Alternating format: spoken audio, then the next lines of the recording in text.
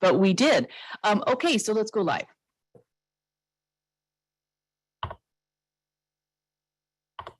Okay, so we're back in session. We here in the Dysart office experienced some technical difficulties. So we have got all counselors back on screen, and we have Tony Usher, the planner for Harvard Holdings, and Paul Wilson also in attendance. And we're going to go back to slide 9. So for those of you who are watching, this may be a little bit repetitive, but here at Dysart, I was not seeing past here. So we're going to go to there. We've also tried to advertise on local media that you need to just refresh on the YouTube page. Hello. Hey, how are you? Good. Okay. Everybody. Okay, but we are live. So, okay, Tony, I'm going to turn it over to you. So if anyone watching, or if they're able to tell their friends or family who are wanting to watch, you need to go to the Dysart at our website and just go to our YouTube channel and hit refresh. It did have to be a new meeting link, and we apologize for technical difficulties. Okay, Tony, take it away. Thank you very much, Mayor Roberts. And are we on the same page? Is this the slide you wanted me to start at?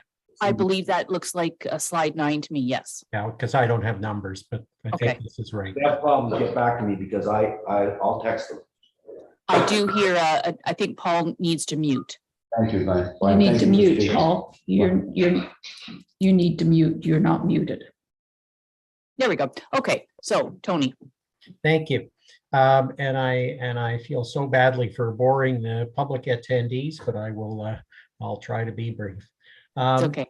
These 3 slides were prepared by Gord Nielsen, and about environmental protection, and the natural environment, including the protection of Grass Lake, has been for not just for Gord, but the owner and myself, the leading consideration in proposing development of these lands.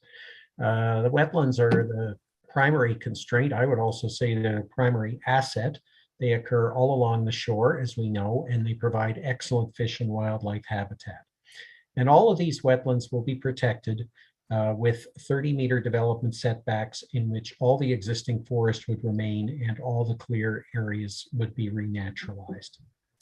And although docks, of course, would normally be permitted on a lot like this, and they are now as of right, there will be none permitted here under this proposal.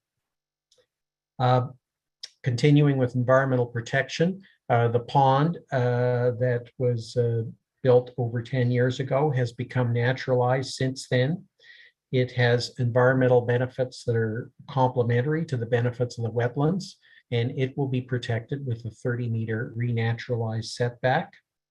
There's a small drainage course in the northern severance, which I think Chris pointed out, that would conveys localized runoff to the lake. It will also be protected by a setback, and over 2/3 of the present forest on the property will be retained, and over 2/3 of the areas that are currently open will be renaturalized, starting with immediate tree and shrub planting to kickstart the reforestation process. The team has also paid careful attention to protecting the quality of stormwater runoff to Grass Lake through best management practices that are recommended by Gord. Continuing with environment, species at risk, including Blanding's turtle and significant wildlife habitat, have been appropriately considered and will be protected. In addition to wetland and watercourse protection and buffering, it's proposed there will be contractor training, wildlife exclusion fencing where appropriate, and stewardship information for residents. All this environmental work has been peer reviewed, as has already been mentioned, and we also undertook species at risk consultation with the province. And finally, in summary, it is Gord's opinion, and I share that opinion, that the natural environment has been properly considered and will receive a high level of protection with this development.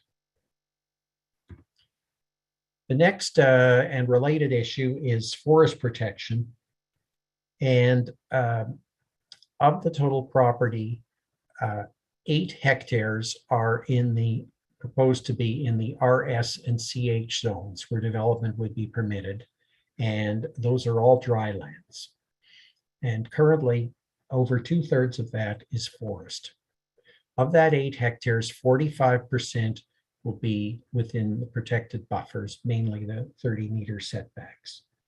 It's estimated that about 22% of the total 8 hectares would be cleared, forest cleared for development, but also 22% of that 8 hectares, which is now clear, will be reforested. So after renaturalization takes place, the RS and CH zones will still be 69% forest. And then there is another 6.9 hectares of the property that is flooded lands, including the pond and the upland wetland. All of this will be in the EP zone, and all of it will be entirely protected and undeveloped. Now, the other key issue is compatibility with the Grass Lake environment and neighborhood. And it's important to note that all of Grass Lake, except for the South Shore, is within the settlement area boundary that I showed early on in my presentation about an hour ago or whenever it was. And we also have on Grass Lake, we have Halliburton Hospital at the east end. We have 2 commercial lots on the north end on County Road 21.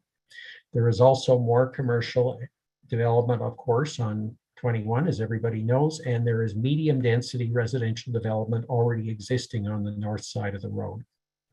On the lake, most of the residential lots are small. They have only 20 to 30 meters frontage. Many of them have cleared shorelands. Half of them are on municipal sewer, but half of them are on private septic, and most of the private septic lots will stay that way with systems of varying age and quality, unless and until sewage lines are extended. There's only a few that do have access to sewage service and have not hooked up. Continuing with compatibility, on the other hand, the proposed development will have fully forested and protected shorelands. It will have stringent stormwater protection, municipal sewage service, and only 1 lot with actual access to open water at the point, but no docks will be allowed on any of these lots. And as well, and I think this is about where we kicked out, the buildings will be no higher than the 9.5 meters that is allowed on every lot. They will be confined to 26% of the total area of the RS and CH zones. That it would be the orange area on the map that Chris showed you earlier and is earlier in my presentation. And the buildings would be, depending on which lot of the 4 lots we're talking about, would be 225 to 400 meters from their nearest residential neighbors on the lake. The last issue I want to touch on is housing. There is a serious permanent housing shortage in Halliburton Village and the county. And the Chamber of Commerce actually calls it a crisis in a release they issued a few days ago. This proposal will provide over time up to 88 medium density units. This is a sorely needed housing type. This is 88 medium density units would be 38% of the municipality's target to provide over the next number of years. The site is 3.5 kilometers from the center of Halliburton Village with good access to the village. There are affordable housing opportunities. There will definitely be opportunities for affordable housing. This is a complex and topic and an ever-changing one with the constant changes in the marketplace.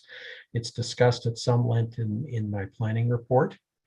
And finally, the community organization Places for People is interested in accepting and developing Severance 1, the northernmost Severance. Finally, wrapping up, as I said in my planning report, it's my opinion that the proposed official plan and zoning bylaw amendments and the proposed severances, which are a county matter to approve, would be consistent with the provincial policy statement and conform with the applicable official plans. As well, The amendments and consents would be consistent with good planning principles and practice and would be in the public interest. And this remains my professional opinion today. Now, I have to say that despite repeated invitations, neither the Friends of Grass Lake nor their planning consultants have ever been willing to talk to us directly, but the door remains open. Harborne Holdings and its team remain ready to try to accommodate resident concerns and improve mutual understanding. So that's it. Our contact information is there. I am more than happy to try to answer any questions the council or the public may have at the appropriate time as the mayor considers.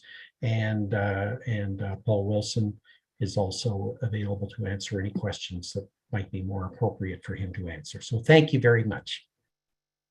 Well, thank you, Tony, and thank you for repeating some of those slides. And maybe they were worth repeating because it was on a lot of the environmental issues that I think are of most importance to some of the comments and concerns that we have had to date. If you don't mind unsharing your screen, if everyone's been able to get your contact, and then I'll be able to have full view. Thank you so much. I'm just going to double check if Paul Wilson had anything to add, or if you feel Tony covered it. You just need to unmute at this point, Paul. No, I think Tony did a great job of summarizing things, so I don't have anything to add unless someone has questions. Okay, and so you're there available for questions. I'm looking to see if our staff are brought in because this is the opportunity I'm opening it up to Public Planning Committee, which is all of council, to ask questions to either staff or to the applicant. So I'm just waiting for I know staff can hear me, but I'm just waiting for me to see them on screen. I do want to note that because this has been so long in the works, we looked at the timeline from the original application and proposal and comments that you received from neighboring properties, et cetera, that there were quite significant changes, such as so we're going to read and hear some comments throughout the day, likely on things like boat traffic and boating. That's what they say is a moot point. That's irrelevant. There are no docks permitted on there. So as well as the protection to the protection to the man-made pond is now at a 30-meter setback. So I think there's quite a few changes that you did make, Tony. I don't know if you wanted to speak to those in specific, just to highlight, and then we'll turn it over. I'll open the floor to questions.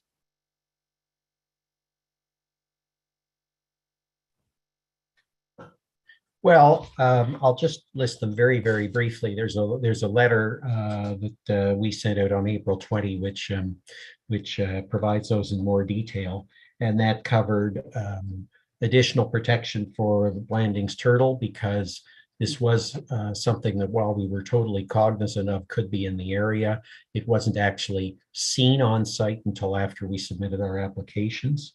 There is there was the lengthy discussion in that letter, which I've fleshed out a little bit today, on explaining the need for forest clearing a little better than we did in the original application. And when we went and looked at it better, we found, in fact, the amount of forest clearing that we required was a good deal less than suggested in the original application. And I talked about that in my presentation.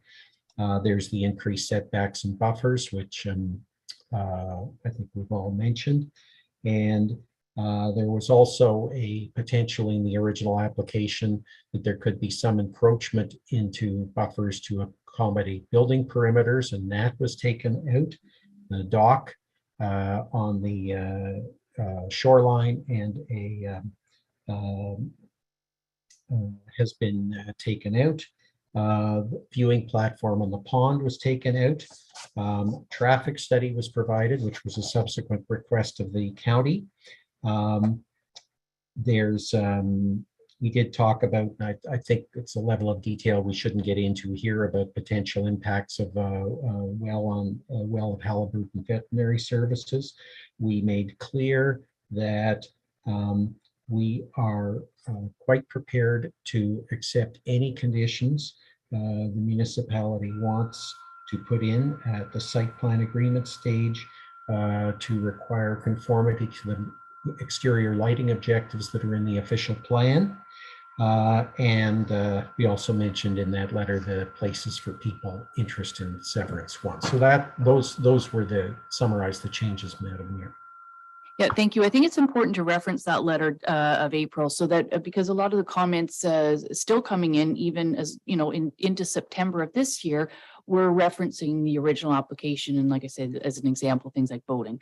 So I think it's important to note that there have been changes made as you've gone along. Anything staff want to update after hearing Mr. Escher's planning report, or go ahead, Jeff? I don't think we have anything else to add at this time, but we're here to answer any questions council has. And then when we move into the public portion, we're also happy to help address any questions they have. Okay, so opening up to questions from councillors to see if there's anything that wasn't clear or explained. So I think no questions. Oh, go ahead, Councillor Smith. Thank you. Through you, Madam Mayor, I don't know whether it's Tony or Paul to answer this, but a great presentation, and as has been noted, a lot of adjustments have been made to the proposal based upon feedback from the public and other consultants and so forth. One topic that there's been a fair bit of comment about from the public that hasn't been addressed in your presentation, Tony, relates to fill and other adjustments that may have been made over the years. I think Paul's owned his company, Harbor Holdings, has owned this property for nearly 20 years now. And there were a fair number of comments about, potentially illegal, filling activity. And so I wondered if in this public forum you might address those comments and provide your own perspective. Thank you. Go ahead, Tony. Thank you, Councillor. I hesitate to get, this is a complex topic. It's not complex in terms of the answer, but it's complex in terms of the amount of information involved. And I hesitate to get into it in any detail. But there are letters, particularly of December 7, I believe, 21, that go through the whole history of this. And then a subsequent letter, I believe, of August 15, 22. There is no evidence of any alteration of the shoreline. There was clearing. There was filling. It was all legal at the time. And it has been reviewed, was reviewed, and has been reviewed at the time, and in some cases since, by the responsible agencies, which are MNRF in terms of filling below the water line, and the Department of Fisheries and Ocean in terms of any effect on fish habitat, and as well the county in terms of anything with respect to forest clearing, because the county has the original forest bylaw, and then more recently the shoreline bylaw, not the new one that was just passed, but the one that's been in effect for many years. And there is absolutely no question, if in my view, if you review these letters and there is supporting correspondence that has been provided to staff, that there was nothing illegal ever done. There was nothing illegal now. The DFO visited the site as recently as this spring and was completely satisfied with what they saw. And in any case, I got to make the final comment that as a planner, I think these are fair questions, but they are not planning issues. If somebody has done something illegal in the past, which is not the case here, but let's say it did happen, and this is the case whether we're the kinds of things we're talking about, or if an applicant to council had built a building that violated didn't have a building permit, those are not part of the planning decision. They are matters that need to be addressed separately. And if somebody did something illegally, then investigations are made, charges are laid, et cetera, et cetera. That I don't know whether that answers your question, Councillor, but without getting into more detail, I think I want to beyond that rely on the letters that have been provided and the information that's been provided. Councillor Smith, did that? Yeah, that's great. Thank you. I saw the letters. I read them. Over the last couple of days that they were provided to us, and I was satisfied. But I think because this has been talked about so much, I just wanted to give you a chance to try and clear the air. Thank you. Thank you. Yeah, it's one of those things that when us as the councillors and the public planning committee, we almost have to filter out, if you will, the things that are, as Tony just referenced, not planning issues. And as my preamble, I mentioned, we have to, is this good land use planning for this particular land to have multi-residential properties on there? And we have to filter out the things that are not part of the, really should be part of this planning decision. So I don't know if Jeff or Chris wanted to sort of remind us as, or particularly maybe Chris as planner, senior planner. Thank you. I believe that everything that has been mentioned is correct, and based on the material provided, staff didn't have any further concerns relate to this point anyways. Okay, thank you. Any Jeff? Yes, and if I could just add to that, I think the important thing is moving forward, all wetland features are proposed to be classified as environmental protection. Section 13 of the official plan does state that specifies that no construction or site alteration is permitted in these areas. So no filling is proposed by the applicant. Further mitigation measures will be implemented through this process to ensure the long-term protection of all wetland features. The official plan, one of the key components states that, and I'm not necessarily saying it happened here, but where the shoreline has been impaired by past activities, it should be repaired to a natural state. And the applicant has proposed that through his application, and it will be required through and enforced through zoning and through the agreements. Okay. So if there are no further questions at this time, councillors will still have an opportunity to ask questions later. But throughout the but when the public speakers are coming in, I'm only going to turn that over at that time to staff or Mr. Usher, and then councillors are going to hold their questions till after the public comment portion is closed. So what I think we will do now is bring in Marnie Saunders, who is representing the Friends of Grass. Oh, sorry, Mallory. Sorry, I just want to make a statement. I'm getting emails from people concerned that everyone couldn't get back in, call the meeting. And I just want to clarify that I went through everyone and we're all in here again. So we're not canceling this meeting. Everyone is back into it. We've got the live stream up and running. So please stop emails suggesting we cancel. Thank you. Okay. Thank you for that. No, and as well, all the meetings will remain on the Dysart YouTube channel. Right now, this is on the live one. And as soon as this is over, within a matter of minutes, basically, it's back up and recorded. So for all to watch. So I do see Marnie Saunders coming in. Marnie is with DM Wills and is representing Friends of Grass Lake. And for that purpose, I allotted a larger time limit to do a presentation. I believe you have a PowerPoint. Welcome, Marnie. Hello, thank you. I don't have a PowerPoint. I just have some speaking notes I'll be presenting this morning. So I just want to say good morning, Mayor, member of council, staff, and the public. Thank you for the opportunity today to speak to this application. Thank you for the introduction. Again, my name is Marnie Saunders. I'm a land use planner with DM Wills in Peterborough. We're representing the Friends of Grass Lake resident group in opposition to the application on today's agenda. I'd like to start off by thanking staff for their assistance with this application and their detailed report and presentation today. The applications were brought to our attention in November of 2021 when the now formed resident group hired us for our planning services to review and provide our professional opinion on the applications.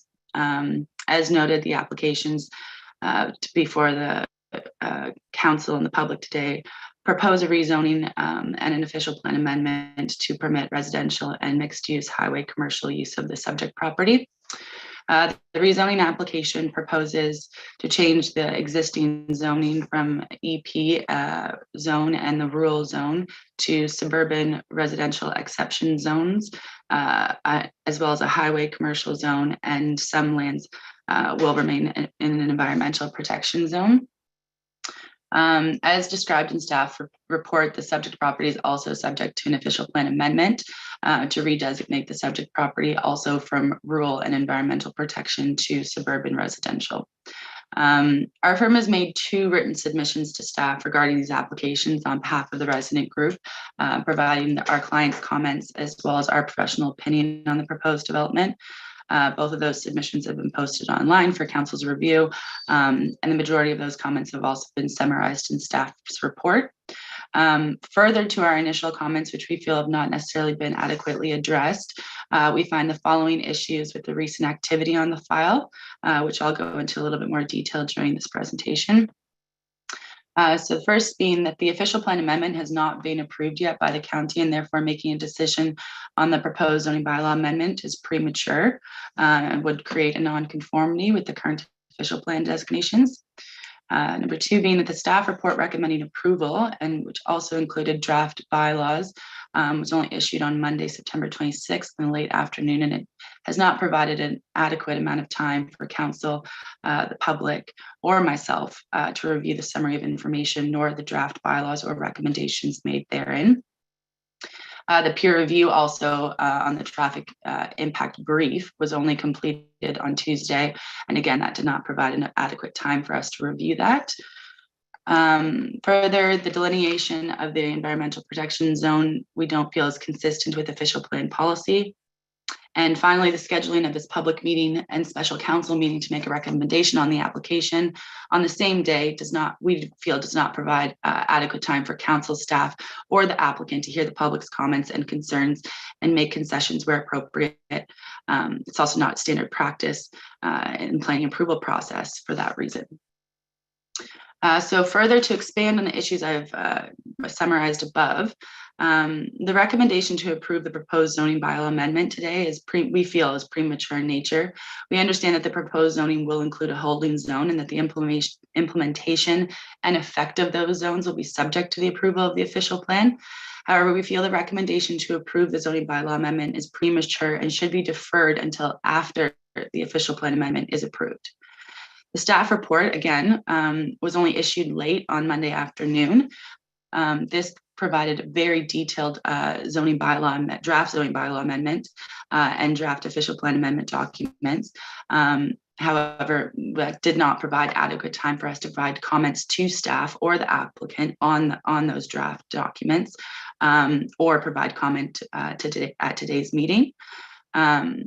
The report also included a draft zoning bylaw, as I mentioned, which has only been briefly reviewed. Based on that brief review, we don't see any inclusion of restrictions for docking facilities within the EP zone. As mentioned, Grass Lake is recreationally at capacity, and that's why the applicant agreed to restrict docks from anywhere on the lake, particularly the property that would have frontage on or shoreline frontage. So there should be some restrictions or regulations in the zoning to that effect to ensure that the docking facilities are restricted from that area. The report also didn't take into consideration the peer review that was completed on behalf of the county and requested for the traffic impact brief.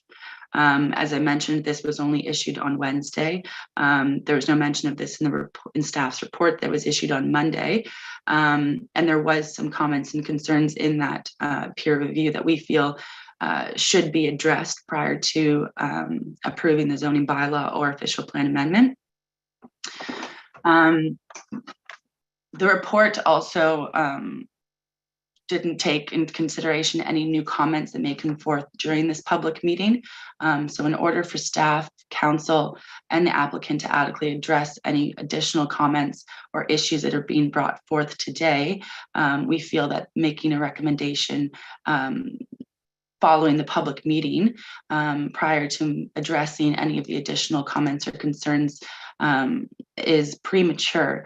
and therefore the rezoning application should be deferred until such time that staff can review any other additional comments or concerns that staff or the public may have.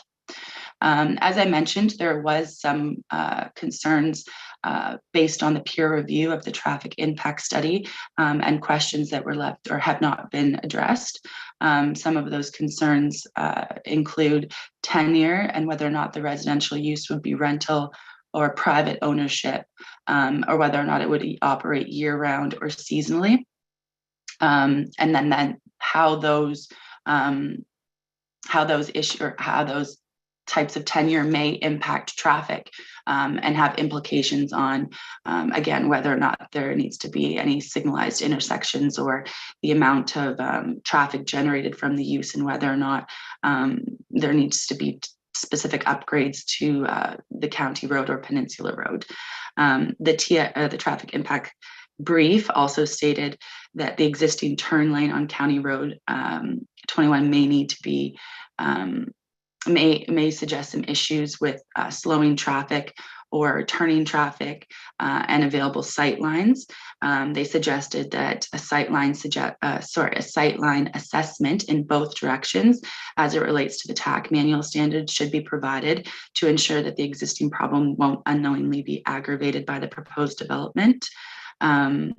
We also want to point out that the county had requested a traffic impact study where only a brief was prepared, which may not have addressed all of the aspects of the traffic issues that could be created from the proposed development.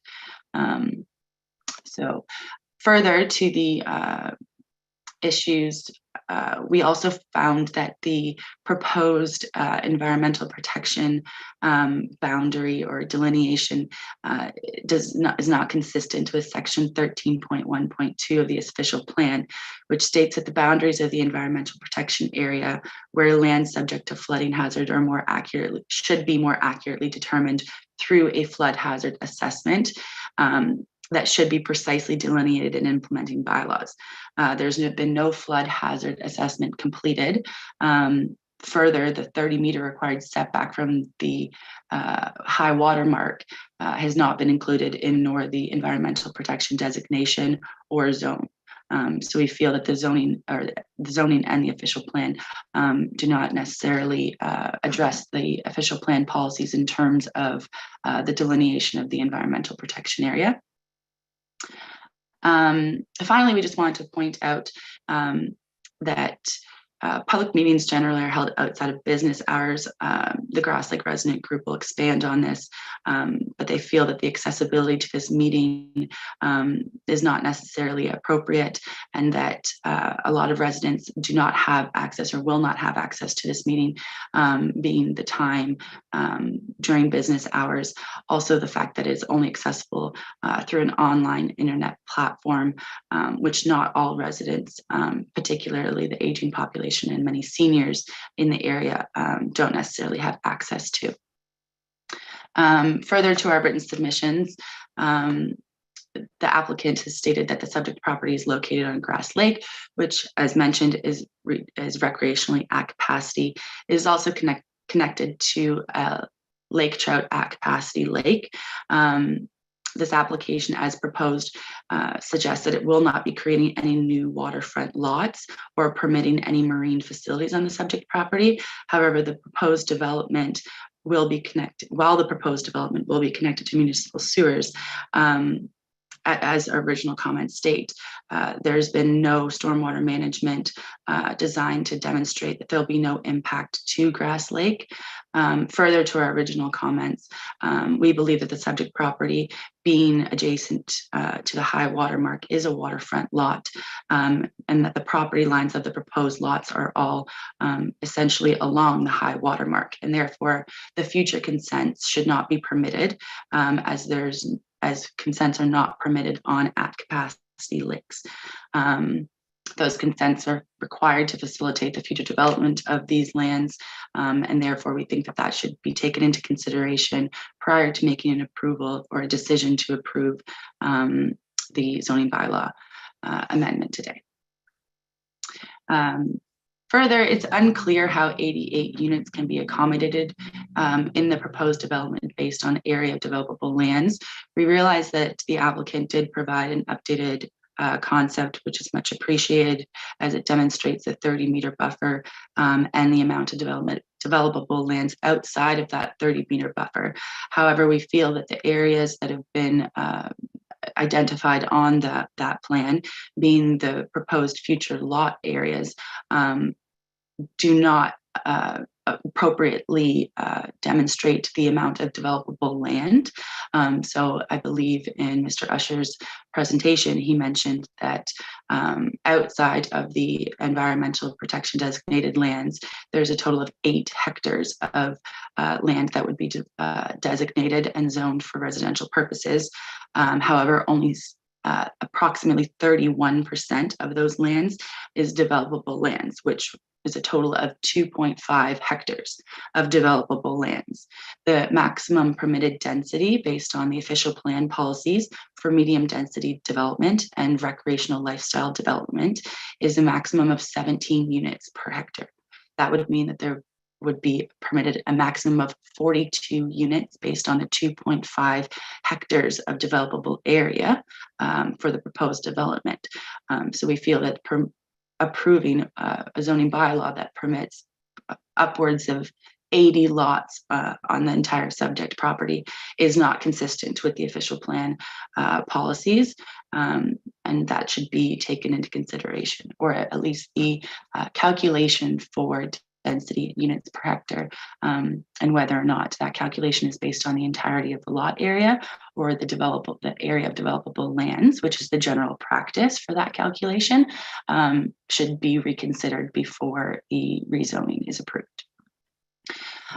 Based on our review, the application is not consistent with the official plan as it currently stands, and therefore, as the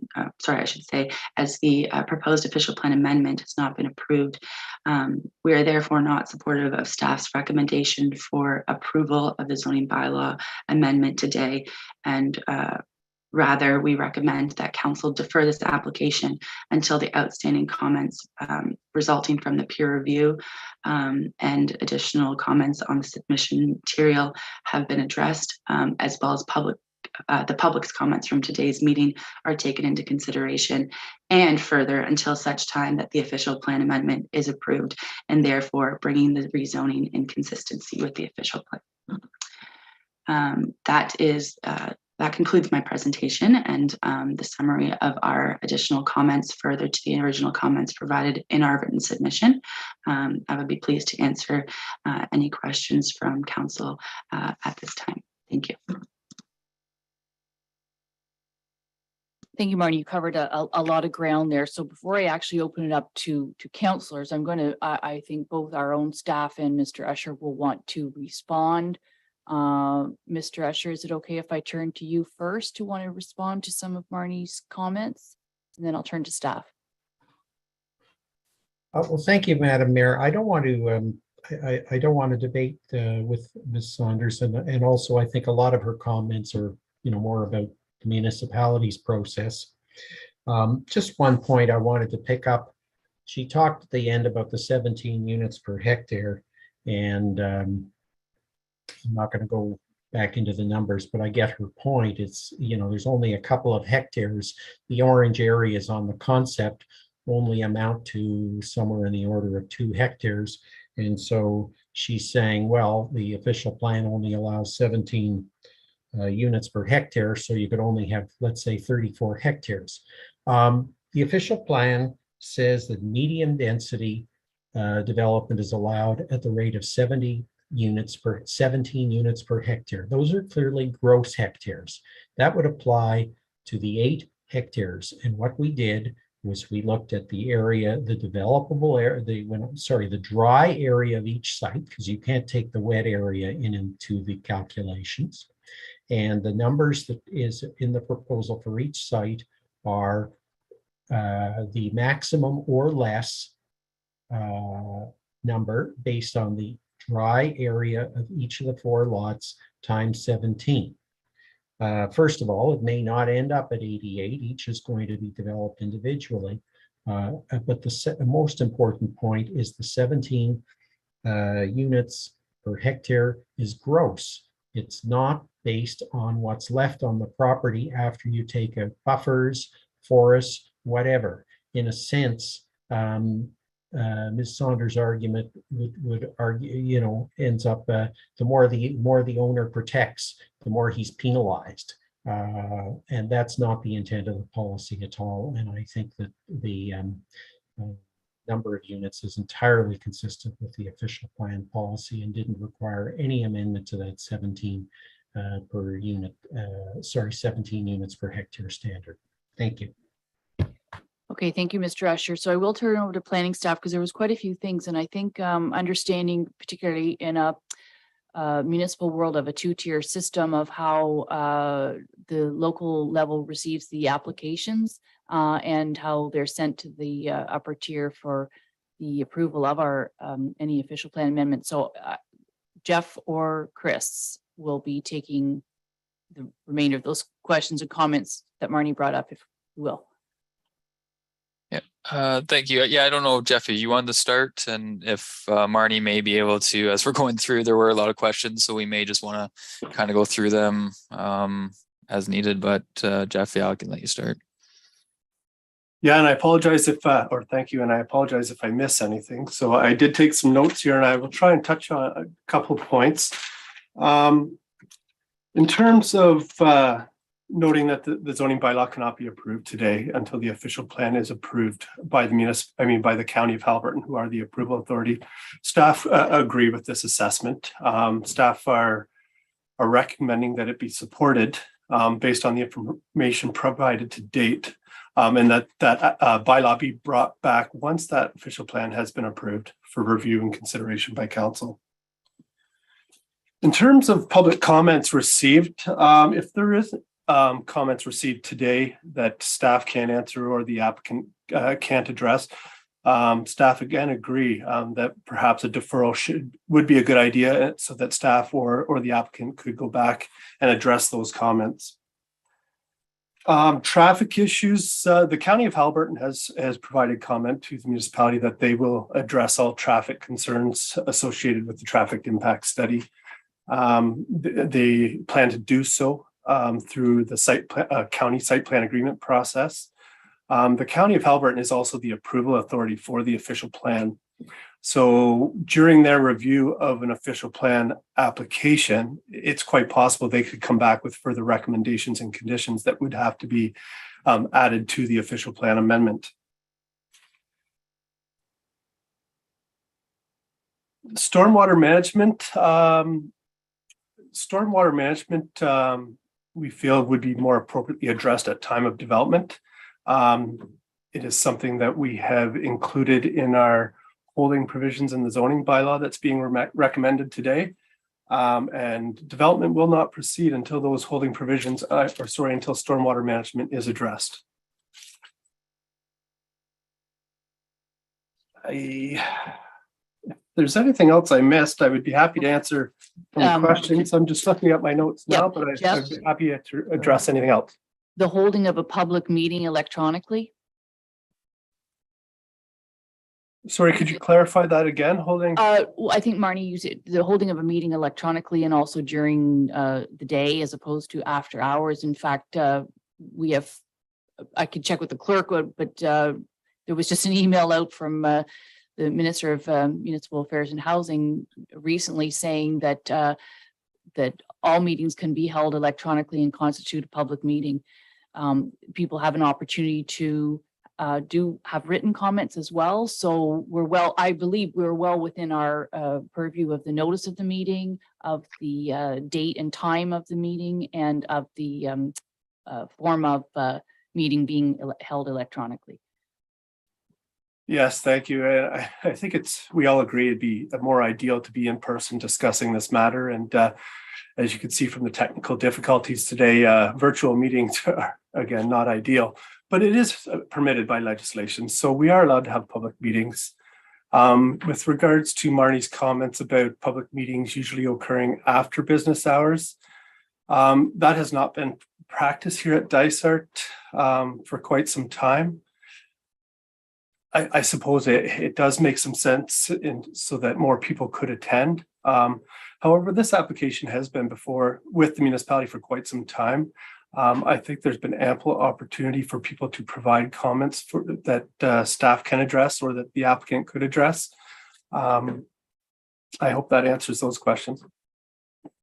Yeah, yeah, through you, Deputy Clerk. Thank you, Jeff. And as I mentioned, the residents will expand on this a little bit more.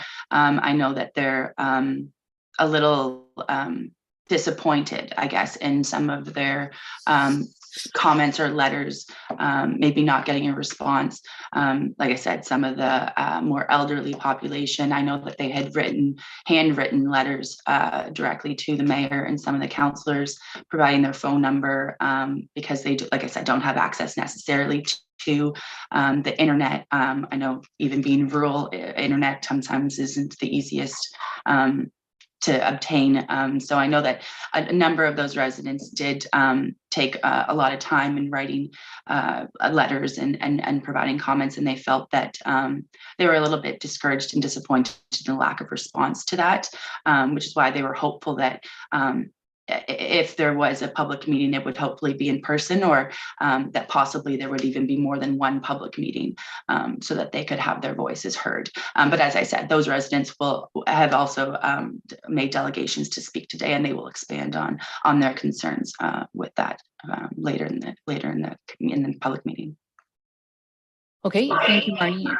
And for that, I will say that I did try to answer as many emails as I possibly could. I don't have enough time to answer handwritten letters, so I apologize to those people who did do handwritten letters, but emails, I did often respond on behalf of all of council and hit reply all.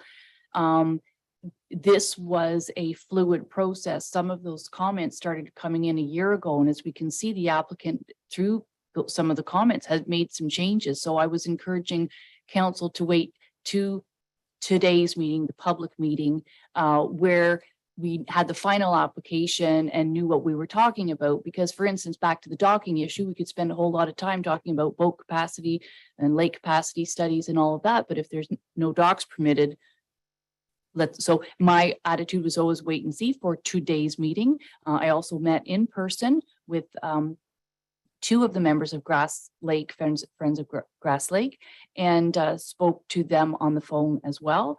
And therefore, knowing that they'd hired a planner such as yourselves and representing DM Wills, that I would funnel the conversation mainly through either yourself or through them. So that is why I did not answer every individual email or letter. I'll take that on. I'm going to open up to the floor to the rest of council to see if there's any questions to Ms. Saunders. Chris, you're next. Sorry, I just wanted to add on one more point just about the docking facility. In the environmental protection exception zone, it does, we do have the wording in there that other similar passive use, which provides the preservation management of the natural resources, excluding building and structures. So it won't permit dock facilities or marine facilities within the shoreline. Okay. So questions from councillors to, okay, Jeff? Sorry, and I just wanted to elaborate on that because I think we want to make it clear that docks will not be permitted or marine facilities will not be permitted on site. So the standard environmental protection zone in our zoning bylaw includes a marine facility as a permitted use. So in this exception zone that's provided for council consideration today, a marine facility is not provided as a permitted use. So that it's been excluded as a permitted use. So I just want to clarify that. No, I think that's very important to make sure that's what the purpose of today, make sure everything is clear. Okay, councillors, I have two councillors who have their cameras off. So if you do wish to speak, just turn your camera on. It's okay to keep it off. You may be saving or have bandwidth issues. Any questions from other councillors to either Mr. Usher or our staff or Ms. Saunders? I don't see any hands at this point. So, Marnie, is there anything else you want to add before we put you back to an attendee and we'll open it up to the floor for the long list of people wishing to speak. No, that's all the comments I have today. I just want to say thank you to council for their time and staff and the applicant as well. Well, thank you. Thank you for your submission as well. Okay, so at this point, we will start if everyone's okay. I know with the technical difficulty, we didn't get much of a break here at Dysart, but what I'm going to propose, and I'm going to look to council before I do that, is that we, try to go to about the 10 to 12 mark with comment, and then we're going to need to take about a little bit of a break. Like I say, our break was a scramble in here at the office, so we didn't get a break to get anything to eat. So is everybody okay if we just keep going and open it up to the floor? So we're going to bring in the first speaker, and I believe it's Lauren Ernst, who's going to be speaking. I'm going to remind all speakers that they do have that 5 minute of speaking time. And again, I'll do the raise hand with that means it's at the 4 minute and 30 seconds. And at this, and I'm going to, members of the public committee, we will just hold our thoughts till everyone's had their time to speak. So welcome, Lauren. Thank you so much for having me. Thank you, Mayor Roberts, esteemed council, and our amazing community for being on the line today. I'm going to keep it short and sweet because I know I've got a lot of eager community members that want to share some thoughts, but a little bit about myself. So as I said, my name is Lauren. I moved to this incredible community with my husband, Tom, and our 7-year-old daughter, Senna, back in December. About 3 years ago, we bought our now forever home as a cottage. And during COVID, when every topic was on the table and up for discussion, we decided to move our family from Baden, Ontario to Haliburton. And we live directly across from the proposed land changes. So I just wanted to speak first on, what makes this community so incredible and make one point before I throw it over to my amazing community members. So, I mean, the thing that brought us to Haliburton in the very, very first place was this epic community, a community of openness, a community really based in nature and valuing what it has to offer. And so, when it's the middle of the summer, being able to walk down to Penny Lane and pick my daughter up off the bus, knowing that the street that we've chosen is nice and quiet and remote and safe, and walking her to and from the bus, only to, jump in the lake, like I know so many of us do, or skate on it in the wintertime. So just having a street that we know is safe for children. There's incredible neighbors 4 doors down from us that also have a 7-year-old daughter like ours and a 3-year-old son. So this is definitely a community of, folks that are moving to this incredible town to just get more for their family. The only other thing that I wanted to mention was one of the things that I love most, not only about Haliburton, not only about the province, but about Canada in particular, is that we live in a democracy. We're all able to speak freely, come together in meetings like this, protest, band together, celebrate the incredible land in which we live.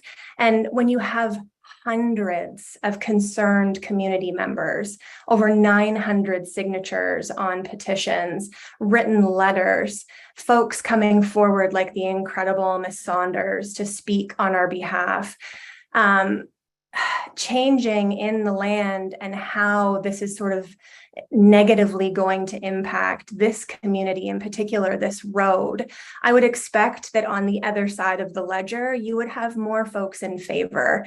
And unfortunately, in this particular situation, I'm not aware of the number of folks coming forward in favor of. So that in itself is a bit disheartening.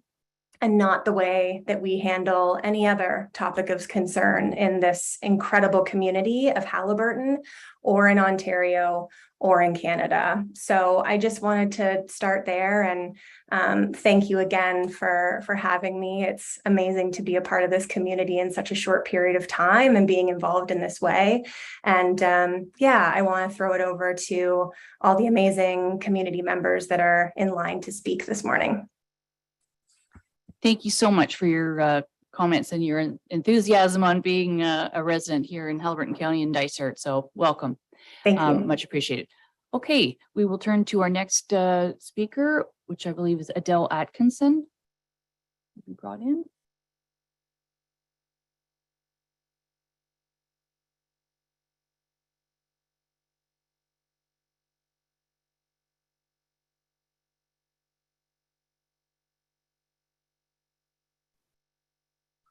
Good morning, Adele. Good morning. The floor is yours. Thank you very much. So good morning, Madam Mayor and the councillors of Dysart et al., friends and members of the public. I really want to thank you for the opportunity to address council this morning about the official plan amendment and zoning bylaw amendment of the lands of Harbern Holdings Limited on Grass Lake. So my name is Dr. Adele Atkinson, and I have the privilege of being a part of the Haliburton community for over 20 years. I speak today on behalf of my husband, Dr. Mark Feldman, and myself in my comments this morning. I'm a physician and associate chair at the Hospital for Sick Children in Toronto, and my husband is also a physician at the Hospital for Sick Children, and as of the last year, also in the town of Haliburton, where he provides mental health care through the Point in Time Youth Hub, a job he absolutely loves. We currently spend just under 50% of our time living in this community with the intention to increase that in the next few years and provide more clinical care. Haliburton in the municipality of Dysart is a very special place, as you know, and as Lauren already mentioned. In addition to being the traditional territory of the Anishinaabe peoples, it is also a place where we as a family have really gained so much. And we want to continue through our citizenship and our professional skills as physicians to give back. As I reflect on my motivation to speak today, as politics other than that in the context of a hospital is not something I typically engage in, and I do apologize for my very messy background in office in the hospital, it is really to celebrate Haliburton and Dysart et al. It is a place where more and more people want to live, and we want to support the growth and development of this community while ensuring that we continue to be responsible for the planning of this growth, meeting the goals of our growing community while responsibly managing the environment. The beauty of this land and the environment we enjoy is one of the major reasons that people choose to come here, and as such is one of the top sources of revenue for our community.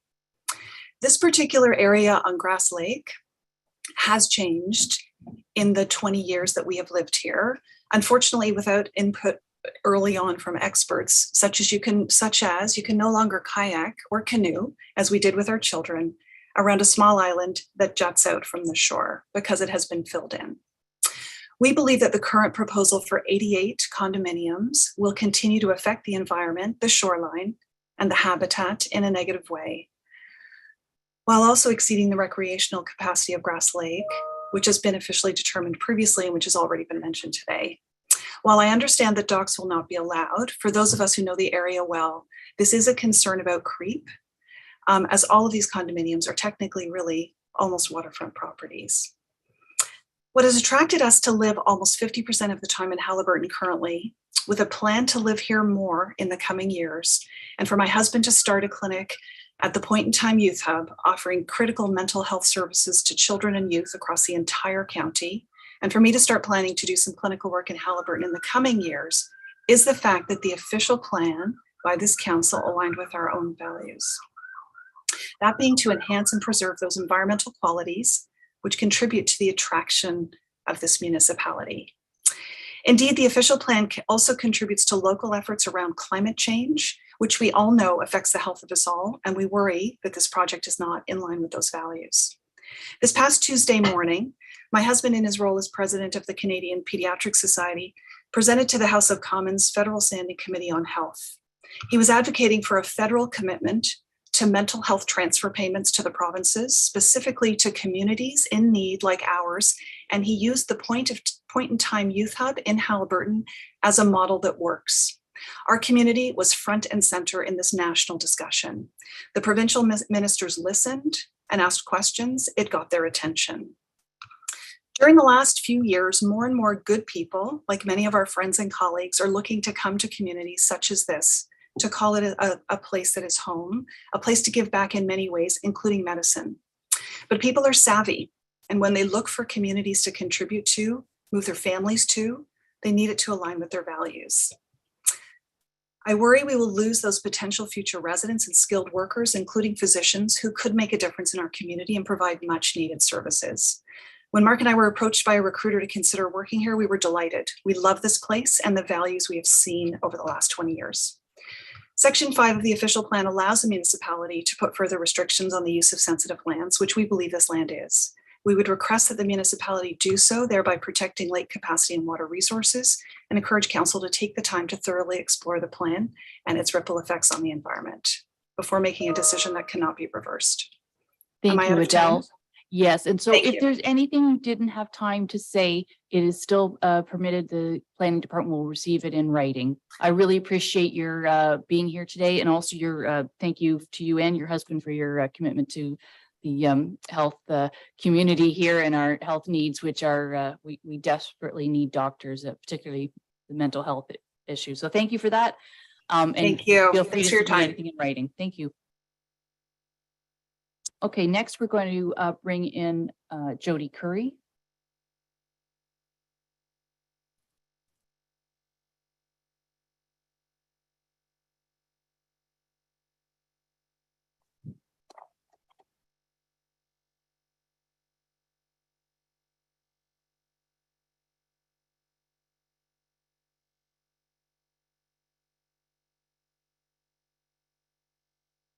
Just wait till I can.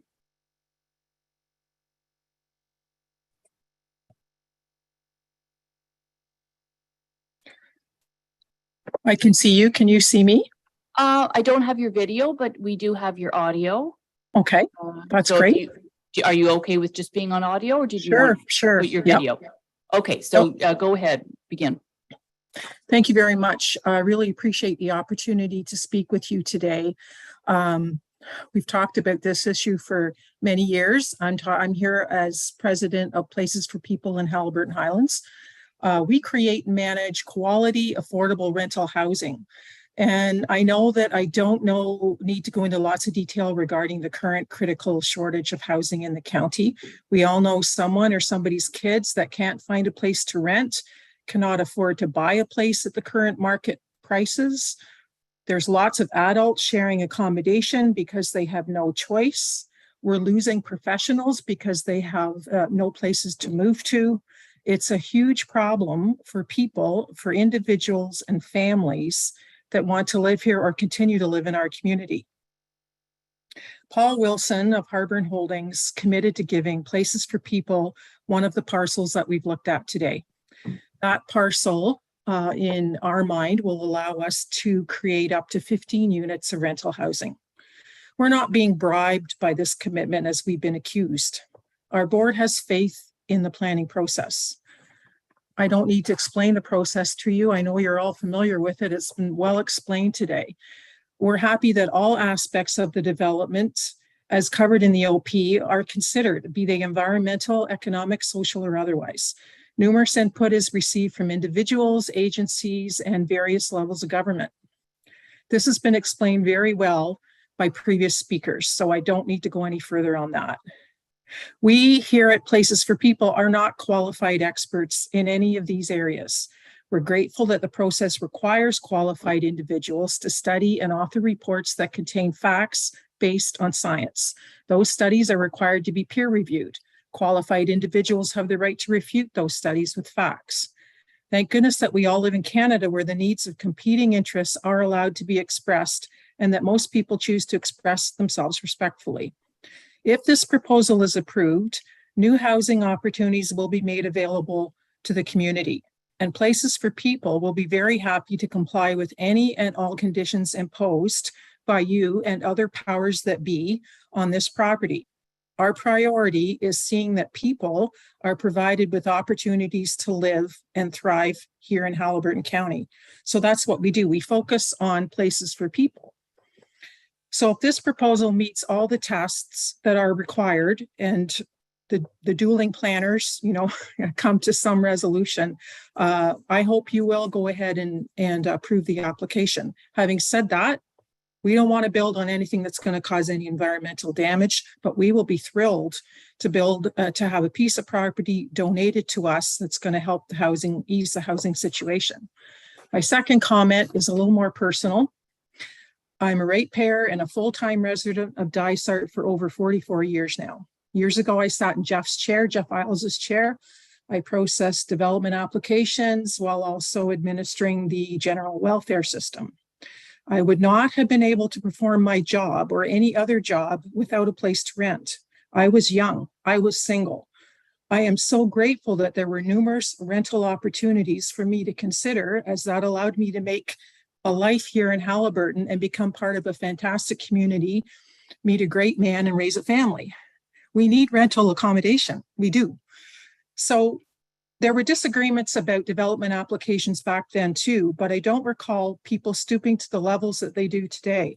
I've really been saddened and disappointed by personal attacks and false accusations made against people, the developer, politicians, etc., against people that are trying to do what they feel is best for the community. It's appalling that people and groups believe they have the right to publicly make false allegations against others in the community simply because they disagree with another's point of view. So I will finalize by saying we're lucky to live in Canada. Let's do this debate respectfully. Thank goodness it's been wonderful today. It hasn't been wonderful in the newspaper. Thank you. Thank you, Jody, for your comments, and thank you very much. We will take those all into consideration at each one. Just looking at the time, we will bring in our next speaker, who is Amy Fillion.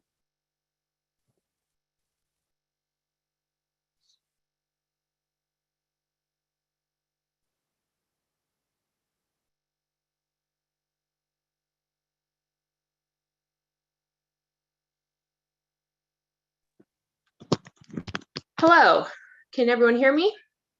Yes, we can, Amy. Thank you. Thank you for participating today. So No, go ahead. Thank you for having me. So my name is Dr. Aimee Fillion. I'm the owner and operator of Haliburton Veterinary Services, which is located at 1014 Peninsula Road, which is just across the road from the proposed development. I have been a member of this community for 10 years, going on 11 years. And my concern, although I fully support Friends of Grass Lake and all the proposed concerns with the environment, my discussion today is going to focus more on the effects that the development will have on my well. While I respect the fact that people have the right to try and develop their property as they see fit, so long as they are abiding by the rules and regulations that are set out by the municipality and by the county, I do not feel that that development should impact the neighbors. There was a mention earlier on today that, the feasibility study of the well was deemed appropriate and fine. In my opinion, it is not fine. The feasibility study did not pass. My well has been in place for over 30 years, and we have never once had a problem until the study happened, at which point I was drawing in water the consistency of mud. And then I had to change my filter daily. And then as soon as the testing was done, the problem went away. And yet I was brushed off by the people performing the study that the issue arose because, and I quote, rust had been knocked into my well when they were inserting the equipment. Knocking a little bit of rust in my well would not cause the water to be muddy for days, to the point where I could barely get water into my building. I provide a service to this community, and I service thousands of animals every single year to provide both basic wellness, medicine and surgery, as well as an emergency service for when animals are hit by a car or drowning or any other number of items. And I can tell you, I cannot provide that service without water. Paul Wilson responded to my concerns with a letter stating that, and I'm paraphrasing here, that any issues would be dealt with in the future. Well, that does not provide me with much comfort, because if my well is not working, I cannot make my business work. I also have a tenant in the building who currently is myself, and I would like some running water that I can use to shower and drink at the end of the day. And so my concern is with the well, that it is not passed a feasibility study, in my opinion. Okay, is that complete, That's Amy? it. Yeah, so Excellent. as I mentioned, we're not going to take do comments right now, but at the end, so you may still want to be listening into that one later. Sure. Now that said, I apologize. I said I wouldn't do comments to from councillors, but if the planner wanted to respond to that now, they could, or they want to hold that till the end. We hear all the public comments. I'll leave that with Mr. Usher. Did you want to respond now, Mr. Usher, or did you want to? Well, the only thing I'm happy to leave things to the end, but perhaps in this case, because it's specifically a concern of Dr. Fillion's, maybe it's better I respond now, especially if this goes on for a long time and Dr. I think so. has other important things to do. So I'll just make the comment that this was addressed in a letter of December 8, 21, and Harbour made a couple of specific commitments in that letter. I am taking for granted that Dr. Fillion has seen that, but if not, I actually responded to that letter. I am not sure I have that response, but let's sort that out after the meeting. I think, first of all, Dr. Fillion, if you have a further letter, please send it to me. And we are more than prepared to sit down and talk with you directly to try to sort out this problem. The letter was sent, the letter was not sent, the letter of December 8th, 21 was posted, and I haven't heard anything further about this particular issue since then back from you, and I think it's incumbent on us to try to sort it out directly. Okay. So we'll. But at the same time, like anything that has to do with damaging my business and damaging my ability to practice, I am not going to be okay with. Absolutely. So we will leave it with Mr. Usher and you to contact each other, because this is a one-off with one particular, it's not of a general nature for a planning issue. I do have Jeff Files wanting to make a comment there. Yeah, just given we were having discussion on this topic right now, I thought I'd weigh in if I may. I think most concerns received to date have been resolved during the last year. However, drinking water does remain a concern on a couple lots, and this is still a concern. So to address these concerns, staff have recommended that holding provisions be applied. This will require further studies at a later date prior to development to ensure both quality and quantity of water, and ensure that this water does not impact adjacent uses. So there's been hydro-G studies provided to date. If this does go forward prior to development as a condition, prior to through the site plan agreement process, we will require updated hydro-G studies. Okay, thank you for that addition, Jeff. Okay, thank you, Amy, and we'll leave it that Mr. Usher and you will be in contact regarding any communication that was missed or sent or not sent, and discuss, and thank you for participating today. Thank you. And you guys should have the letter. I did send it to Chris or Stan, so. Okay. Yeah.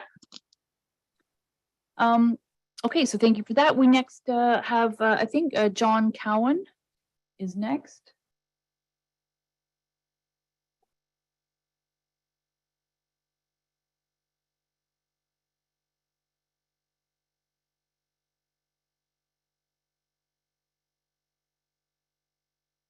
Oh, okay.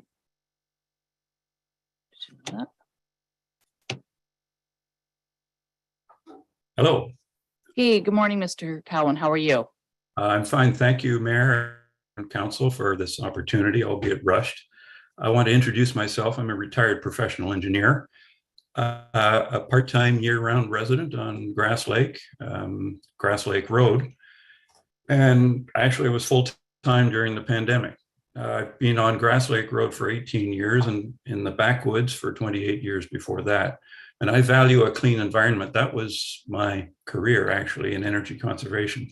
And I understand the need for housing in Halliburton. But the official plan regarding recreational capacity, which has already been discussed a little bit, says no new lot will be permitted where the number of lots exceed capacity. Well, there are 72 lots on Grass Lake.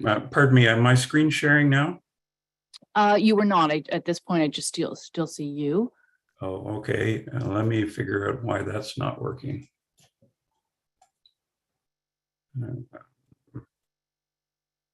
There we go. All right, so now we get to the main point here, that there are 72 lots already, but the lake has the capacity for 41. So the official plan basically mandates that no new lots would be built on Grass Lake. But the question arises, are the proposed new lots actually on the lake? So here's my lot. In springtime, there's water at my high water mark here with the yellow arrow, but not the rest of the year, as you can see the picture taken yesterday. And you're not surely trying to tell me that I'm not on the lake. I'm at the high water mark. So lots at the high water mark are on the lake, no matter how shallow or vegetated the water, or what the current water level is, or who claims supposed ownership of the lake. So the proposed lots are at the high water mark and therefore on the lake.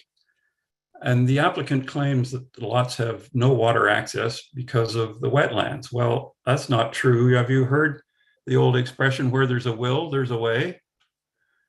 When people pay big money for a residence near the water, they will find a way sooner or later to access the water. And the common solution, like I have, is a long ramp out to a floating dock in the water. It's fantasy to think there won't be several docks or waterside decks with access ramps. They will attract boats to an already overcrowded lake and threaten the wildlife. And someday we'll have maybe 4 docks, maybe more. I've put in black here where there might be access, the shortest route to the water. So stick with the official plan. No new development on overcapacity lakes, or invite similar pressure on the 37 other Dysart overcapacity lakes. And if you're going to have residential property at the high water mark, you will have docks sooner or later, unless the docks are enforceably forbidden. Now, I've heard the staff say that the bylaw forbids the docks, the draft bylaw. But I see no explicit prohibition of the docks. Did I miss it? It's somehow written some vague way in the terminology. I believe all 4 lots should explicitly prohibit docks, waterside decks, and access paths or structures beyond the high water mark. Better still, deny the application because the lake is over capacity already. And there are a few more reasons to possibly deny the application. 15 years from now, who's going to be around to make sure, who's going to check that the runoff management is functioning as planned, or that there are no docks, or that there's no maintenance going on in the supposed no maintenance zone that the applicant has claimed? And lake residents already use the ice as a snowmobile route to school right past my house or to town. New residents at the wetlands will compact the wetland snow and alter its ecosystem. So it's time to do the right thing, adhere to the official plan by denying the Grass Lake, new lots on Grass Lake. Thank you for hearing my views. Okay, thank you for your submission, Mr. Cowan. Because you specifically referenced a few things to do with our planners, I would just like to see if Jeff or Chris want to speak to that. Oh, thank you. Just noting the point in the draft bylaw, we do, as earlier mentioned, that docks will not be permitted. This is further reflected in the EP area, which will cross in front of all of those severance 1, 2, and 3. The retained land will have incorporated into that. So those lands would not be able to cross the retained land, and B, would not be permitted through the environmental protection area anyways. So docks are not permitted within that low line area at all. Just wanted to confirm that. Jeff, if you have anything else to add to that. If I could add anything, and we're referring to section 5.2.3 of the official plan, which does note that Grass Lake is a lake at recreational carrying capacity. There is some flexibility provided to council if council feels this way. If council is of the opinion that the contemplated development will add to existing recreational stresses, and when I say recreational, it's fishing, swimming, boating, council can request a boating capacity study. Staff are not recommending that. Staff are of the opinion that the proposal will not create those additional impacts, but it does provide council that flexibility if they do want to go that route. Okay, thank you, Jeff. I just want to note too, and we see it here at council, the odd time there's a zoning infraction. And so what happens in that case is we have a bylaw officer. So if in the event 10 years from now or 15 years from now, and none of us are here to talk about this file, and it seems like a long time in the history, and someone tries to go put a dock out through what your little sketch that you showed right over that wetland, that is an infraction and would be enforced by our bylaw enforcement officer. Pardon me, but I didn't see explicit reference to a prohibition of docks. It is because it's in the EP zone, but Jeff. No. Yes, thank you. And that's all I was going to mention. If we would like to specifically clarify that no docks are permitted, we can do that. But they are not permitted because it's not specifically listed as a permitted use. Buildings are prohibited, but not other things like docks. Docks are considered structures which are within the realm of the bylaw, which is prohibiting those structures within the EP area. I'm not sure I'd read that in the bylaw 15 years from now when I find a dock coming in. Okay, so we'll clarify the language because I think it is important also for all of council to note that's what the developer is saying and the application is saying. We want to clarify that the intent is there in clear writing. Jeff. Just because I think this matter might come up again, the bylaw is read. So if you look in the environmental zone before permitted uses, it says no person shall use any lot or construct or use any structure for the purpose except for a use shown by an X. So a marine facility has not been included as a permitted use in that EP zone. So while I can understand Mr. Cowan's concerns, it is not proposed as a permitted use. Okay. So thank you, Mr. Cowan, for your presentation. It is 12 o'clock. And like I said, we did not, or 11:57, but we did not get a, Mallory?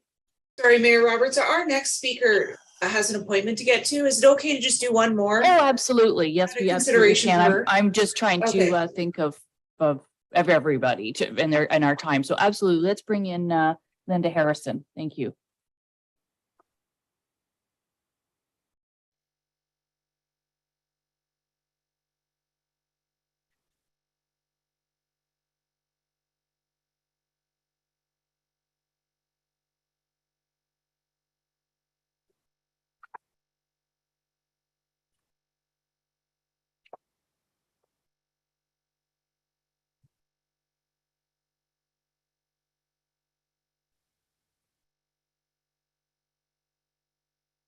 I wish time would permit that we could just go rolling straight through and have everybody, but like I say, we didn't get a break here at all.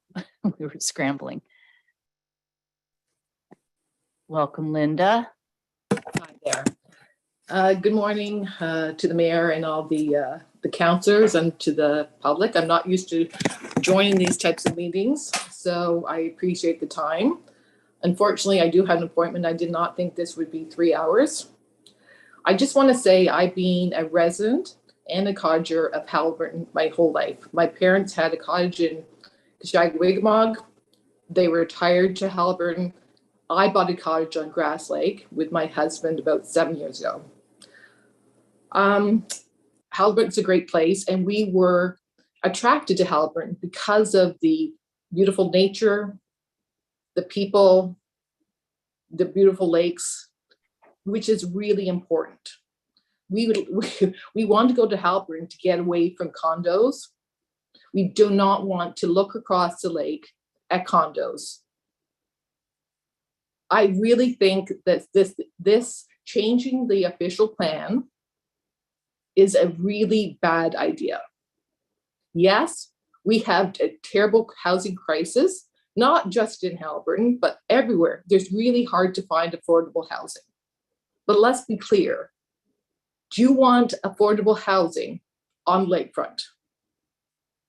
It's laughable. It really is laughable. Affordable housing should not be on lakefront property. Affordable housing, Halliburton owns the land, the other side of the lake. Build this condo over there. Did you know that 109,000 people signed up on change.com or change.org to save Grace, the turtle?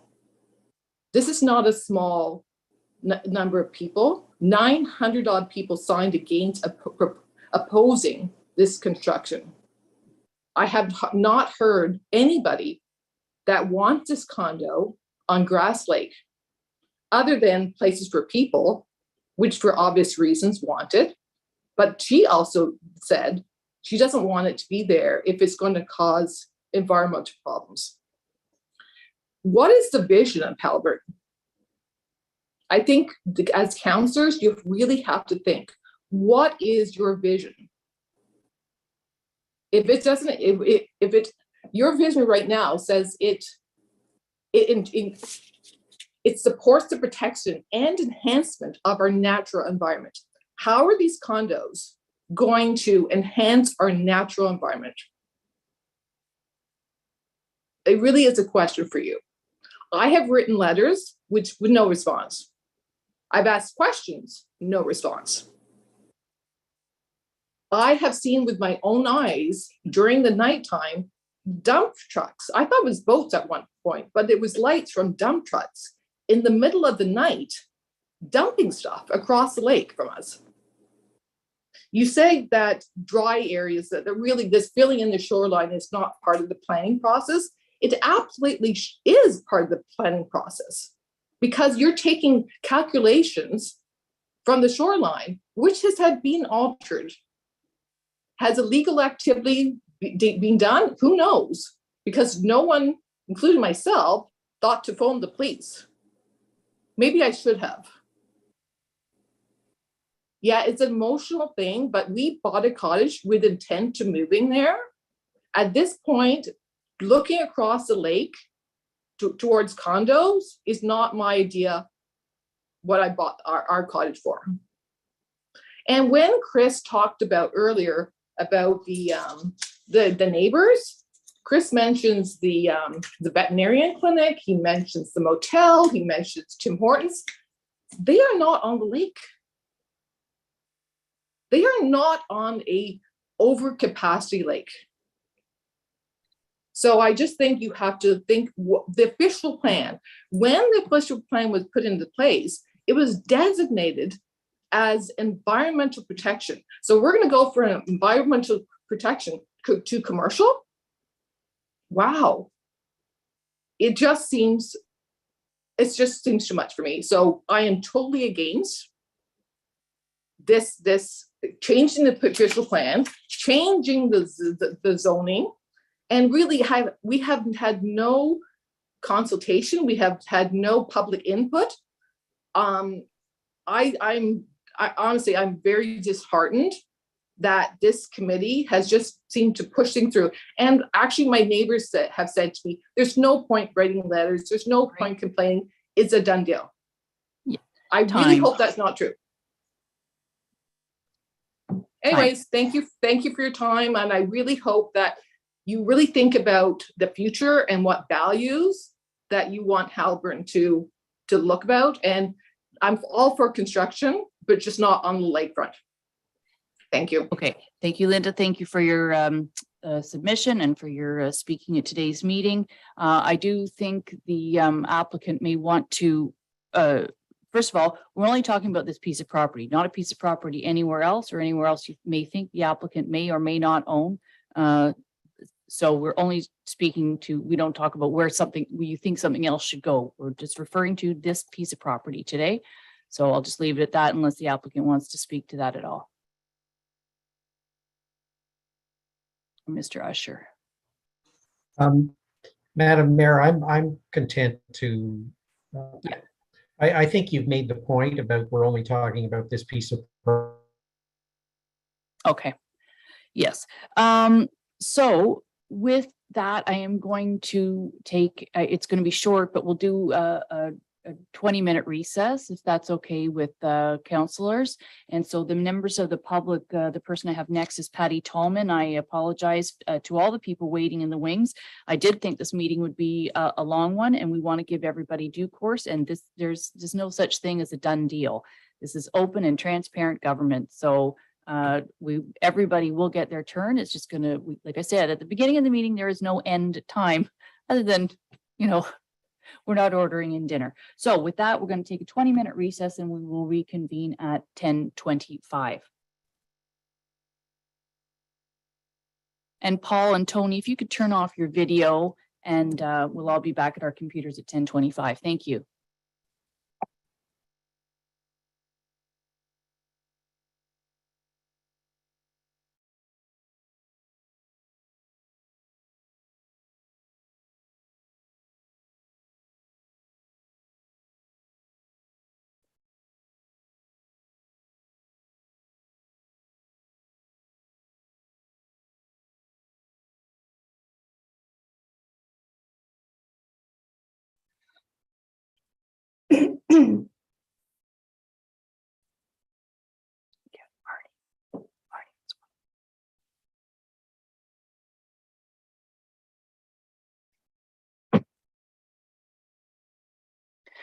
Okay, so we are back to our meeting after our quick break.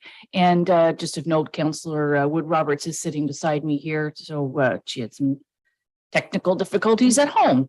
So she's here in the office. So the first next speaker we have is Patty Tallman. And so we're just bringing her in now.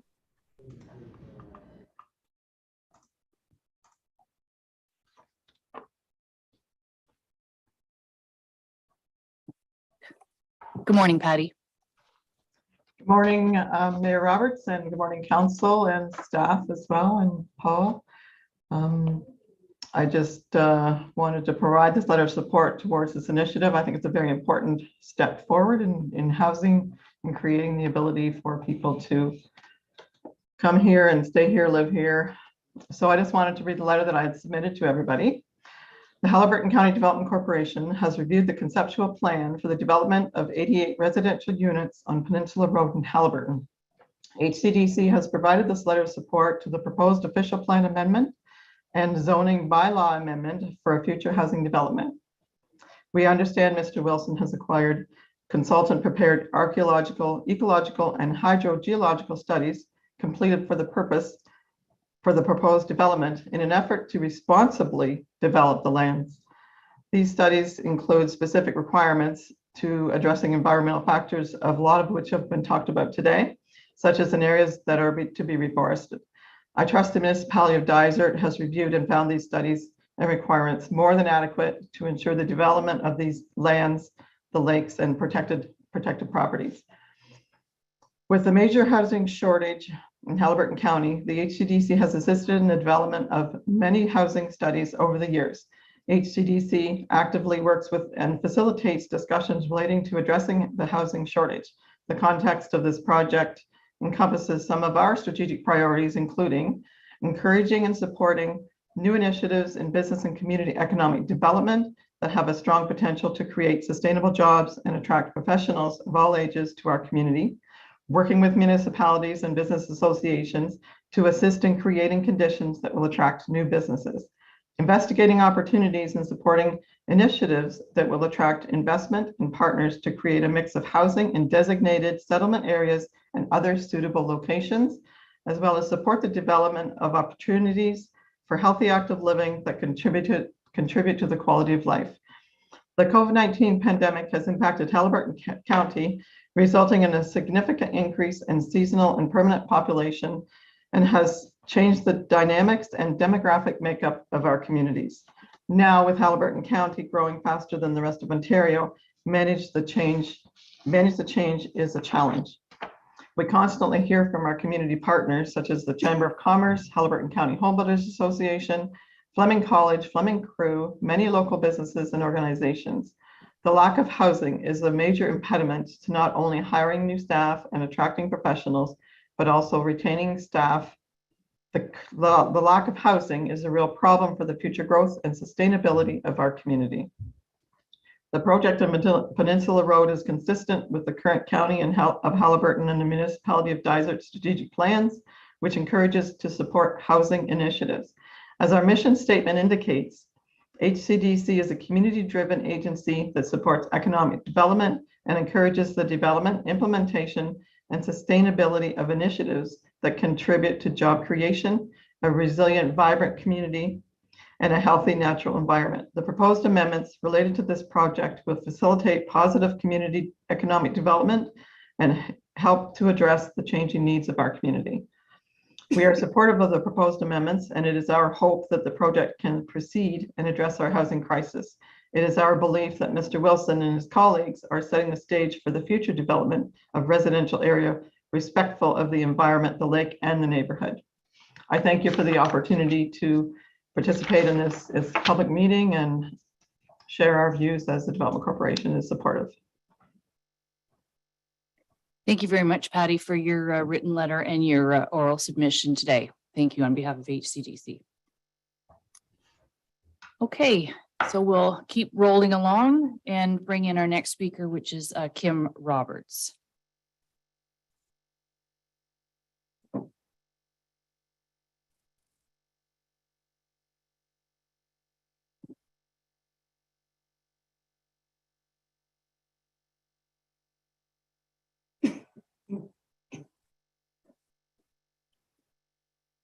Good afternoon, Mayor Roberts, members of council. Everybody can see and hear me okay, I'm assuming? Yes, we can. Thank you. Wonderful. Thank you so much. So thank you very much again to everybody who's attended today. It's been really educational and informational.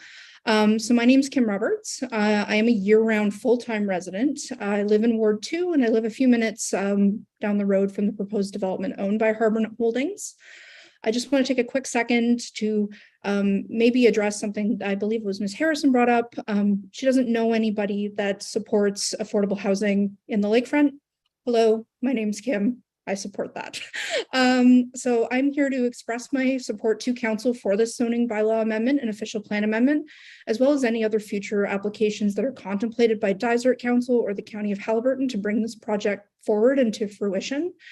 I don't want to get into an analysis of the planning. I think that Mr. Orson has a really well-written planning report, and certainly Mr. Usher's planning justification and the response to the public and peer review comments has provided lots of food for thought for council, and far be it for me to pipe in on that. But it does appear to me generally that the proposal looks like it's compliant with our official plan, the county's official plan, and provincial policy. I don't have to tell council, certainly anybody that read the newspaper this morning, housing is a crisis in Dysart, in the county, and yes, in the province in general. But I think if we don't contemplate development on the scale that Harbin Holdings is proposing here, the municipality won't be in a position to address the need. I've listened to and read all of the submissions of objection, and a lot of them acknowledge that housing is a core need in our community, but they object to the location due to environmental, safety, or aesthetic concerns. And I really do respect and understand those concerns, but I do believe that it's been shown that through mitigation, through development agreements, through the site plan process, through the holding provisions on the zoning bylaw, the environmental concerns, the hydrogeological concerns, those sorts of things can be addressed and can be negated. It is worth noting that the official plans direct this type of development to our settlement areas, and The Halliburton Village settlement area is really constrained. Topography, it's a little steep, environmental features, public road access, access to the sewer connection, which is so important for this type of development.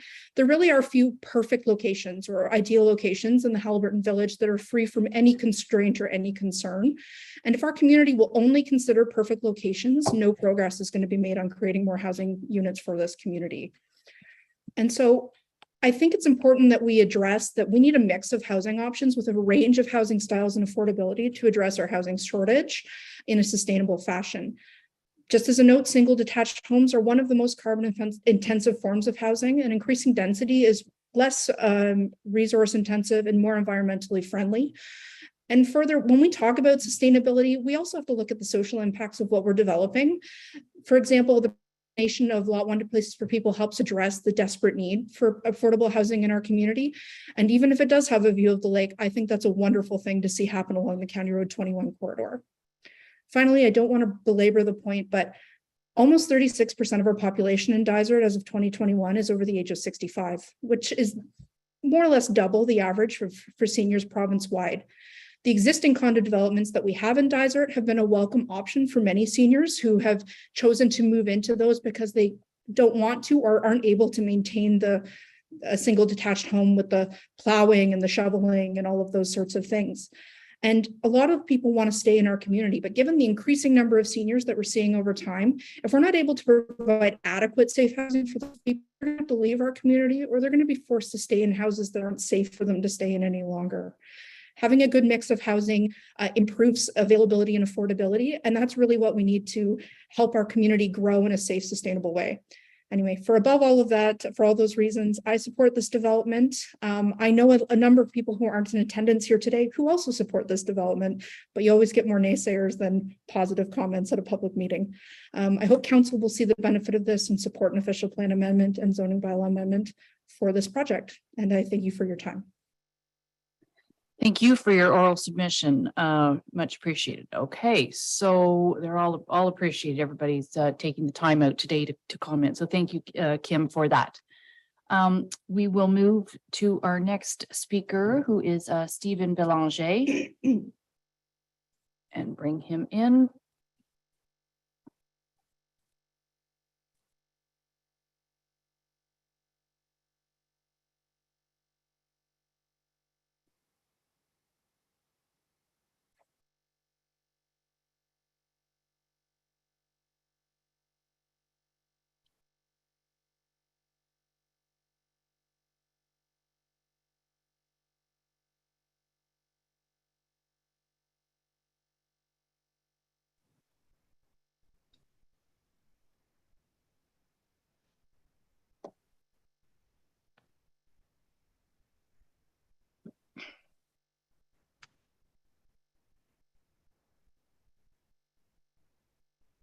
Just waiting to, I see the name, but not.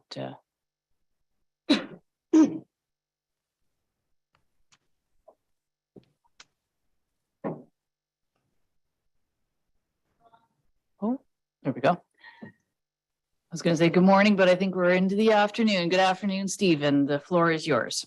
Good afternoon. Before I start, my partner Karen Guthrie is having trouble with her computer connecting with you guys. So we would like her to be able to use this computer after I finish. That's okay? Absolutely. Yep, fine. Okay. So good afternoon, Mayor Roberts, members of council, viewers and participants. My name is Steve Belanger, and I am opposed to this official plan amendment and zoning bylaw amendment for this property. I know I've been cottaging here in Halliburton since my teens and now live here on a full-time basis. Halliburton's beauty, vast wilderness, clean air, pristine lakes, and abundance of fish and wildlife. These attributes and resources are the social and economical backbone of Halliburton. It's what attracts people to visit and live here. Without these important attributes, Halliburton would just be another concrete jungle with chemically treated water and smog-filled skies. The site of this proposed development is totally unsuitable. You're looking at loading up a vital, sensitive wetland with a major housing and commercial development that would no doubt tax the ability of this wetland to effectively effectively filter the runoff to the chain of lakes. The sensitive wetland, the fish and wildlife, along with the lake water quality, will surely be degraded. You can only abuse Mother Nature so much, she will break down and cease to provide us with the necessities for our own existence.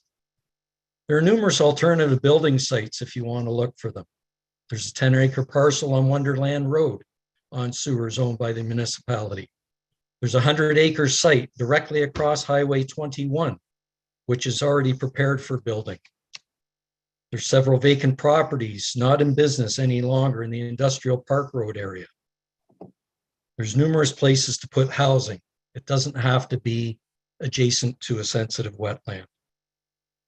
All of these alternatives are non-intrusive to our ecosystem, lake, fish, and wildlife. So why would you want to build in this site and pee in our own pool, so to speak? There will be no doubt safety issues for vehicles and pedestrian traffic. Presently, without this development, there are issues getting out onto Highway 21 already. Just think about adding another 40 or 50 vehicles in the morning trying to make it to work on time. Just getting out of the parking lots onto Peninsula Road will be ridiculous.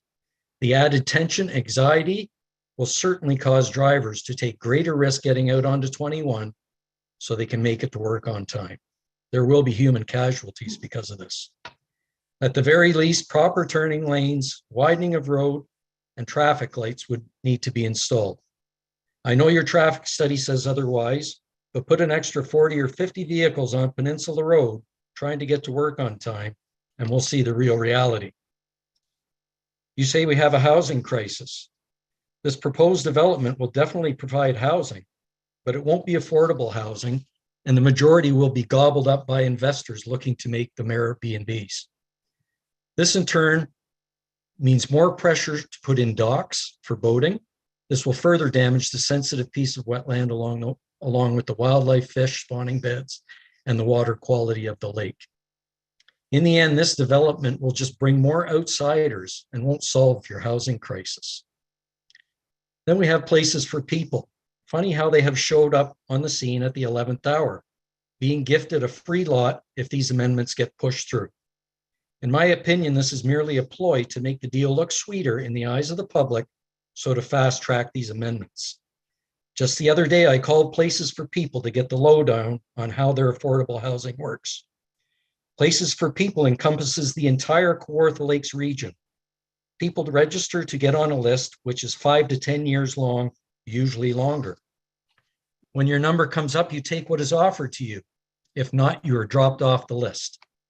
In reality, the possibility of these housing units being filled with people from Peterborough and Lindsay is very likely.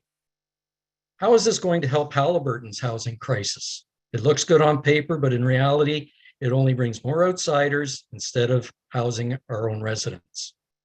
I was also informed by Places for People that there are plenty of rental spots in Halliburton, but the landlords are fed up of being ripped off for their rent or having their properties destroyed by low-life renters. Those were her words, not mine.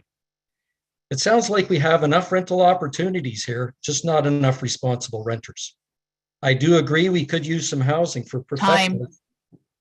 Pardon? Sorry, that is your, I had my hand up at the 4-minute, and that is the 5-minute mark there. So I will have to, if you want to, as I said to the someone earlier today, if you want to continue and weren't able to complete what you wanted to say in that time, you're welcome to enter another written submission. So we will turn to Karen, and is she there? Is she able to just sort of slide the computer over? Absolutely. Okay. Yep. Okay.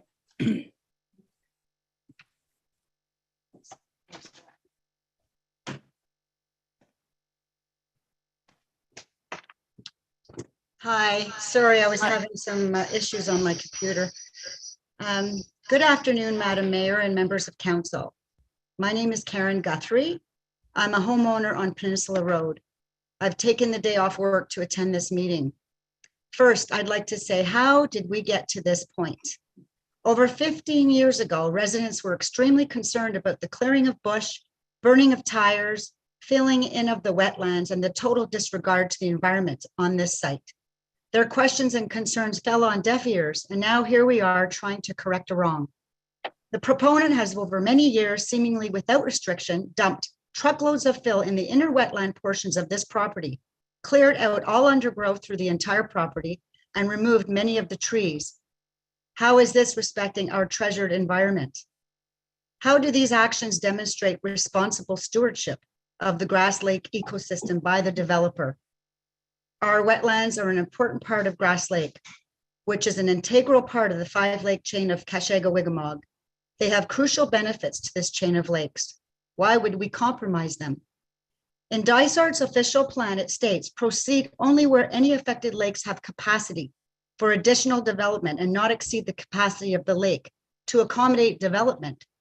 Tiny shallow Grass Lake is already exceeding its recreational capacity by 170%. How can council justify adding 88 residences to an overcapacity lake and allowing recreational capacity to soar to a flabbergasting 280%? It can't be justified. 5 years ago, we built our retirement home on Peninsula Road. Part of the reason we chose Peninsula Road was the fact that the existing lakes and rivers designation on the said property does not permit docks or any other structures.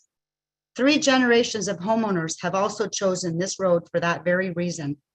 Why change it if it's meant to protect the wetlands? Runoff from parking lots and clearing of more bush will not allow these wetlands to do their job. I am strongly opposed to this zoning bylaw amendment, as it will only bring a future of devastation to our lakes. It's been 15 years, but it's not too late to correct a wrong. Make the right decision by not voting for this zoning bylaw amendment. Please listen to the people. Get it right or regret it forever. Thank you. Okay, thank you, Karen, for your submission and for taking the day off work as well. I know a lot of people have made a commitment to be here today for this meeting, to be either listening or presenting. So thank you for that. All right, I'm looking at my list, and I believe Carolyn Langdon is our next speaker.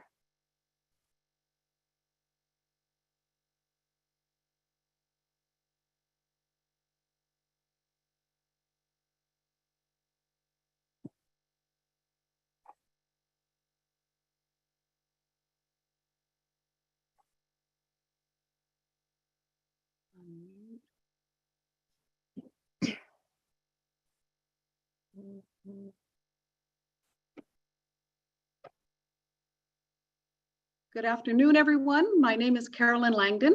I speak for my family when I say that we are appalled by the application before council, not solely because the site is on Grass Lake, close to my family home, but because I think that as a community, we can do better.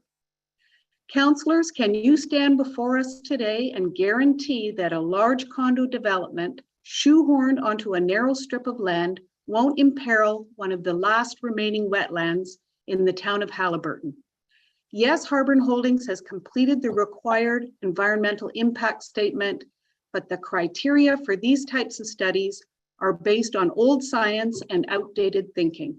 We know this because smart people in Simcoe are working on a blue belt designation, and the Trent Lakes are now very strict about development. It is not too late for you to decline this application. How? You can use the discretion that is afforded to you through provincial policy and your own official plan. Point 1, as long as you allocate zoning for housing and commercial development, which the official plan does, you don't have to take this radical step of changing the plan and the bylaw to accommodate this application. Other speakers have talked today about more suitable lands already zoned and included in the official plan.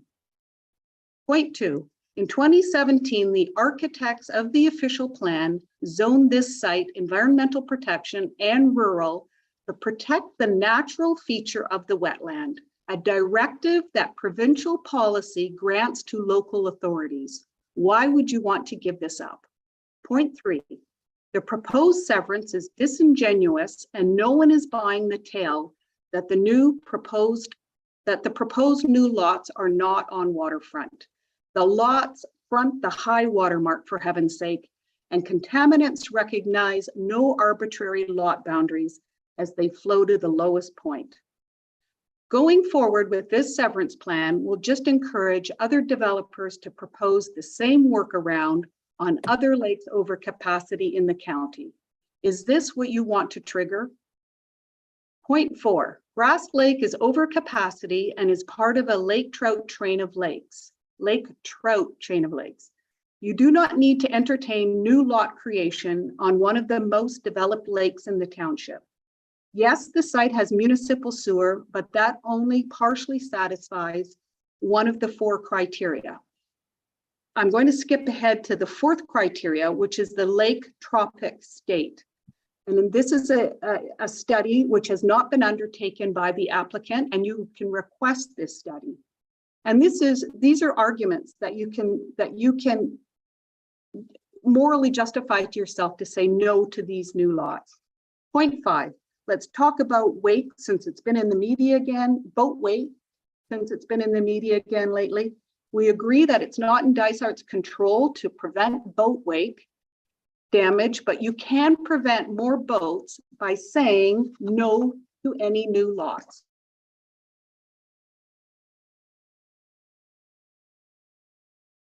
Oh, Carolyn just froze. Carolyn? I'll stop my video. Yes, and I'll grant you more time. You froze for a little bit there. You just carry on. Yeah, and I'm speaking solely because I've just finished dental surgery. So oh gosh. I appreciate, yes, okay, how's that? Excellent. So what's to prevent Airbnb visitors from bringing their rented jet skis through the marsh to berth on shore? Nothing. Point 7, has the township any immediate plans for a municipal water supply? And if not, have you undertaken a source protection plan for the village?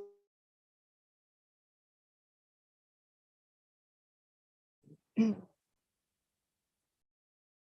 responsibility. Carolyn, your audio now just cut out.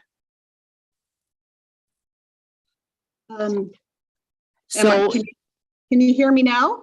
Yes, and it was regarding the town. Has the town undertaken a water supply and a source protection? If you can pick up from there. Okay, so 2 of the proposed lots has failed to demonstrate that there is sufficient water, and the responsibility is shifted to the new owners who may be stuck with a lot that is not developable. Surely council understands that this creates a buyer beware scenario. Point 8, we have seen no evidence that the town sanitary sewer has sufficient capacity. Harbour and Holdings has stated that Dysart staff has set aside capacity for this project. Incoming Mayor Murray Ferry has publicly stated that the sewers need to be improved for all of the housing projects that are on the drawing board. What makes this project so superior that staff has accorded it special treatment? Point 9, all residents deserve quality of life and access to green space and healthy waterways. The township has no budget to buy additional parkland, but no worries. According to the official plan, the keystone of Dysart's recreational strategy is the recreational opportunities afforded by its many lakes. Would it not follow then that any changes to the official plan, and in particular the critical role of wetlands, needs to be made in consideration of the rights of all residents of Dysart to the healthy enjoyment of local waters, and not just the needs of waterfront. Carolyn, you got about 10 seconds. And not just the needs of waterfront property owners, Airbnb visitors, and waterfront developers.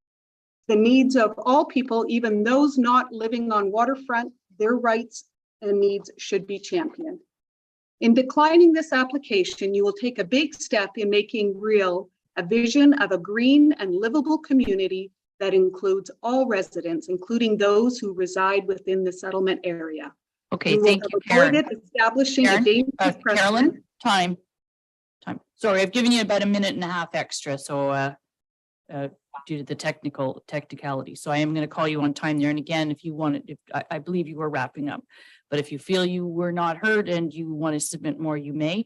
I'm actually, there was a couple things in there that I'm going to look to staff or the planner if they want to address those now. And if not, we'll continue with speakers.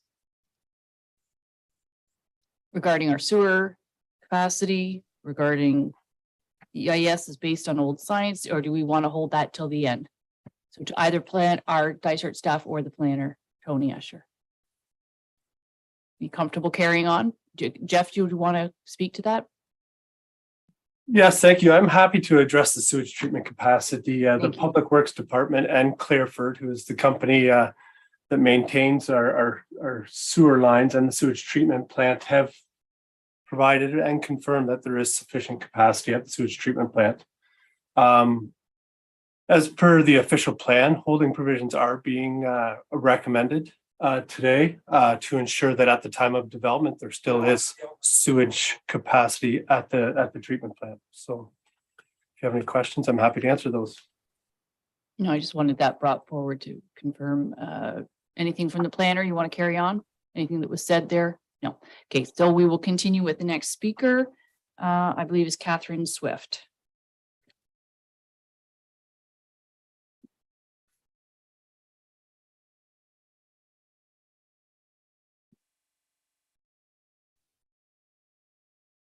Okay, I think you should be able to hear me.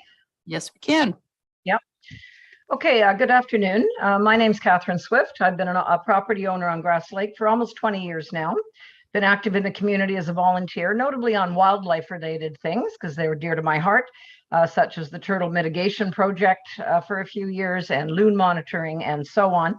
I'm also happy to regularly contribute to a lot of different local charities over the years. A number of things. I'm going to compact a few things I was going to say just because they have been addressed earlier in the interest of time. I just want to briefly note that I do think the process is lacking in a number of respects on this application. Some of it's been said before, having only a virtual meeting has excluded a number of people. I think it also reduces the accountability of politicians to not have something in person. We could have had a hybrid meeting, for example, which could have fulfilled the needs, I think, much better. The other thing is, in the past few days, we've received literally hundreds of pages of reports, plus a traffic study review. And the notion that anyone can make sense of all of this information in just a few days is quite ridiculous. The fact that we got all this information so late, and from others, somebody alluded to this earlier, I can't remember who it was, but there is a big presumption that the fix is in on this proposal, and that frankly, any feedback you're going to get today, or these hundreds of pages of information that have all been dumped in the last few days, don't really matter because the decision's already been made, and that's pretty disheartening, and it's a real undermining of the process. And I don't think anyone's mentioned yet, this is the largest residential development proposal that has ever been contemplated in the municipality and even the county. It's very important to get this one right and take the time to do so. I know the issue of trees has already been mentioned, so once again, I'll shorten up what I was going to say, but I don't think the importance of trees can be underestimated. They're such a huge contributor to our environment, pumping oxygen into the air, becoming carbon sinks, reducing greenhouse gases, preventing soil erosion, water pollution, and so on. And just like wetlands in general, the more we learn about these things, the more we see how incredibly valuable they are. And we know that, as has been mentioned, a significant number of trees have already been removed from this property. We've confirmed with the Haliburton County officials that no permit was ever requested or granted for the removal of all of these trees. There was a tree removal bylaw in place at the time, County of Haliburton Tree Harvesting Bylaw 3196 as of 2008. As someone else said earlier, we all saw heavy equipment over there in the middle of the night, which didn't give confidence that something above board was going on, I must say. Why was this happening in the middle of the night? And when the trees were removed, a number of residents made complaints to Dysart, and they never received the decency of a reply. So that was pretty disappointing as well. I might also add, Mr. Usher said earlier that he hadn't received communications from a number of us, but I just want to add that we're all volunteers. We're not being paid for what we're doing. In fact, we've all anteed up some of our own money to oppose this application. So unfortunately, we had to prioritize our time as best we could because it was scarce. On the tree issue, just to wind it up, some recent inquiries we've made have received the feedback that as the removal happened a number of years ago, there's really nothing that can be done about it now. And of course, going forward, many more trees will need to be removed if the property is developed. And residents close to the property have also noted the grass continues to be cut on a significant portion of the property around the pond, something that we are led to believe shouldn't be taking place because of the 30-meter setback rules. And the municipality continues to maintain, and this has come out earlier today, the #1 priority is the environment, and your own official plan states that. And it makes a lot of sense because without the natural beauty of this area, there would be no economy and no jobs. A project as large and disruptive as the Harbour Holdings proposal can't be seen as consistent with this goal. And we all understand the need for housing, but the trade-offs inherent in this project are simply too great. To conclude, what we always hear from supporters of this development is that there will be sufficient mitigation measures imposed to offset the inevitable destruction of the property itself, the lake, the trees, and the resident wildlife. And yet there were already supposedly rules in place for years that seem to have had absolutely no impact on the cutting down of trees, filling in wetlands, destroying animal habitat, and so on. The dock has been mentioned, and I guess I'll just agree with John Cowan's comments earlier. That it's fine to say rules at the beginning, but is there really going to be ongoing monitoring that nobody will put a dock in here because we know somebody's going to try to do it? It's just human nature. Okay, and it's Catherine. not very likely we're going to have an easy time of that. That So it appears is the time. rules- Yeah. Can I Sorry. just close quickly? Good. Yeah, finish your sentence. Go ahead. Okay, just that rules that have never been consistently applied in the past, we don't see why they will be in the future, and we don't have any confidence that the fact that we're respecting the rules, if you don't, is incredibly disappointing. Okay, thank you for your oral submission. Again, I'm just going to turn to see if there was anything in there that planners, Mr. Usher or our municipal planners wanted to address immediately, or we'll hold all comments till later. There was something pressing. No, I see none right now. Okay, so we will continue to move on with our speakers, and we have next up is Mr. Don Ross.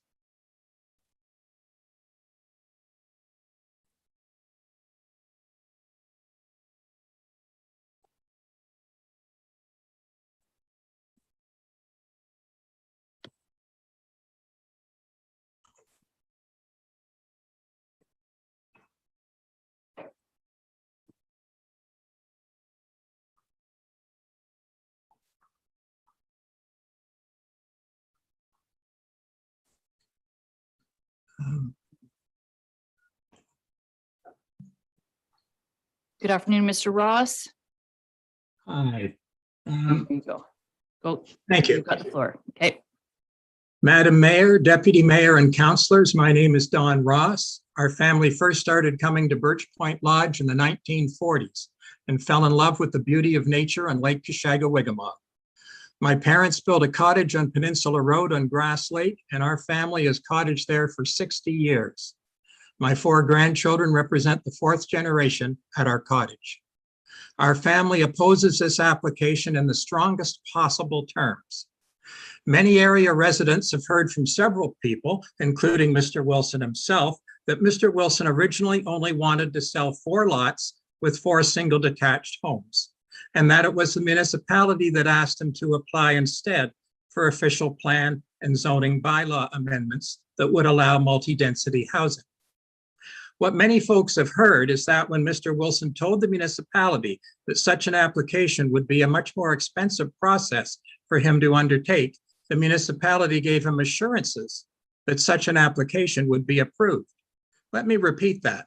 What many folks have heard is that when Mr. Wilson told the municipality that such an application would be a much more expensive process for him to undertake, the municipality gave him assurances that such an application would be approved. If this is true, then the municipality has shown a flagrant disregard of process and total lack of respect for its citizens who elected you to follow the official plan that you approved.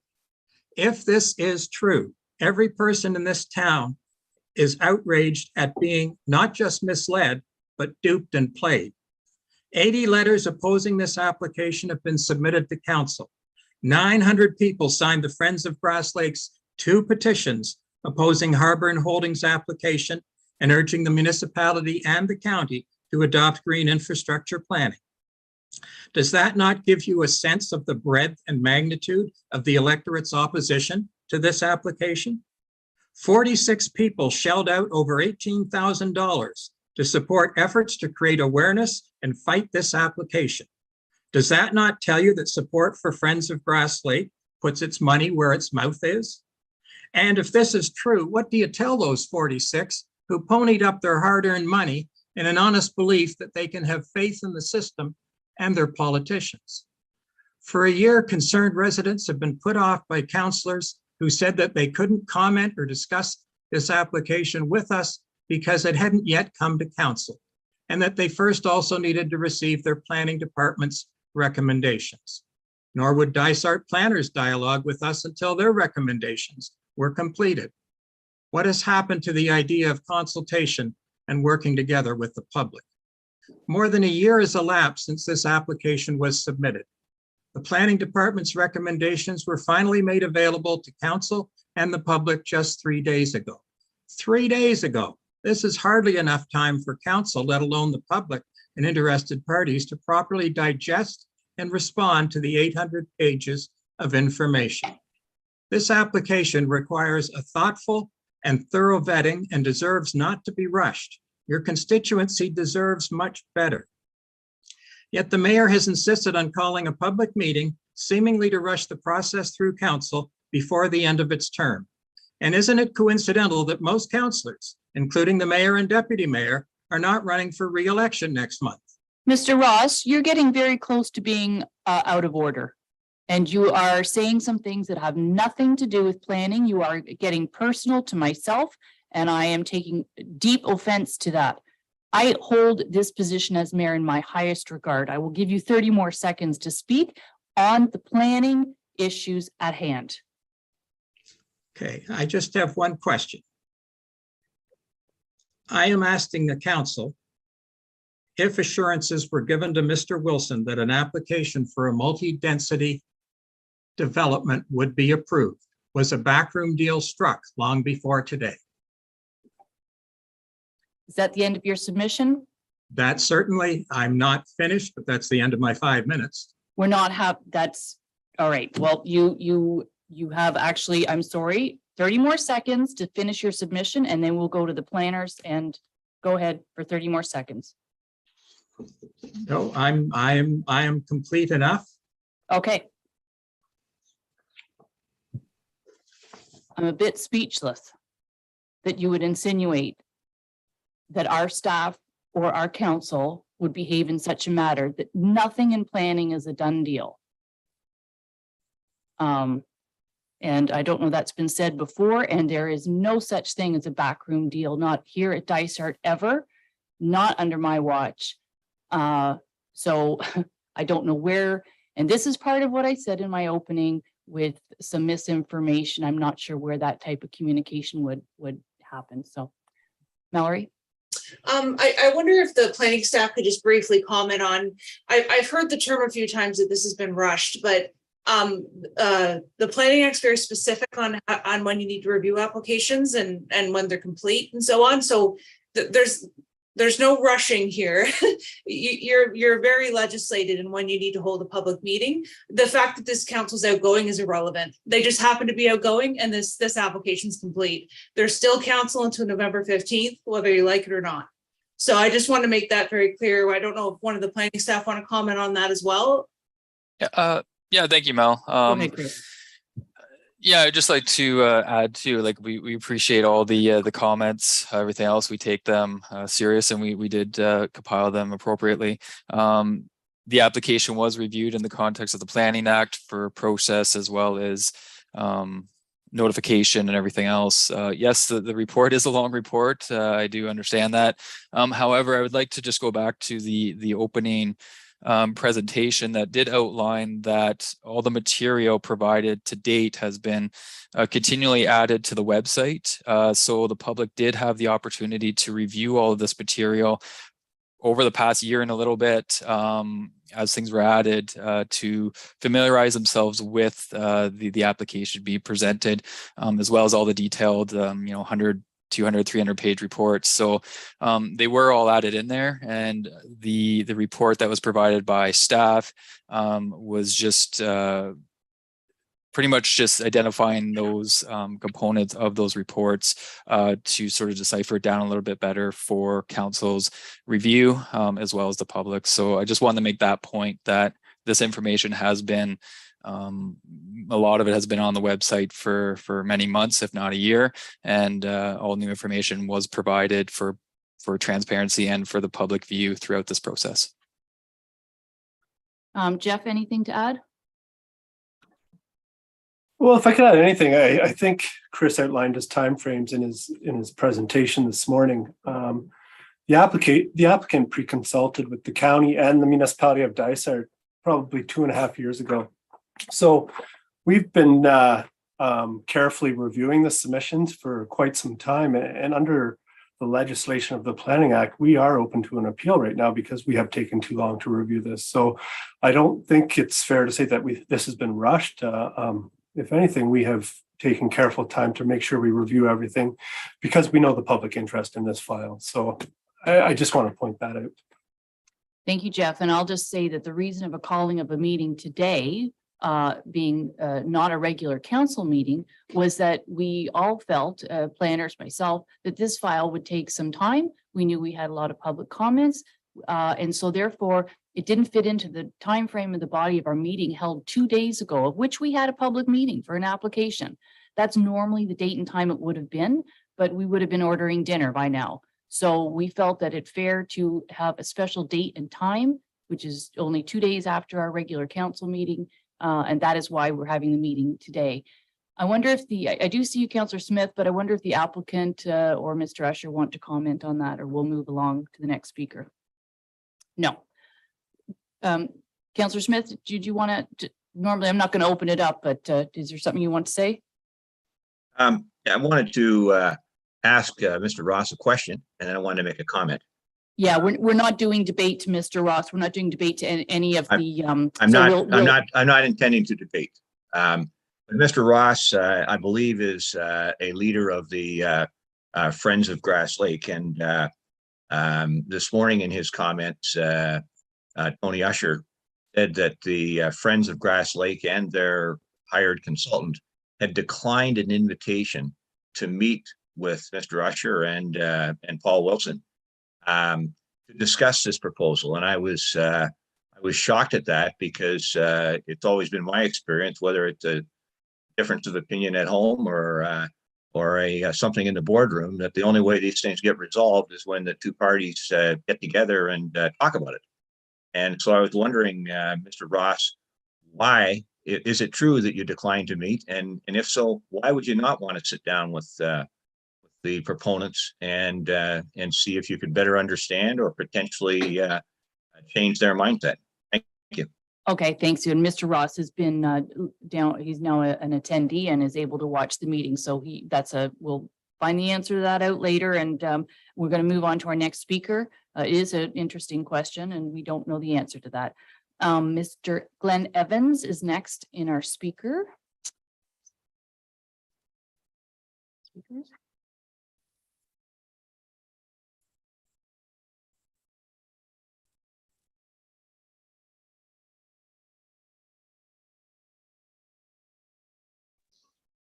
Good afternoon. Can everybody hear me okay? Yes, we can. Thank you. Are you gonna keep your screen off, just volume? Oh, no, there you are. There you go. Stuck with this lovely face for the next few minutes. Welcome. Thank you.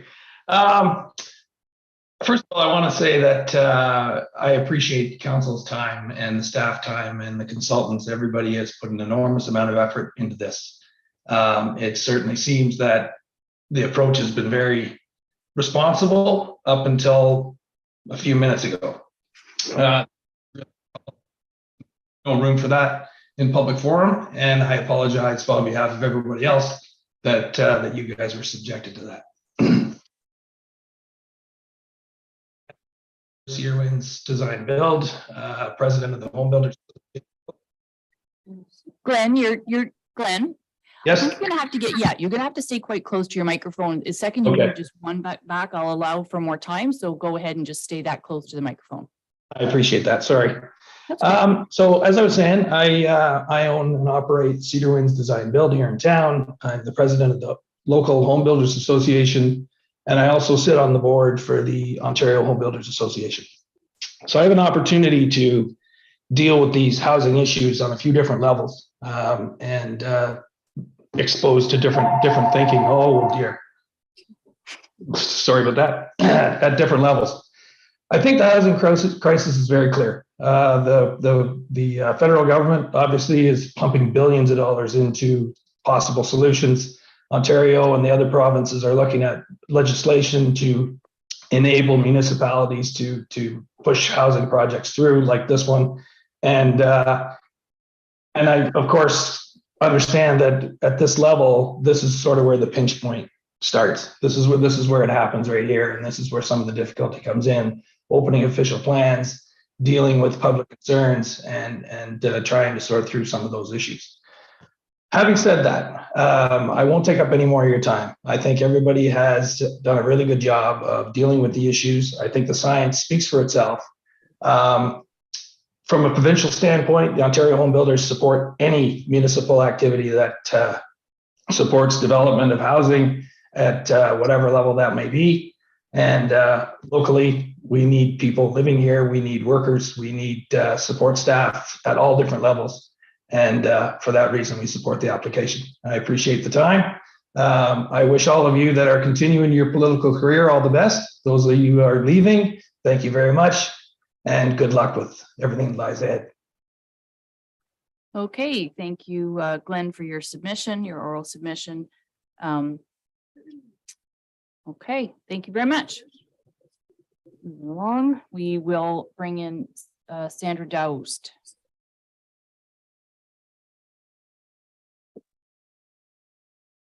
For those of you waiting in the wings to speak as we bring Sandra in, you know, we are sticking quite closely to our 5-minute time schedule. I'd like to try to get through all the speakers, and then we'll take a short break after that and we'll reconvene.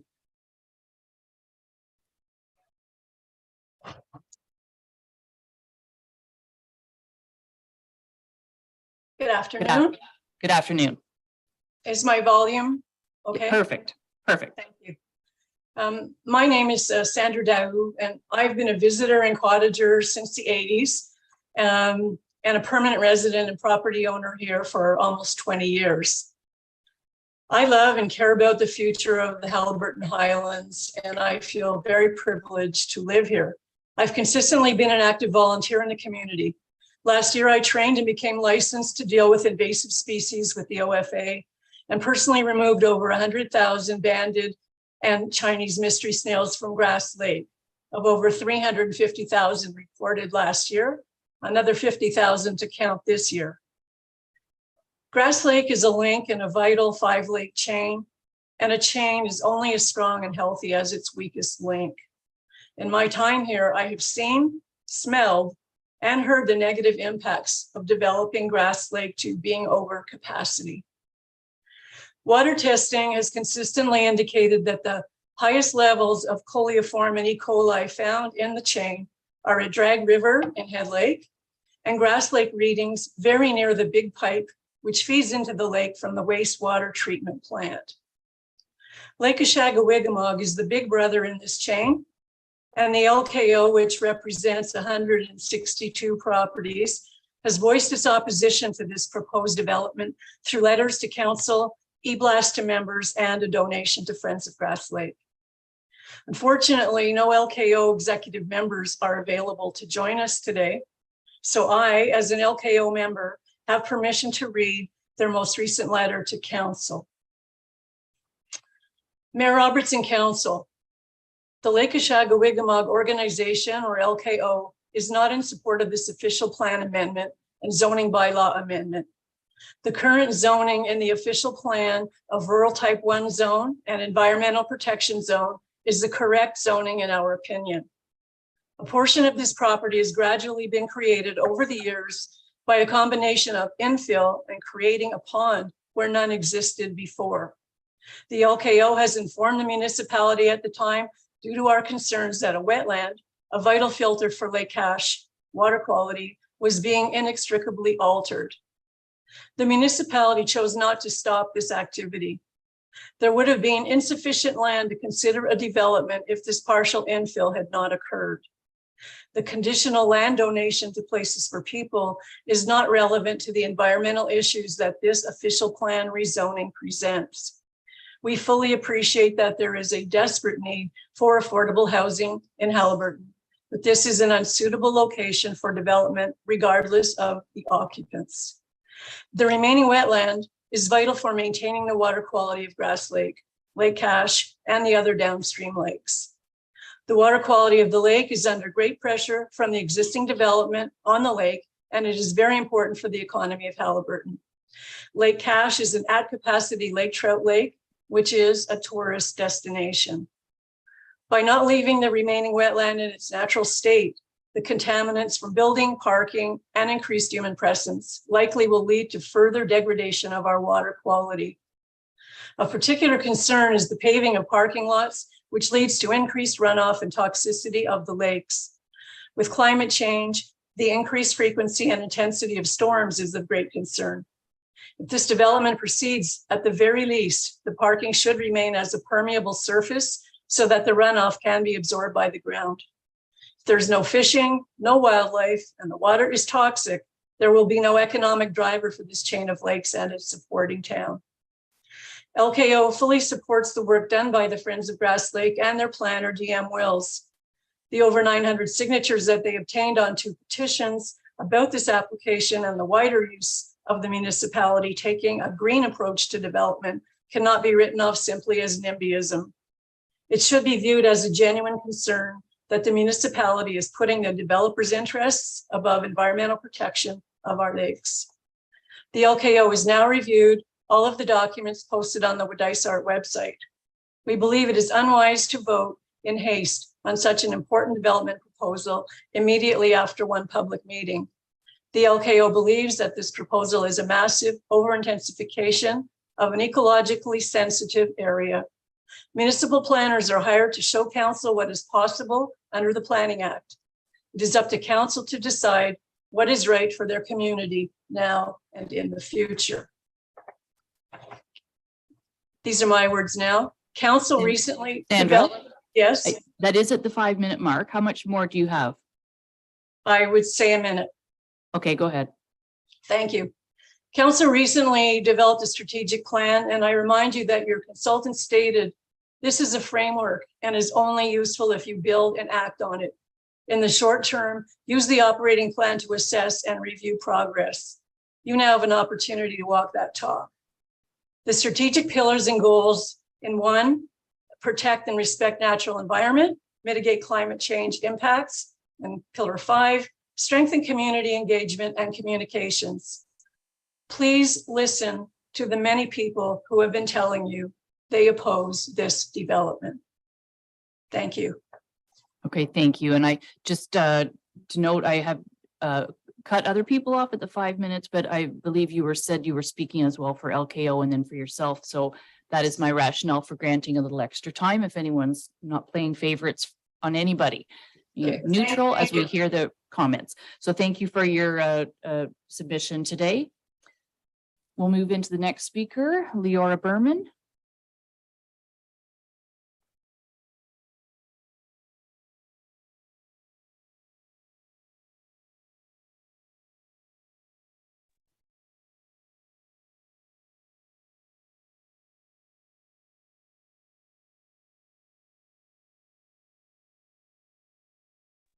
Thank you very much for having me.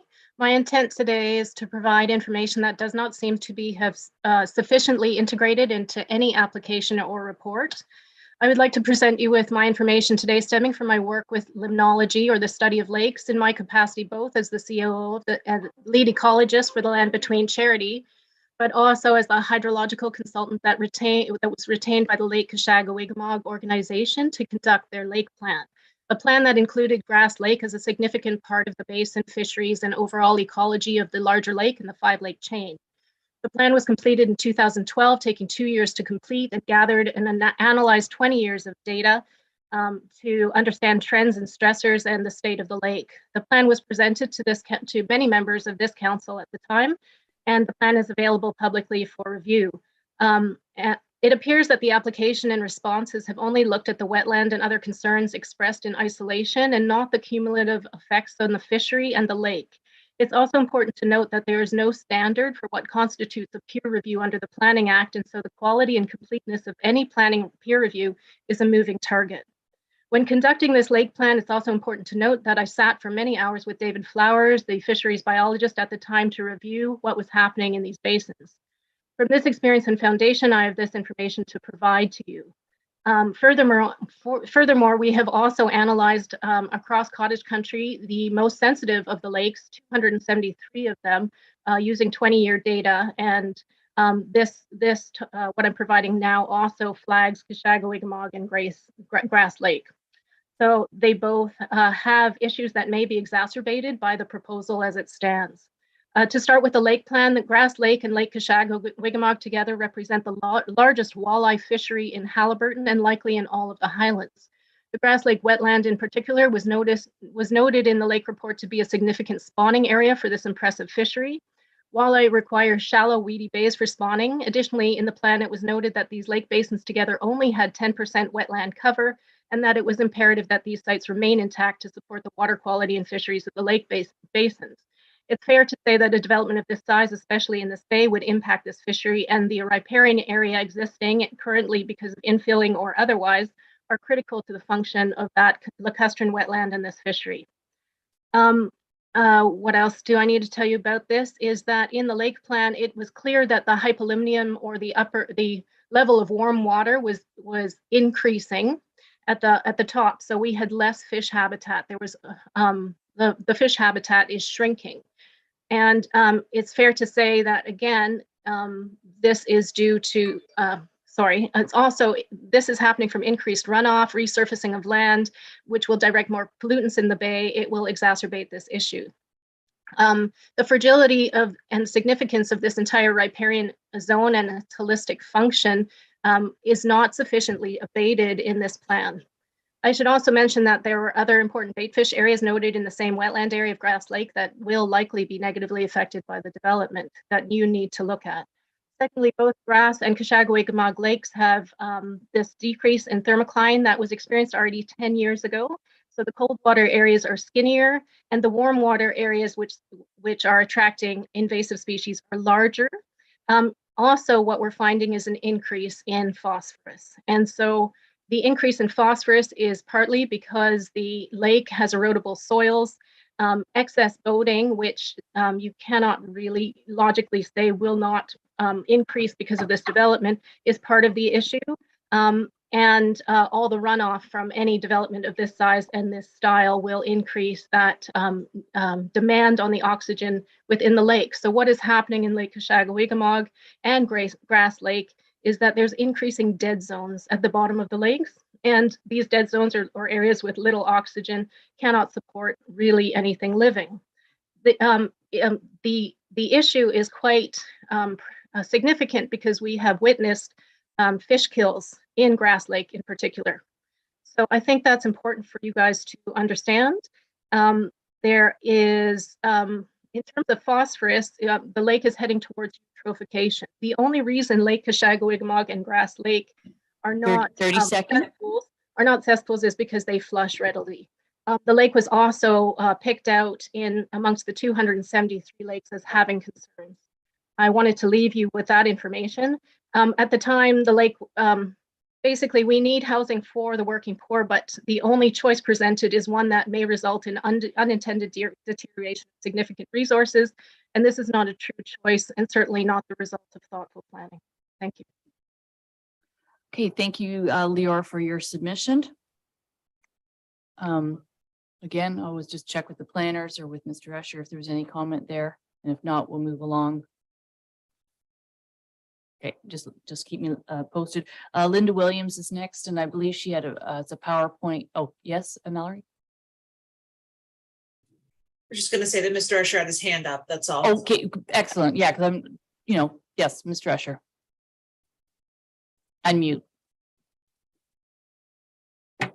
Sorry, one comment that's because it's very specific to Ms. Berman's presentation. I would just like her to be aware and council to be aware that we had the plan that she authored for the Lake Kashega-Wigamog and the connected lakes, and we reviewed it.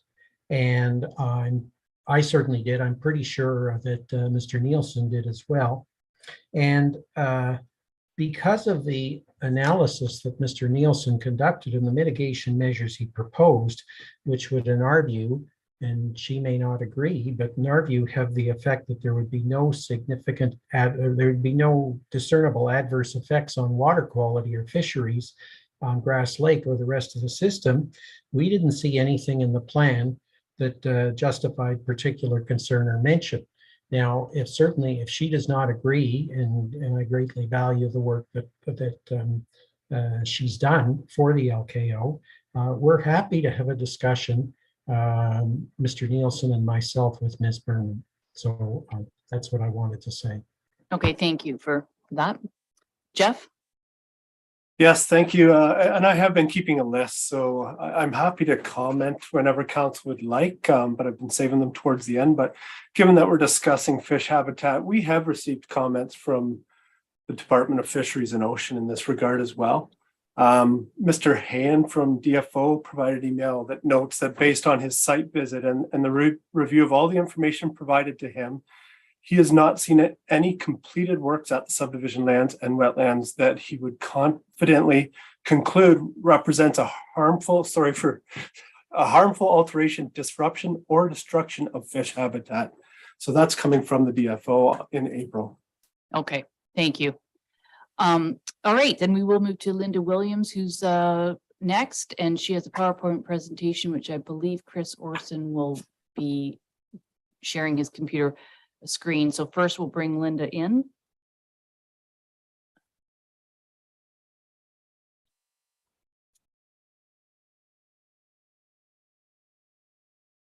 Okay.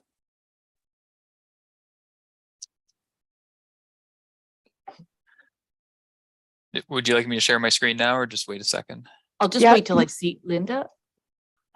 Linda, are you going to put your own video on for us to see? Yeah, I have to do my own PowerPoint, yes. No. Chris is going to do the PowerPoint. Oh, okay. Did you want to put your video on so we can see your face? You do not have to. We hear you well. Yeah, see my face. Okay, so you need to hit allow the video. Okay, so you need to allow, dear. Lori Salvatore is saying you don't have video. So we're just going to listen to your voice. Okay. Yep. Okay, we're going to listen to your voice, and I'm going to ask Chris Orson to share screen. Yes. Perfect. Thank you. And Linda, I just asked that when you want me to change slides, just say change. Okay. Thank you. Okay, thanks, Chris, for your help. Madam Mayor, Deputy Mayor, and councillors, my name is Linda Williams, and after purchasing our property on Grass Lake in the fall of 1996, one of the first things we noticed was the marsh with its island of color at the west end of the lake. This small piece of land will be referred to as the island throughout the presentation. Change. Before 2009, landscaping started on Mr. Wilson's recently purchased property. Trees were cut, the brush burnt, driveways created, machinery moved in, a steady stream of on-site alteration. Dump trucks brought in to fill a change of how the land looked. Change. No, not yet, apparently. No, go back. Sorry. My environmental concern for the Grass Lake wetlands led me to writing letters, emails, making phone calls to OMNFR, Fisheries and Oceans Canada, Conservation Ontario, Dysart et al., Haliburton County, and many others to this day.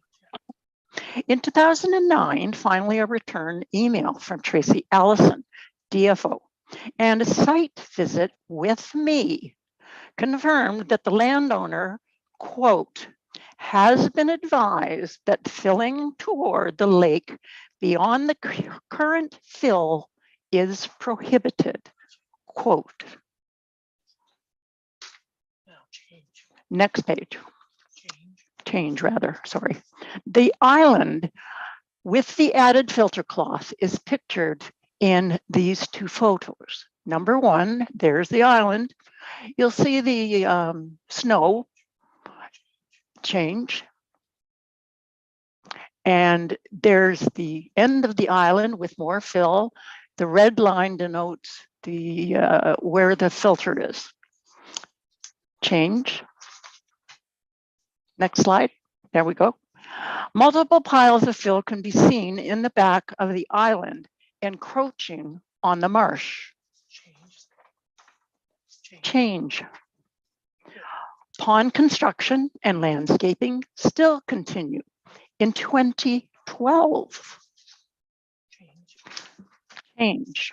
Notice the new grass growing on the land bridge over the marsh to the island. Oh, change. There it is, that grass. Notice the new grass growing on the land bridge over the marsh to the island. The two emails that follow show continued concern for the wetland changes on Mr. Wilson's property.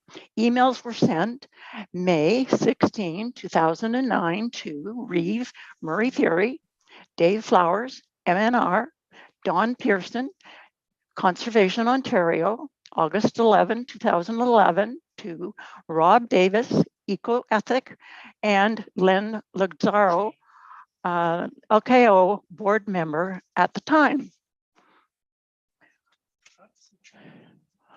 Pardon me? Change. Okay.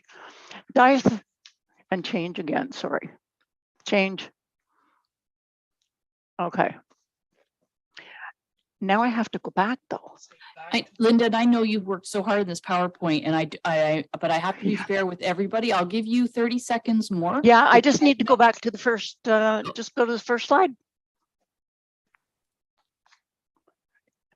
All the way back to number one. To number one? Okay. Yep. That's the end. And that's what it was. And you just saw that it's still filling in after they were told to stop and stop and stop. Thank you. Thank you, Mayor. Thank you, councillors. Okay.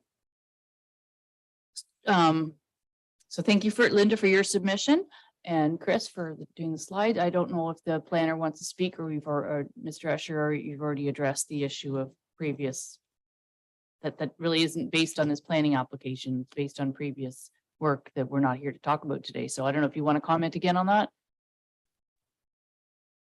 Well, I guess I should say something. I don't want to revisit that point, but I think council should be aware that the email that Ms. Williams showed pertains to an extreme high water situation that was happening at that time. It was completely superseded by later communication between DFO and Harburn from 2010 up to this year. That is all described in my letter of December 7, 21 to Dysart, and another letter of August 15, 22, which make clear that quite aside from the planning application, in terms of my client's behavior and the relationship with DFO, there is no issue here. And I would also make the point, because I will probably come back at the end of the question of the island, that in Ms. Williams' presentation, so far as I can see, the island is a clump of trees. But anyway, we'll leave that. Thank you. Okay, thank you. All right, we'll keep moving along with our speakers. We have Kathy Primack is next. I said it right?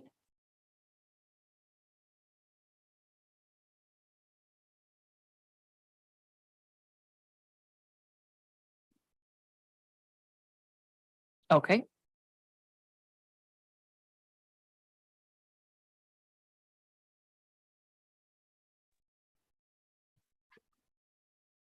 Welcome, Kathy. Good afternoon, Chairperson, councillors, and fellow members of the public. Thank you for the opportunity to voice my great opposition to the rezoning proposed development on Grass Lake. I have been vacationing in Algonquin Township my entire life. As long as I can remember, it has been a goal of mine to reside in this area. I was able to finally achieve that goal in May of 2020, following the purchase of my property in November 2019. My love of the nature, landscape, and wildlife, while providing me with an easy access to shopping and medical care, were all met with this relocation. I will be brief, since all of my concerns have already been voiced by earlier speakers, but there are a few things that I would like to voice. I have great respect for all the work councillors, employees, and volunteers have done to improve and preserve the area. Bylaws and official plans are in place to protect all the aspects of nature in the township. I'm sure there are many others in the area that have had to live with a dream of being able to financially afford to live in this great area. The housing crisis is a provincial-wide problem, not just restricted to Halliburton. For Halliburton to consider rezoning on this basis, that some housing issues will be resolved with the proposed building site, is understandable. However, it should not be considered based on how it will negatively affect the other taxpayers that live in the area. The timing of this public meeting seems rushed. I ask that your decision be deferred until further review can be completed and information received at today's meeting be absorbed by both the present taxpayers, councillors, and staff. This development will not resolve housing issues, but only bring more from other areas into the Halliburton area. Traffic is already an issue, being traffic is regularly backed up at the Tim Hortons.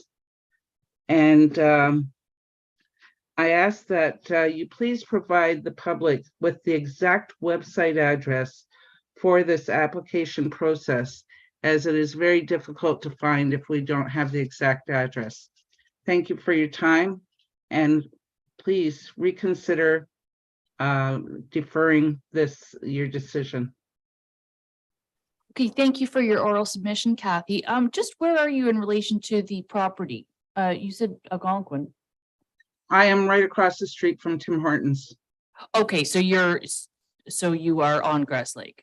I am on Grass Lake, yes. Yes, sorry, when you first mentioned where you had moved up from, so I just wanted to know where you were in proximity to the thing, and also to the application land in question. And what was the other thing?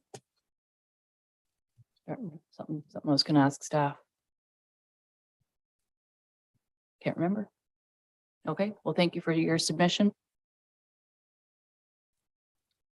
We will move on, keep rolling to, I believe I have Greg Rowe as the next speaker. Oh, it was, gosh, sorry, it's a long day sitting in a chair. It was to where to find the application on the municipality Dysart website. You go along the top bar and it says land and planning information. And as soon as you highlight that and you look down at the choices along there, it says, I believe the words are major planning applications or something to that effect. Jeff, can you just confirm? Yes, I can walk everybody through that right now. Or is it current? Yep. So if you go to our website, www.dysartetl.ca, on the home page, there's a tab at the top called titled Build and Invest. If you hover over that and click on Planning and Land Use. Oh, sorry, Jeff, if the easier way to go to it would be just to go to current development applications. So under that, build and invest, go to current development applications, and then that'll take you straight into where there's some drop down menus, and it'll say Harbor and Holdings Limited. Yeah. So it's 2 clicks. So, but we should, so it is fairly easy to find, and someone can always call the municipal office. Our basic phone number 457 or area 705-457-1740, and request to speak to staff, and we'll walk you through that if you have any difficulty finding anything on our website. That was what I wanted to say. Okay, we have Greg Grow up next. Greg, are you putting on your video? Yes, I am. I thought I had it on. Oh, there we go. There we go. There we go. Okay. Okay, go ahead. Okay, first of all, good afternoon, everyone. Thank you for this opportunity. I have to say I'm humbled by the eloquent speakers that have come before me here. I don't live anywhere near Grass Lake. I live in Lachlan. I've been a resident of Alberta County for 44 years. And prior to that, I was a seasonal resident from 1949 to 1978. The reason I mention that, I had the great privilege of growing up on Canning Lake in the summers in the 50s, 60s, and into the 70s. And at that time, there was a swap next door to where I had the privilege of being. There was grasslands, wetlands, the whole deal. The lakes and the area were alive with wildlife, snakes, bullfrogs, turtles, fish like perch, bass, catfish, etc. In fact, the swamp would be black as ink with catfish babies in the 50s. I mentioned this, I have had all these years to canoe and motor on all 5 lakes. And while I'm being a bit nostalgic here, it's important to remember that the only thing worse than nostalgia is amnesia. We stand on the shoulders of those that came before us, and it's incumbent that we learn from them. We learn from both the things that they did right, and we learn from their mistakes. Many of our lakes, and the 5 in question here, are overdeveloped. It hasn't happened overnight. It's happened gradually over time, as we all know. And while the issue at hand today is about 1 or 2 properties, whatever it is, I've kind of lost a grip on that. It is about, of course, much more than that. Decisions that will be made here will be precedent setting. It's time to change the mindset about how we look at lakes, wetlands, and our natural resources in general. We as people are part of a totally interconnected web, something we were unaware of 50, 60 years ago. The decisions that are made don't only affect one property, one issue at the moment. These decisions will affect generations to come, or for years or even decades. We, as I mentioned, stand on the shoulders that future generations will stand on. We are their shoulders. I saw a Indigenous person speak about the turtles the other day and mentioned that in the Indigenous way of thinking, when they make decisions, they consider seven generations into the future, which sounds like a lot, but it's about 150 to 200 years. And that's a pretty good yardstick. Another observation for me would be that just because something is legal and okay and meets certain parameters, it doesn't make it right. There are moral and ethical issues at hand at all times. And I think particularly here that need to be considered along with the legal, etc. And that's really all I have to say, other than that I am not in support of approving this application. And I would just make 2 observations, and these are not criticisms.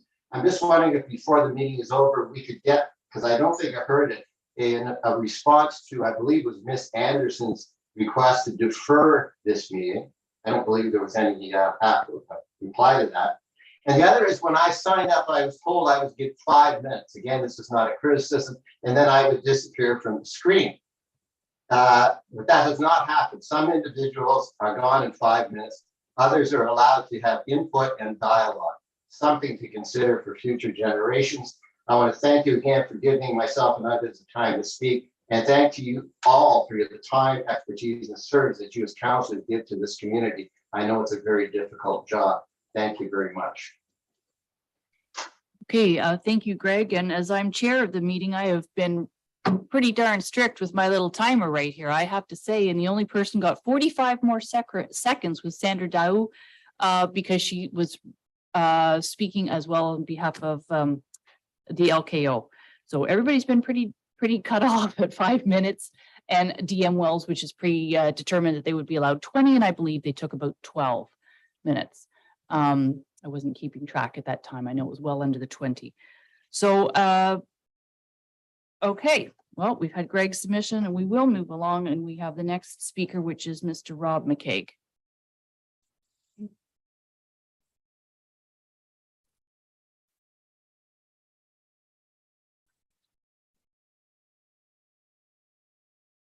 Just waiting to bring Rob in.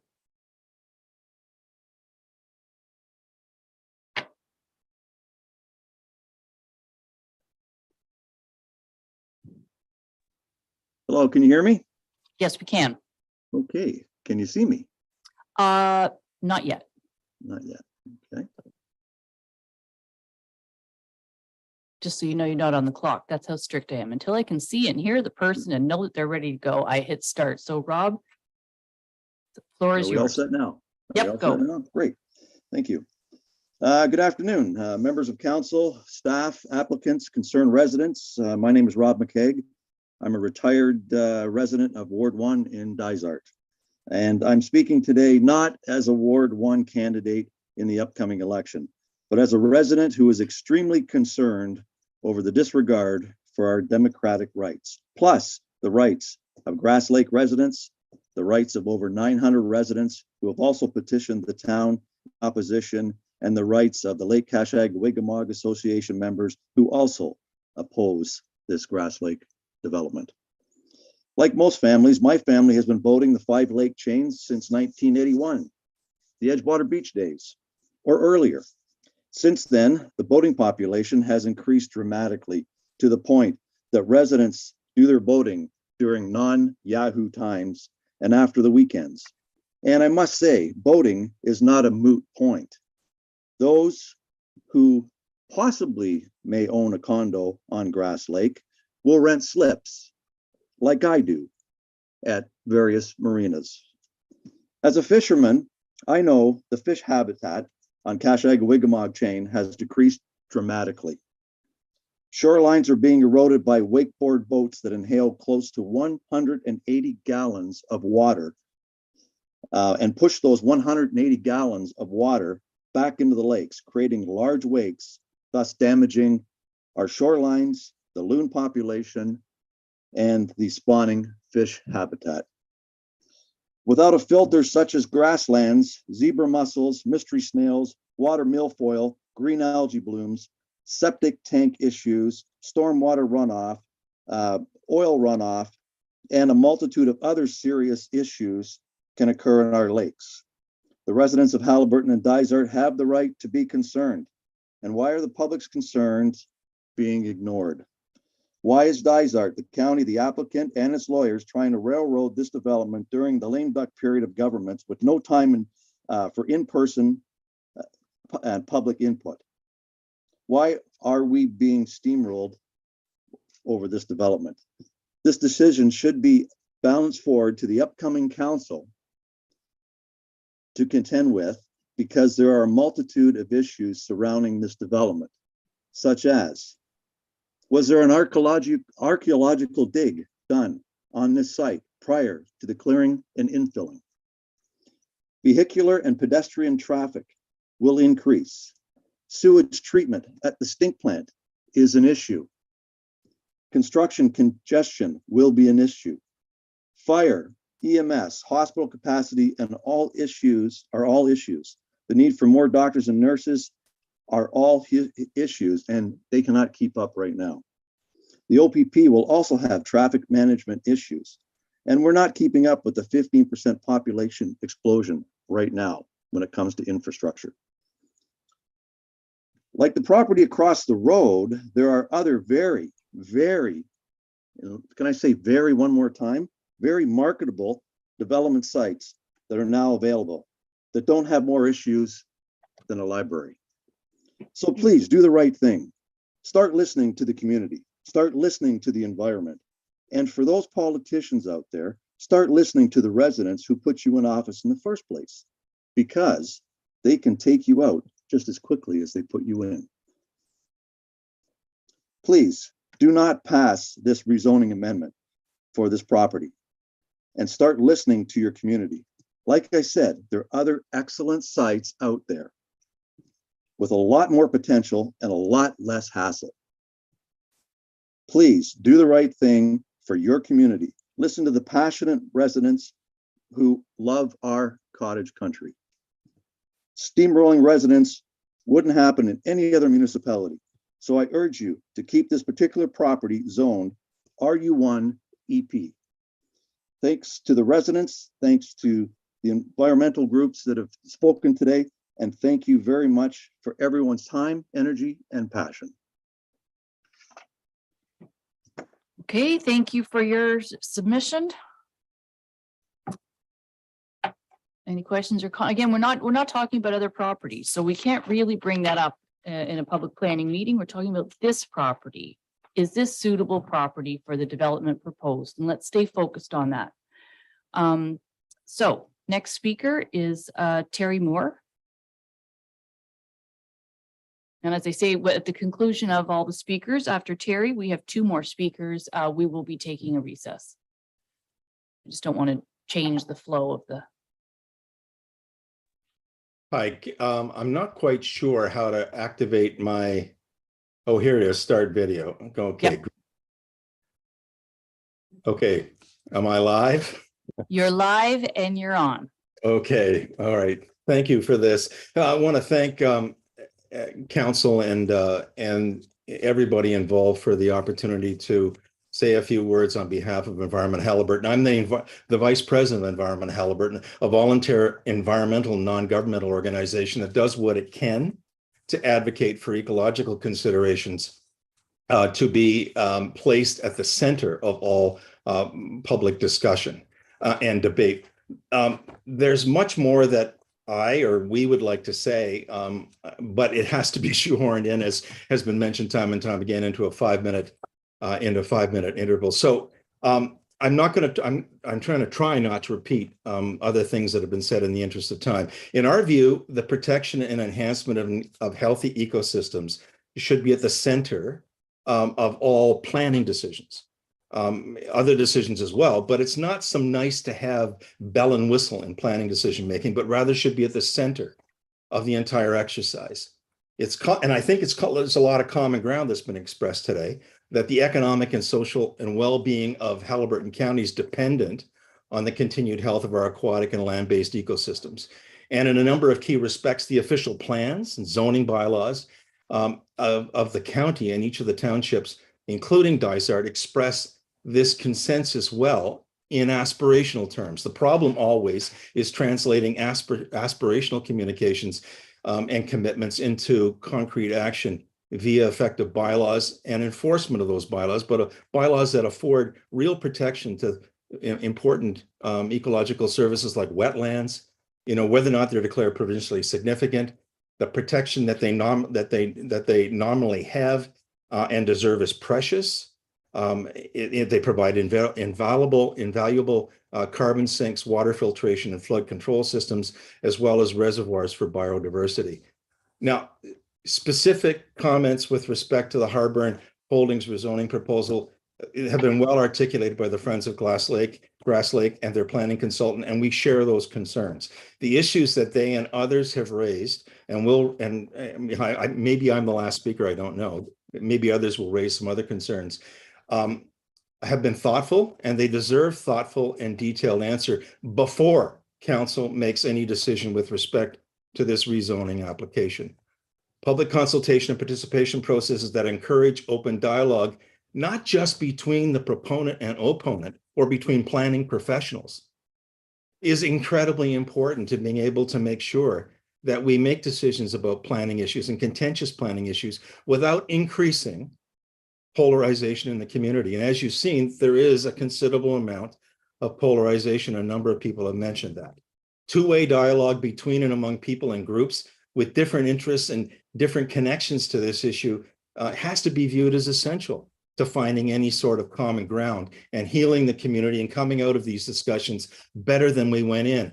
Tabling a 629-page staff report 3 days before a public meeting does not suffice in terms of providing information that's necessary to inform a full and fulsome public dialogue about this. The notice of today's meeting says the public meeting is an opportunity for council to hear and consider comments related to the proposed amendments. Any member of the public may speak.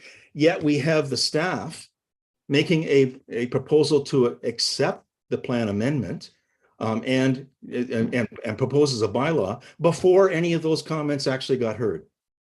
Now, there's been some cynicism expressed with respect to, you know, how seriously council takes this process. And I think that the process can feed that cynicism if it's not done right. And so we urge council not to approve the zoning bylaw application today and take the time to thoroughly review and discuss the contents before that have been raised by the Friends and others before you make that kind of decision. If that requires additional public meetings and that you know, so be it. You need to do it right. Okay. I just want to say that one thing that to a non-planning professional that looks odd from the outside is that this is and this is the only comment I want to make about the proposal, is that this is a hypothetical proposal made by a proponent who has no intention of building anything. No intention of building anything. We don't have anything concrete in terms of an actual specific development that's on the table that people could take a look at and ascertain the specific kinds of problems associated with that particular development. So another reason to take a step back and think before we act. I'm going to close now. I just got to make 3 points. Quickly. Okay. Take it. You know what? In all fairness, I am going to have to cut you off. It is past the 5-minute mark. So I'm sorry, Terry. Can I make one more point? Quickly. You need to have a county-wide site alteration bylaw to deal with the drip of development that has really antagonized a lot of people and that they've spoken about today. That needs to be addressed. Thank you. I might turn to our planning department in terms of the comment that the 600 pages came out on Monday. I started reading stuff a year ago. We made it quite open to the public to let them know that there was things. The thing that was up on Monday was the staff report and continued letters that came in right up until a cutoff time that we had to do, obviously, to get it up on an agenda. But other than that, I mean, I think I was reading the traffic study in July, I'm guessing. I would, obviously, as mayor, I'm going to be more attuned to this, knowing it's coming, but we said over and over again that that information as it came in was available to the public. It wasn't just all of a sudden this 600-page dump of information.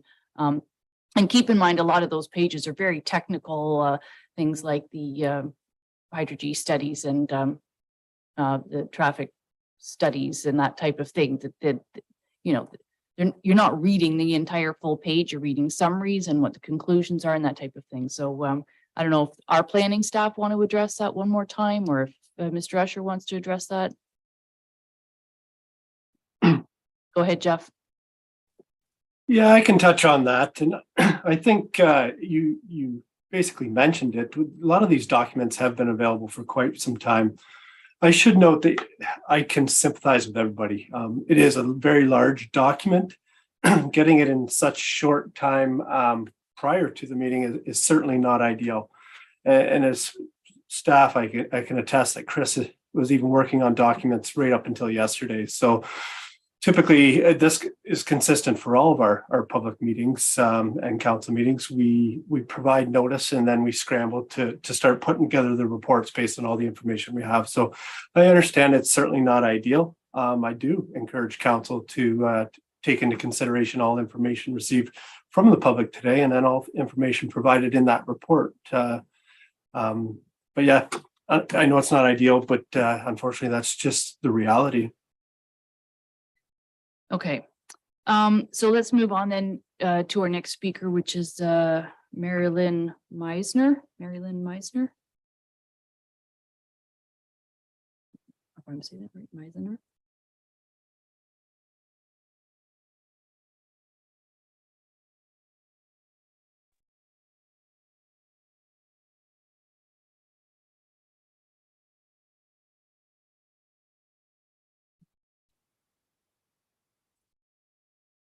Can you see me?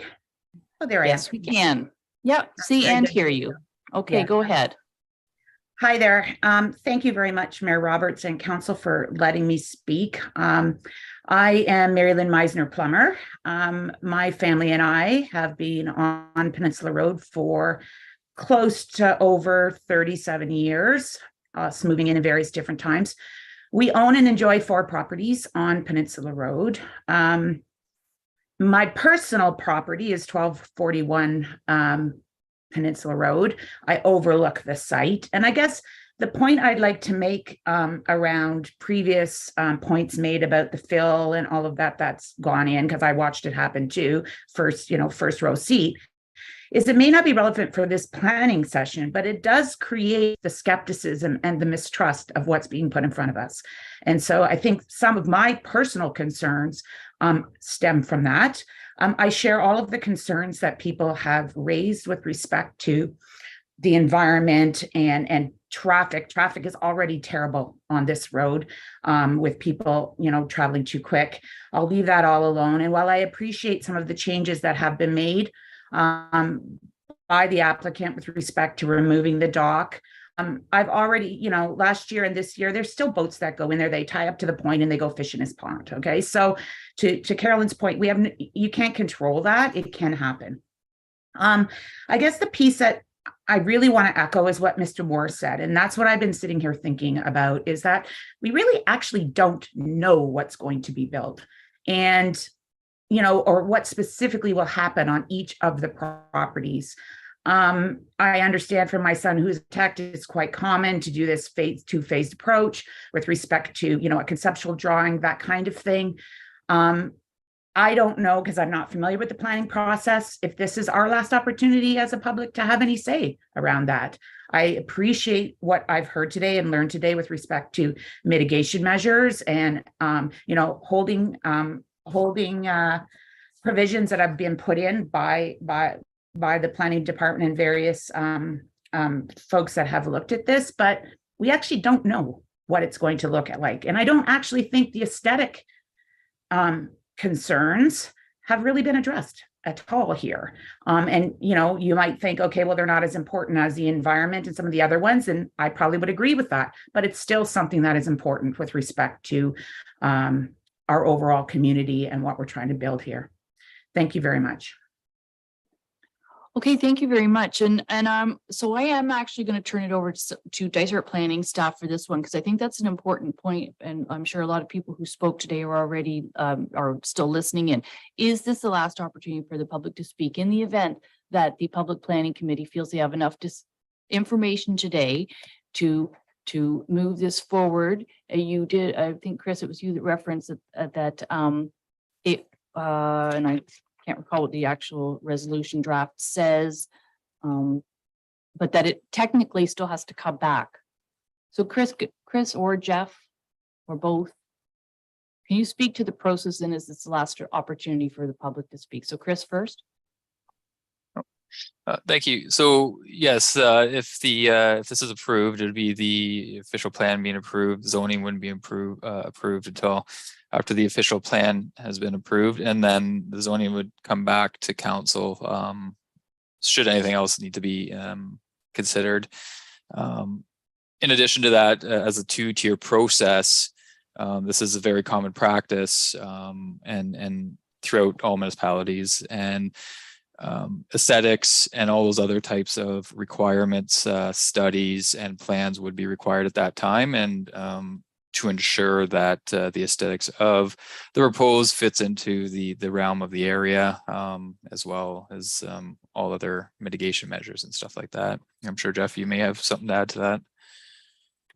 Jeff? Thank you. I don't have a lot to add. I think the answer depends on how council decides to proceed today. If they decide to adopt the official plan, it will proceed to the county, who are the approval authority. My understanding is the county do their own, they provide notice as well in accordance with the Planning Act. In terms of the zoning bylaw, it's not anticipated that a bylaw will be passed today. But council could ask for further discussion prior to the bylaw being passed. It's really how council wants to decide to proceed. In terms of the site plan control process, that has been delegated to staff, so that would not be there would be not opportunity for public consultation on that process, but that site plan control process would be done in accordance with the official plan. And it's hard to say how future development will go, whether there's going to be condominium processes, because if there is, then there would be more opportunity. I suppose I'm just kind of validating that it is a bit of an unknown right now, but it depends how council wants to proceed today. So if it moves to the county and we approve the official plan, it goes to the county. Can the public comment in that process at the county level on the OPA? My understanding is yes. We are required to forward all public comments we've received to date, and we will do so if that's what council decides.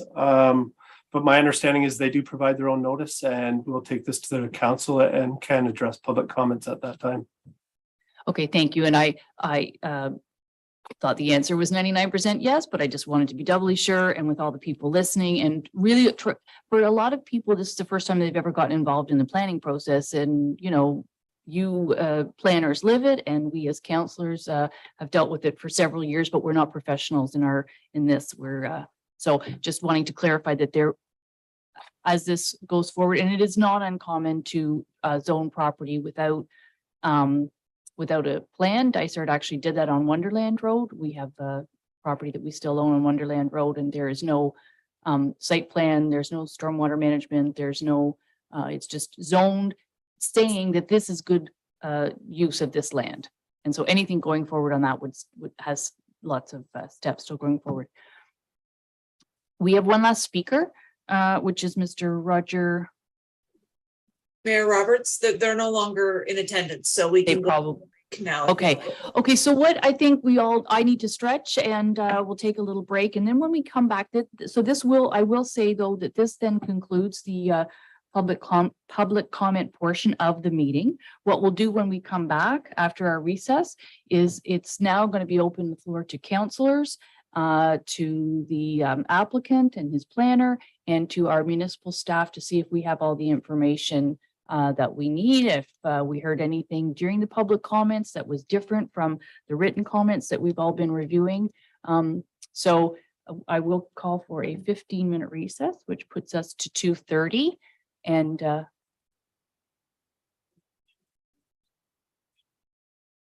I have to, okay. Excuse me. I've got papers all over the place.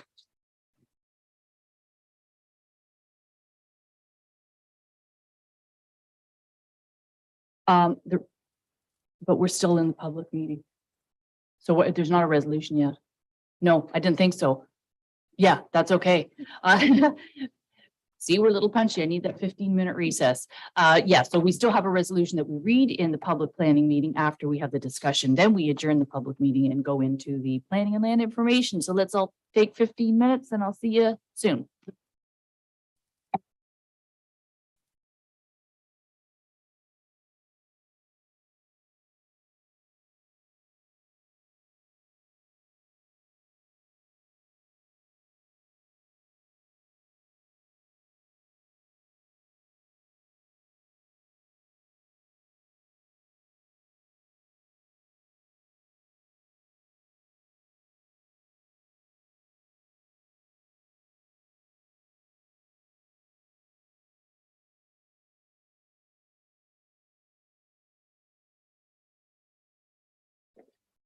People have the opportunity to bring up all these issues they can and take it and move forward.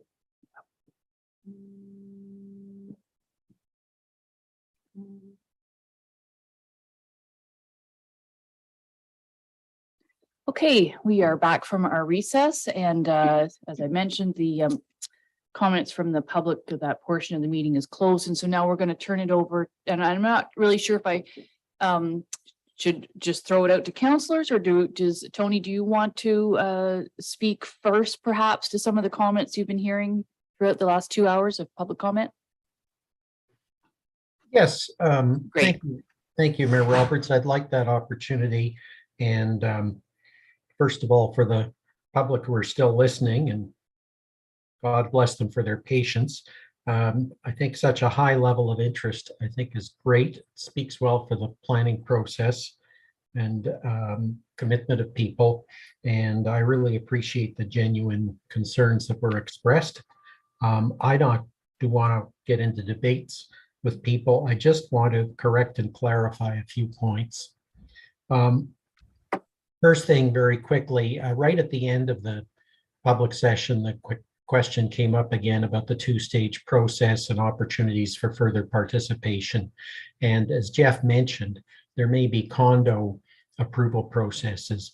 It's always been our assumption that most, if not all, of the 4 lots to become developed will be by condo, which means that there is a condo description and a full public process involved with that, and getting into much more detail about a lot of aspects of the development. And the other thing is, some of the properties may if there is further rezoning required on any of the properties at the second stage to get more precise in terms of the permissions, then of course that also is a full public process. So going to a few points that people made during the meeting. Ms. Saunders, I addressed one point. There's one other that I should have addressed. She said that we should have done a flood hazard assessment. That was addressed in my letter of April 2022. There is no requirement for a flood hazard assessment on this property, not required by the official plan. Dr. Atkinson referenced the island, and there is a letter from me of December 7/21, which discusses this whole question about the island, invites people, says that from everything that I have reviewed and can see, there was no island. And I'm talking about a real island, not a clump of trees on part of a piece of contiguous land. And that if anybody had evidence to that, to the contrary, I was more than welcome to hear from them, discuss it with them, see if there was information that was sending me down the wrong path, and I never heard from anybody. Dr. Filion, I've addressed. Mr. Cowan said that lots at the high water mark are on the lake. Well, first of all, there's no question that the other 3 lots touch the high water mark. There is absolutely no question about that, but it's showed in our plans and in our application. But it's important to note his scenario as well, even despite what was in the bylaw, which I think he had some trouble accepting, but even accepting that the bylaw prohibits docks in the EP zone, people will put them up anyway. There's a little problem with that, is that the way the land is proposed to be divided is that all the land below the high water mark, all the flooded land, would be owned by the retained lot. So if somebody put up a dock on one of the other 3 lots, they'd be trespassing into somebody else's land. Either that or they would need a right of way. And I'm sure there is no way the Committee of Adjustment, the County Land Division Committee would allow a right of way for a dock that was contrary to the local zoning bylaw. Ms. Harrison talked about the dump trucks in the middle of the night dumping stuff and et cetera, and violation of the rules and laws by my client. This again was addressed in the discussion that I had early on in response to the question from Councillor Smith. She also said that in terms of the designations and zoning, we are going from EP to commercial. That is not true. The EP designation in the official plan and zoning in the bylaw are there now. It is a very standard planning process and clearly allowed for in the official plan. And this happens in all kinds of development applications, that at the development of the individual site stage, you can refine a site-specific study the boundary of the EP. And that's all we have done. We have proposed to refine on the basis of Gord Nielsen's study, the boundary of the EP to more precisely protect the wetland. So there is some alteration of the boundary. Pieces go in and pieces go out. Other than that, we are not changing EP to commercial. We are proposing to change what is designated as rural in the official plan to residential and commercial. Ms. Guthrie raised again issues of clearing of brush, burning of tires, etc. We'll be back again to the same conversation I had with Councillor Smith early on. She also said that the lakes and rivers designation on the existing property is why they chose their home. Well, the only lakes and rivers designation on the existing property is on the flooded lands below water, and all lands that are below the high water mark in the municipality are designated lakes and rivers. I assume she didn't choose her home on the basis of that. Ms. Langdon said that the lands are currently zoned EP and rural to protect the natural feature of the wetland. This has been addressed, this misconception is addressed in my April 2022 letter.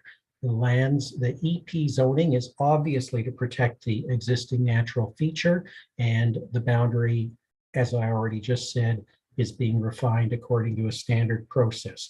Rural zoning is not to protect natural features. Rural zoning is basically, as I explained in that letter, leftover zoning until such time as the municipality can either stay as rural or until the municipality chooses to rezone it to a use such as residential. But rural zoning is not there to protect natural features. Only EP zoning is.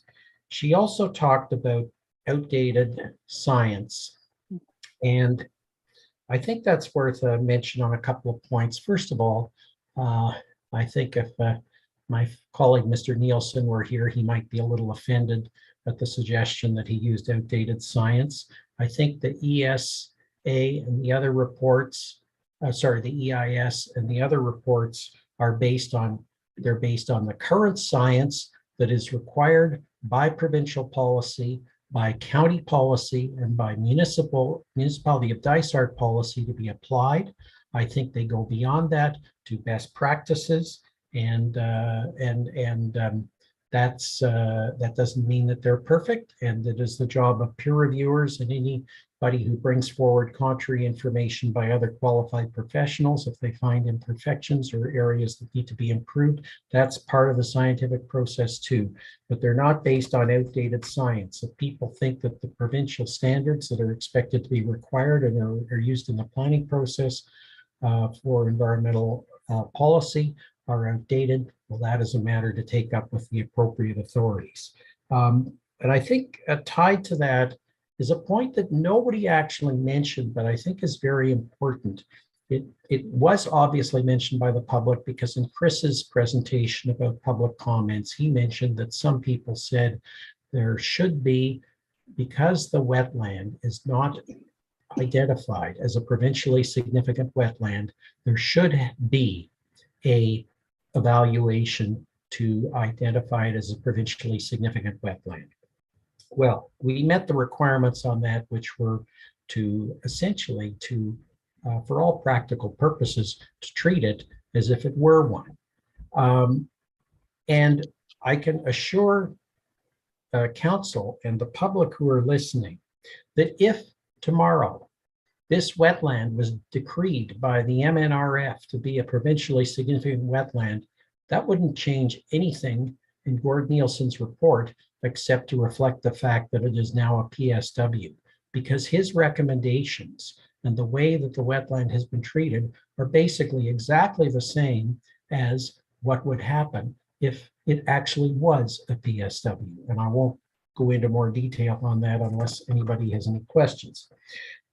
Ms. Swift went into the same thing about, well, isn't exactly the same, about, she said no permit was ever requested or granted regarding treatment. That is a kind of a backhanded way of saying that no permit was ever required. And that is discussed in a letter of August 15, 22. She mentioned that the rules were ignored which again goes back to my conversation with Councillor Smith. And she also said, well, what if someone puts in a dock illegally? Who is ever going to monitor that? Who is going to undertake ongoing monitoring of that? Well, I think I have never had any doubt, and I certainly don't have any doubt after today, that if this development proceeds, the residents of Grass Lake are going to be extremely effective and committed monitors, and that if somebody were to put in a dock immediately, I don't think it would take a year for that to be found out or communicated to the municipality. Ms. Dow, the same thing about rules being broken. Again, my conversation with Councillor Smith. I spoke to Ms. Berman's comments. I spoke to Ms. Williams' comments. And the last thing I want to say is Terry Moore, and I hope he's still listening, he said that the protection and enhancement of healthy ecosystems should be at the center of all planning decisions. Well, that is exactly my view as well as a professional planner. And I think I stated that all very close to words to that was Gord Nielsen's approach as well as a professional biologist. We may have different, obviously have different opinions as to whether we have fulfilled that properly, and that's fair, but that's just as much at the core of what I have been seeking as a professional planner and what my client has been committed to, because otherwise I wouldn't be working for him. So I just wanted to make that point that he and I are very much on the same page in terms of the principles of how planning should proceed. And we believe that is to the best of our efforts what we have done here. Thank you. Thank you for clarifying so many of the questions that I had going through my head also, and I'm sure some councillors did, and you know, taking notes as we heard so many comments, but it really is about clarifying, and I really appreciate your last comment there. As well, I can attest to this term of council and the people that I see here. The environment is also our number one, in fact, priority. And development that protects the environment. And actually that was a pillar of our strategic plan that we just adopted a couple of months ago. So I'm going to see if Jeff or Chris want to add anything. I think Chris might take us through some of the comments or condense them, and then we'll open it up to the floor for questions from councillors. Chris, did you want to go through some? Yeah, I wasn't sure if, Jeff, do you have anything that you want to comment on first? And then if anything, I can probably bring up the PowerPoint with those comments. We can just go through them and see if council is satisfied or have any questions on those points raised by public. I think we I don't have anything to add. Sorry, Mayor, go ahead. Yeah. Okay, so if you don't have anything to add, the PowerPoint is referring to at the very beginning with the little boxes and where he said, you know, and it was brackets 13, talked about this, that, and other thing. I think it would be worthwhile to go through that so that we can really ensure, because one thing we're being very much criticized for today and previously to even calling the meeting today is that we're rushing things. And we've had a lot of these comments for a long time. They've been available to us and on the public and concerns. And basically when someone makes a comment, then we have to see, you know, how does it test back against our official plans, county plan, policy, provincial policy statements, etc. So I think that is very worthwhile to do at this point. Okay, I will share my screen here.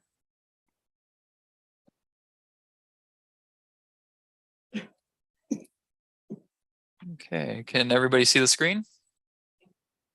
So Chris, because I don't have a mouse, and so I'm not able to maneuver, I am going to see if I can see Nancy, and I just want to see if you can just pull that little bar over on your screen so I can see all of the councillors. I've got Councillor Smith. If there's any questions and I can't see your hand and Chris brings up a point and you want to speak and I can't see you, just go ahead, okay? Mayor Roberts, I can tell you if someone's speaking. Mallory will look after that for me. Okay, go ahead, Chris. Okay, thank you. So the first one was related to active transportation. The comments were seniors walking with no sidewalks, walking on inclines, bends, blind corners, danger for pedestrians and dogs. Staff had raised just some comments in the report related to sidewalks and the active transportation or having sidewalk contributions, sort of more of a question towards council if that's something that they would like to see included in the future in this area. So I think I'll direct that back to council if they have any comments related to the active transportation, sidewalks, and concerns with maybe pedestrian conflicts in cars within this area. Does anyone have concerns? Mallory, you'll chair a little bit or help me out. Councillor Smith has a question. Go ahead. It's not a concern. It is a question. We have with, like, for example, the Garden Retirement Center, we did have a contribution from them towards sidewalks in that area. And so when would be the right time to talk about a contribution towards sidewalks associated with this development? Typically contributions and the securities would be done through the site plan process. We would collect all the monies and securities at that time. Jeff, I don't know if you have anything to add into that. If there's any policy in place to collect it in any other way, but that's typically the mechanism to collect those funds. Yeah, that's correct. Active transportation will be addressed during site plan agreement. Either through funds or the creation of sidewalks, that'll be looked at. But staff do believe it's important. So just to know, sorry, John or Councillor Smith, the difference between Gardens retirement, which it was there was a sidewalk and it sort of dead ended, so it was to connect the link. The problem, or not problem, but the concern would be would be that like a sidewalk to where. However, a contribution towards something in that area, but you don't want to have a sidewalk and not connecting to anywhere. So I understand that it needs to take you somewhere, just like a road. But would it be appropriate, I guess, is a question then for this council as part of this to spell out some of these things to make sure they do get covered off as part of a site plan review process? I think that would happen at the development stage myself. So it's being duly noted here in this process, and but I don't think that there's anything that we could include at this time. Jeff? Well, council could add stuff to resolutions, but staff are bound by the policies of the official plan, which direct to do this type of thing. So when we are reviewing site plan agreement applications, that is how we are going to apply it. So that is probably the most appropriate time to deal with this. Okay. Okay, so Chris? Okay. Second one was about air quality. Air quality decreased with further tree removal. Does anybody have any comments related to this? Are they satisfied that the proposed addresses the addition of trees and vegetation? Just opening up the floor there. I believe, Mr. Escher, in the proposal, there's quite a bit of reforestation. Correct, as well. Yes. So it's sort of a net zero. So I don't see how that would apply. Okay. Just writing in notes here. And then the next one is amount of proposed units, number of units not blending into the existing surroundings. Does anybody have any comments or concerns?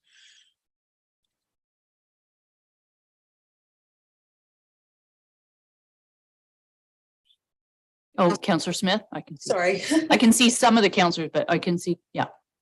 Sorry, just a question on that in terms of, and this will probably come up elsewhere also with respect to the number of units. So yes, it's been suggested as part of this rezoning that we could end up with a development here that had a total of up to 88 units, but we're not locked into 88.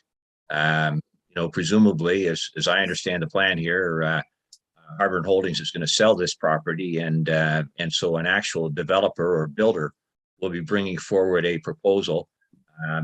For some, or somebody may only buy one lot, or somebody may buy two or three, but they'll be bringing forward a development proposal, and it's at that time when council is reviewing that proposal that they'll have a chance to assess the appropriateness of the number of units on whatever property that particular developer builder is bringing forward. Is that fair?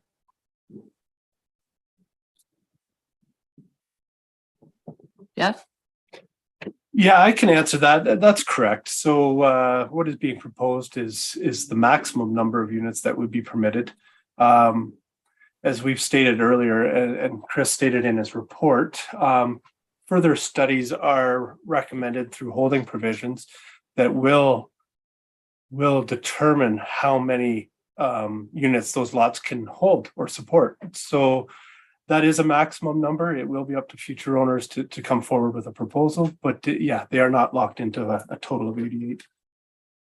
And so also as part of that, at that time, the concerns that were raised by Ms. Saunders from DM Wills about the number of units that were acceptable per hectare. In fact, that would be the time to deal with that potential issue. Is that fair? That was the debate about, was it 17 per net hectare or 17 per gross hectare, if you like? No, I think this is, well, through the zoning process, that is an appropriate time to deal with that concern. I think Mr. Usher answered that appropriately. And I don't want to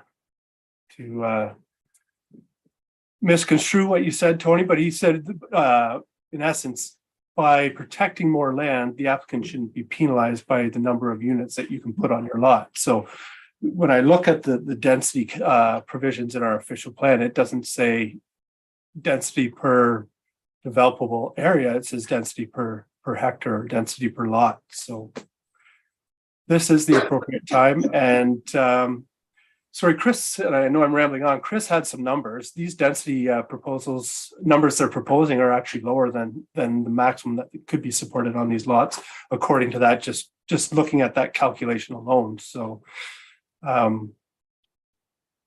yeah, sorry, I'm rambling on, but this is the appropriate time to look at it. Chris, did you want to add to that? No, I think it spelled it out in the report. Okay. What those numbers were. I don't have it right in front of me, but those numbers were spelled out that the number of units, if you do the calculations, could actually, based on those numbers and the policy, the numbers would be higher than what's being proposed. So the numbers that are being proposed are actually less than the calculations in the official plan.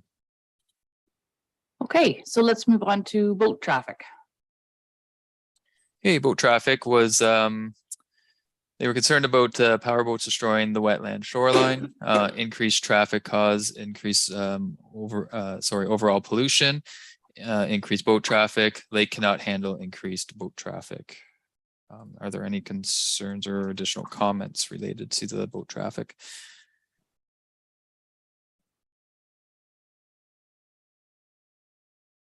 Mallory or I don't see any, so we'll move on. No. Okay, so I'll say that council was satisfied by the comments received and what was provided by the report as well.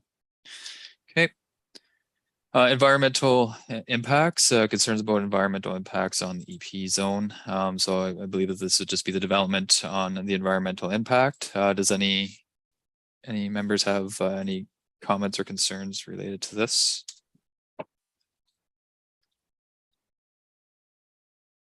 I see none. Okay.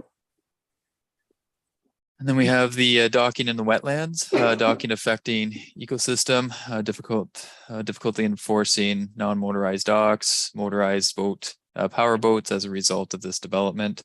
I believe this again was addressed by the applicant as well. So if there's any comments or concerns related to that.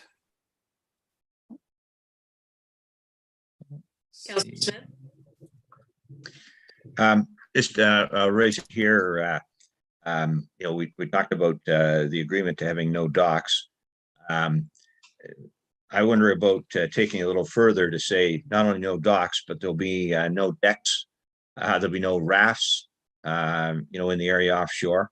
No ramps going through the EP zone, so that all of that, you know, type of activity is eliminated. In fact, the only pathways would be in the buffer zone as opposed to in the EP zone.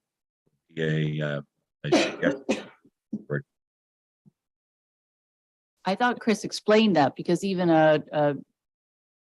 okay, Chris, go ahead. I may turn it over maybe to Tony just to see about those proposals, and then if that they're being addressed through the zoning, and if he has any comments on that prior to Jeff or I commenting. Okay, Tony.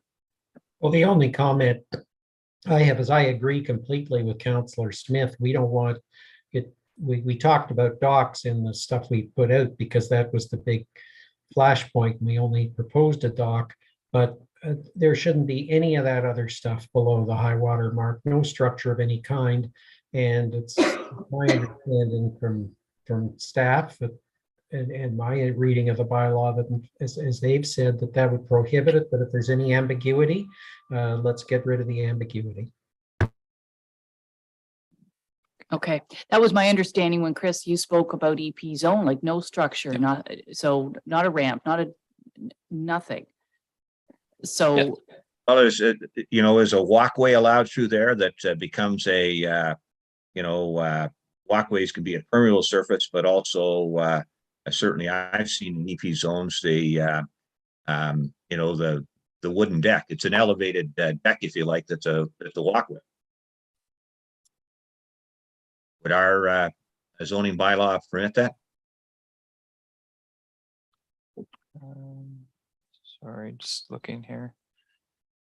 And you know, the other one is the rafts. So if we're going to have you know, people living there, and you know, there's going to be kayaks and canoes, and the next thing you know, well, somebody say, well, I can't have a dock, but I can stick a raft out there 10 feet by 10 feet, anchored a few feet off shore so that it's not touching the shore. That's a raft, and we haven't got a prohibition against that. Jeff, go ahead. Yeah, if I may, rafts are a defined use in our zoning bylaw, and as per the draft bylaw before council today, they're not included as permitted uses.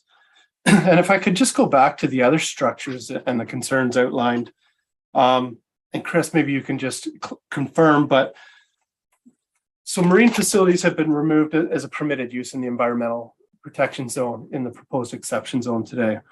The other permitted uses in the environmental protection zone remain, but the draft bylaw proposes at the end of those, so it would say something like flood erosion or siltation control works, but no structures permitted. So after every permitted use, we've included that language that no structures permitted. So there'll be no structures permitted in that EP zone.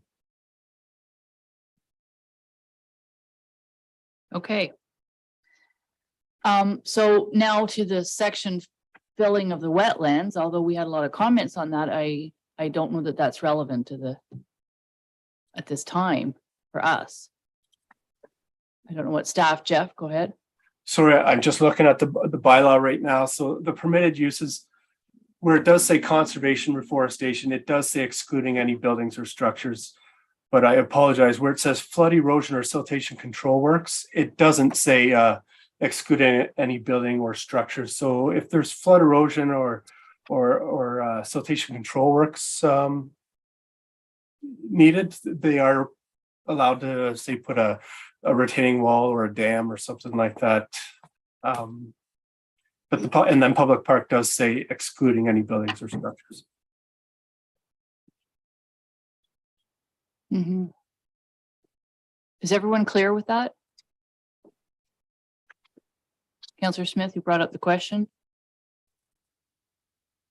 Well, I'd like to Jeff to point to me where that is in the document before us. It's in the draft zoning bylaw. So if you have the planning report in front of you, it's on page 54. Okay, thanks. Under section 10.3.3.1A. So why don't we move on? And Councillor Smith, you can be looking that up at the same time, just for the sake of time. It is 3 o'clock. We've been at this since 9. And just I'm not trying to move past something to not make it important. We can come back to it if we're not clear. So let's go to the fill of the wetlands and we can come back if we need to. Okay, fill of the wetlands, further damage of the wetlands by filling, concerns about current filled in the wetlands, concerned about blocking the water course, flooded area being filled, concerned about buildings on previous wetlands that were filled in. Again, I believe that this has been addressed, and I don't know if council has any further comments or concerns.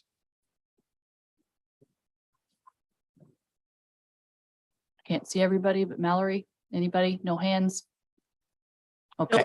Oh, Councillor Smith put his hand up. All right.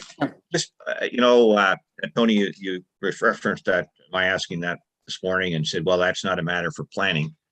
I do think in my own mind, and certainly heard this echoed a number of the comments today, that this cloud that hangs over, and even the photographs we saw today that I think it was Linda Williams had those photographs that made this site look like a gravel pit at one point, frankly, with the stack of rocks that were there, the equipment that was on site. That you may say that's got nothing to do with planning.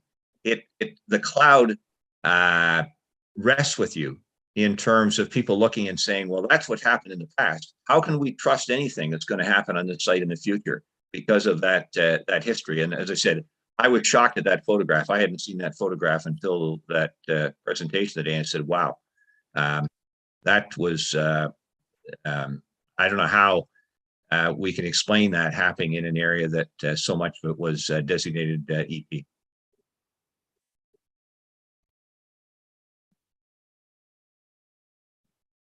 I don't know. Tony, Mr. Usher, did you want to take that on? Well, I guess Councillor's looking for a response.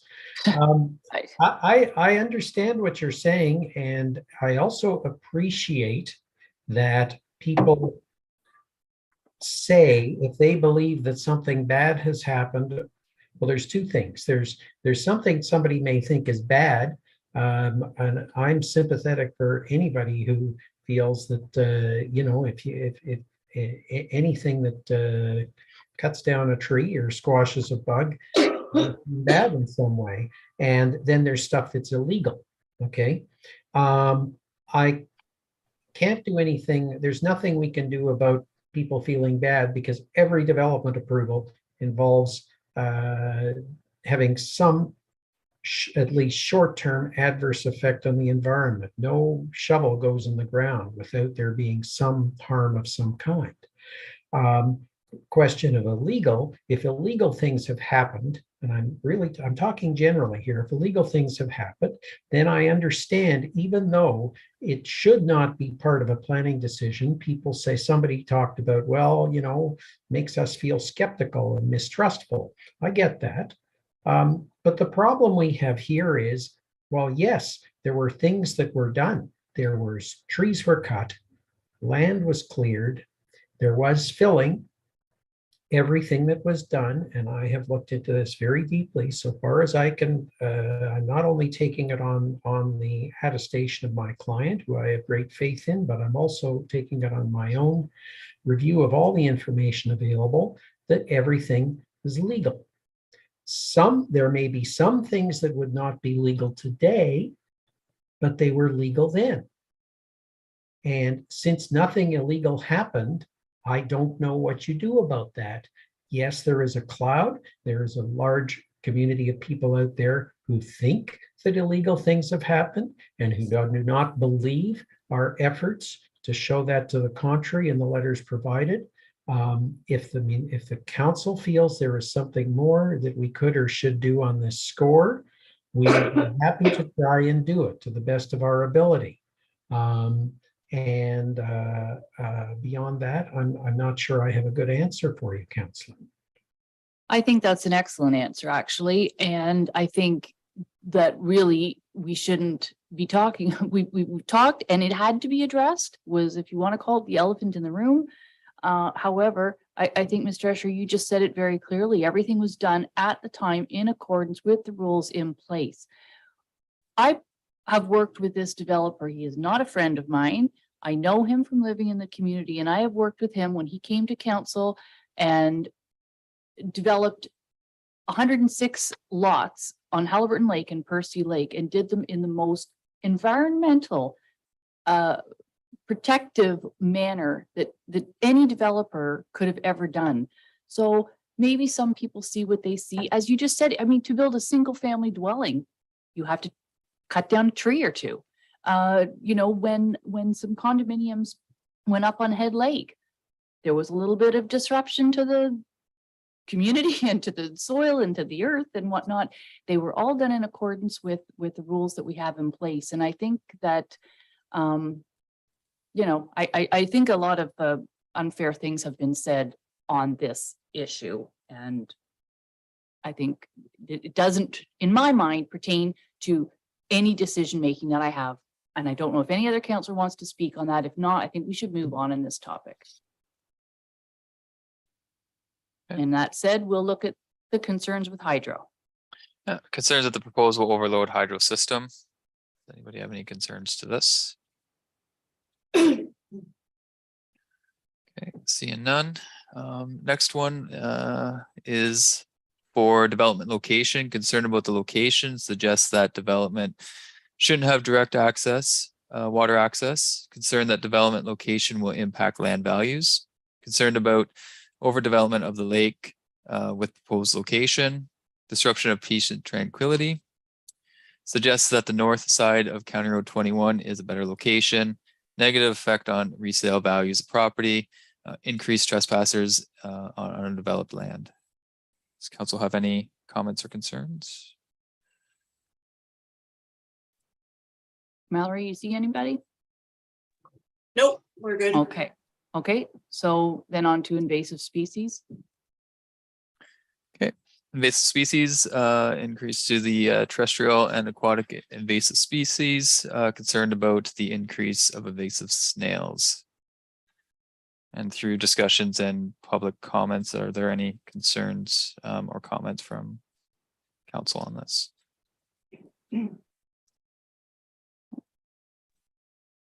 Seeing none, Mayor Roberts.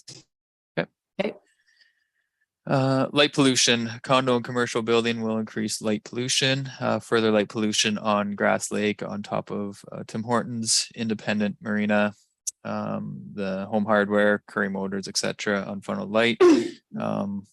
Again, lighting will be addressed through site plan approvals, which usually typically include photometric plans. But if council has any comments or concerns. Just a comment, our official plan clearly states of what's called night sky, it's all downward lighting. Can you refer to that too? Because I don't have documents on my fingers. Yeah, it provides that policy that they have to have full cutoff and direct lighting down, and those will all be addressed through the photometric plan during the site plan approval time, and to ensure that there is no trespass of light on neighboring properties. Okay, great. And then we go to the housing crisis. Municipality needs housing. Businesses need staff, but lack the housing options. Discourages professionals as well as qualified trade and service workers from relocating. Approving the first phase of Harbor and Holdings development further demonstrates commitment to solving the Halliburton housing shortage. Companies feels the negative impacts of shortage for workers. More housing options may alleviate the shortage of workers. Commute to the county and increased fuel prices no longer viable option. Does council have any comments? Yeah. Anyone want to speak to this? You see anybody, Mallory? No, seeing no comments.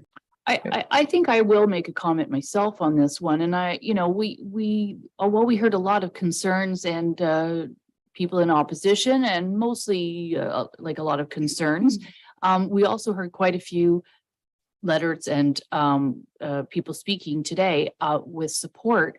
I think we have to remember this is in the Haliburton Village area.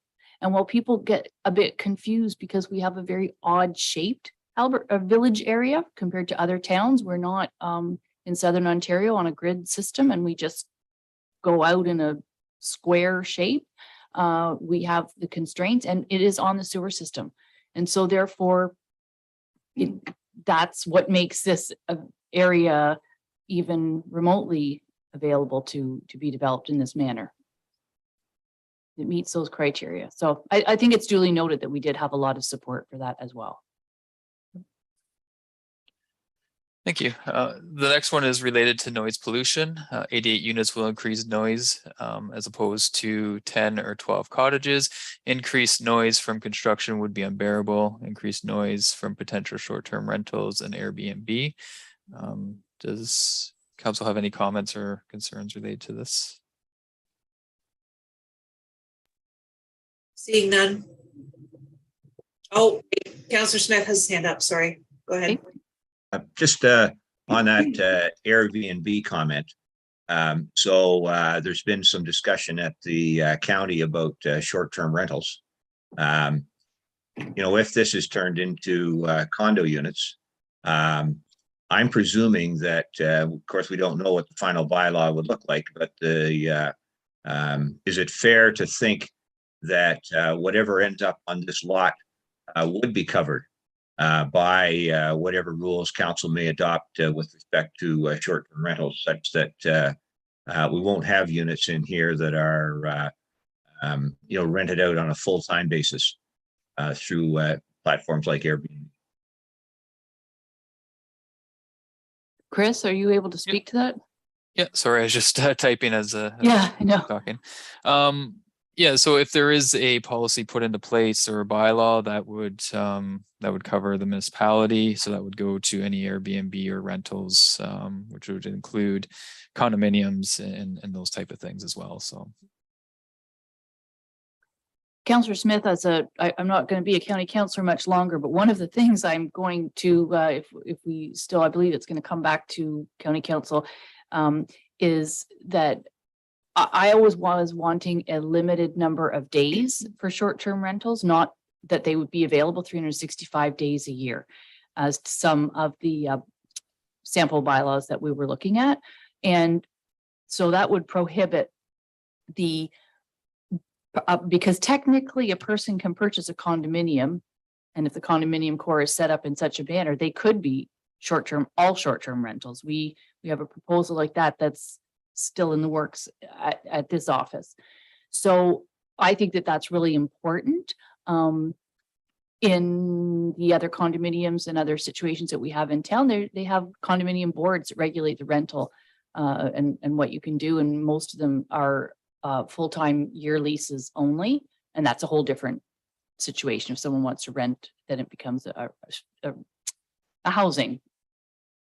Yeah, if people want to buy it and rent it out year by year, it just seems to me, and back to the previous topic there in terms of the housing crisis, if many of these units, doesn't most or all, but even if many of these units end up being purchased by investors and simply turned into short-term rental to allow people to be up here vacationing all the time, that's doing nothing to solve our housing problem. So we need to make sure that whatever approach is in place here, that doesn't become the outcome. And I'd like to specifically ask about the one lot that's going to be designated commercial. Presumably, it would be designated in a fashion that it maybe has ground floor commercial, but the residential units in it would be caught in the same restrictions in terms of short-term rental applicability. And they wouldn't be commercial units. Is that fair? that's correct. They'd be treated as the medium density dwelling units, even though they're in a commercial, they're mixed use, so they would be treated as residential units, not commercial. Okay, Okay, the next one is related to the recreational capacity, concerned about recreation capacity being increased. Discussion around this, as mentioned, there will be no proposed docks or marine facilities. And if council does have concerns or comments related to this, we can certainly put them in. And on top of that, if there are additional concerns, they can always request a boating capacity study as well. So just as per the discussions that we had today. any concerns? Okay, Mallory's seeing none, so we'll move on to the next slide. Sewer treatment capacity, sewage treatment not having enough capacity for the proposed development, demand on condition and capacity investigation of the sewer plant. Questions how the municipality will ensure that sewage removal will remain unaffected by the increased capacity, and who will pay for the upgrades of the sewage system. Through discussions, and as Jeff mentioned earlier on in the meeting, there is capacity at the sewage plant, which has been addressed and verified by the Public Works and the municipal engineer for the sewer treatment plant. And if council has any further concerns or comments. In terms of the question, who will pay for upgraded sewage system? Yeah. Not the system at the actual plant, but any development is paid by the developer. It's the developer and that would again be in the fees at the site plan stage. If it turns out one of the severances that say the one that has 23 units, it actually ends up being 20 units, they pay the sewer connection fee as per our bylaw.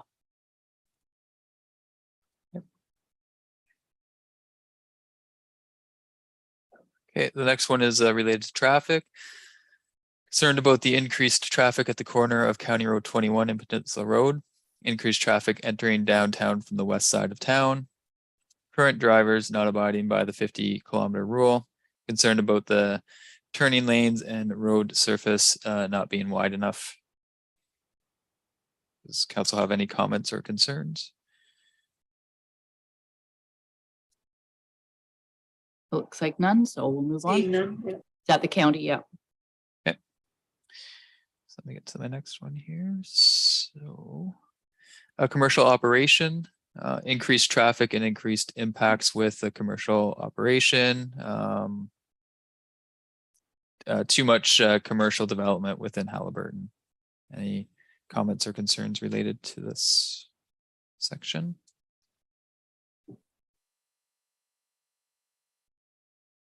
Seeing none. Species, just concerned about the habitat of the identified species, including the geese, ducks, woodpeckers, turkeys, turtles, deer, moose, fish spawning habitat, and concerned about development on the habitat wildlife. As mentioned, there will be many mitigation measures, buffers. Development will not be in the low-lying or wetland areas as they will be set back those 30 meters. But does council have any comments or concerns?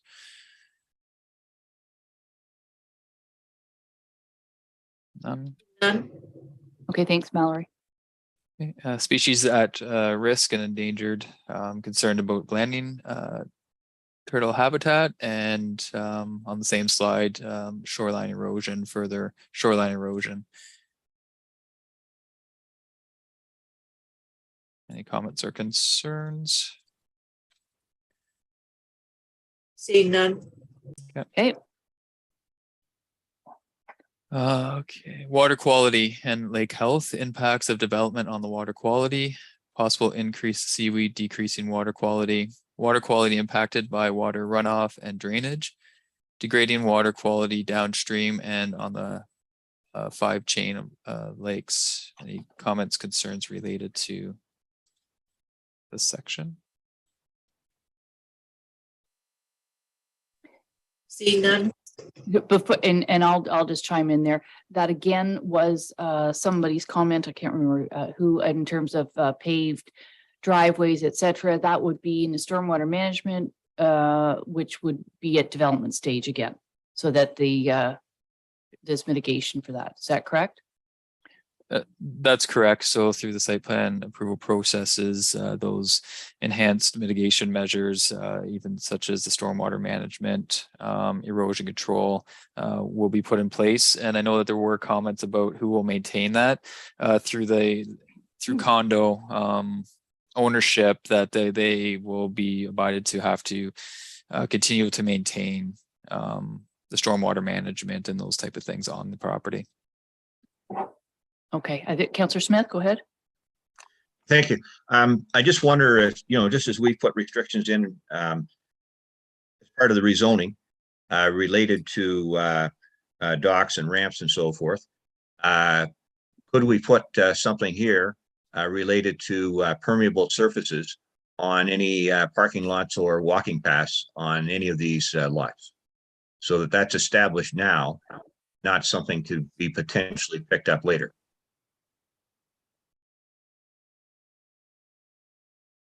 I don't know, can you include that in zoning? Or is that site plan? Typically that you would look at that through the site plan process. Just trying to think of a mechanism that you would be able to include that in through this process. I'm just trying to think, Jeff, if you have any comments on that, but typically that would be addressed through the site plan process, taking comments, concerns addressed through this public process that would be consideration at that time. But if we're the council that's heard these public comments, had this public meeting, the site plan process doesn't have another public meeting. So concern is that it gets overlooked later on, or the importance of it to the public doesn't get weighed. Whereas we today have heard that firsthand and may have a better sense of its importance to those who presented. If I may just chime in before Chris, the problem with determining what the surface treatment of the parking areas and the pathways and the walkways are now, when we're not talking we don't have a development in front of us. We don't know that first of all, for accessibility, we heard even at the college that the pavement was actually better for accessibility, etc. And they may have a stormwater management plan that actually flows to a little, small area to the side, not necessarily just because it's a paved parkway means it's all flowing down over to the lake. So I think we really have to know that our planning policies in terms of site plan control and stormwater management, our staff would not accept a site plan that shows runoff all just going off to the lake. So I don't see how we can determine what the surface treatment of the parking areas, pathways, etc. would be in the future. And I don't see how we can put that in zoning. I think we can put anything in zoning that this council wants to put in zoning. It's a question of us deciding what's important or what's critical. Okay, I'm going to let Chris answer. I'm just trying to think of, again, I'm trying to think of a mechanism to put that into under our bylaw. Sorry, I just got 3 screens going on right now, Jeff. I don't know if you have anything that you can comment on based on this, but typically it's done through the site plan process. If these developments don't happen for 10 years, there could be newer improved ways to mitigate these types of runoffs and stuff like that we don't even know of at this point. So typically that's why it's done at the time of development, to do what's, I guess, the most appropriate and the most up-to-date. I'm trying to think of the wording, but just the most up-to-date implementations of those type of requirements for development. Okay, so Jeff, while you're thinking about that, I'm going to look because Councillor Smith, you've brought it up. It was brought up by one person. I've sort of stated my thing. I'm going to trust the site plan control and not tell a developer what the what his development has to look like on the outside in terms of pavement and pathways and parking lots. Mallory, can you see if the rest of the councillors? Yeah, Councillor McKechnie would like to make a comment. Yep, Councillor McKechnie. Yeah, I'd like to just make a comment that I agree with the way you answered that question, Mayor Roberts, in regard to a reference to the Sir Sanford parking lot. And like there's there's so many factors that could go into what surface should be down there. We shouldn't be designating that it's got to be gravel or whatever. So I agree with the way you answered the question 100%. Okay, so is there any, just to, and it's not to be rude, just to keep things moving along, it is 3:30. Is there any support, Mallory, if you can look at your screen to see if there's any support that we want to reference anything to do with pavement, parking areas, etc. And if there's not, we'll move on. Any? No support, no. And no, okay, all right, so we will move on from that then. And I don't remember where we were.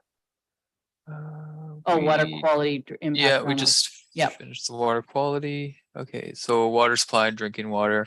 Concerned about the impacts of development on water supply and neighboring wells. Problems with well-being impact by testing.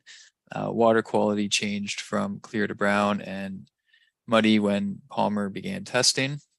Concern that the water table wouldn't be sufficient.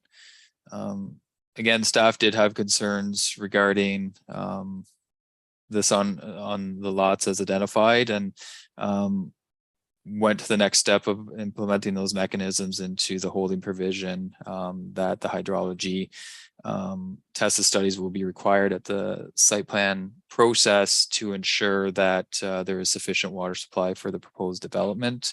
And if there isn't, then development would not proceed. But again, council, if they have any further comments related to what was discussed today, this is the opportunity to do so. Okay, look to the floor and here. Any comments on that?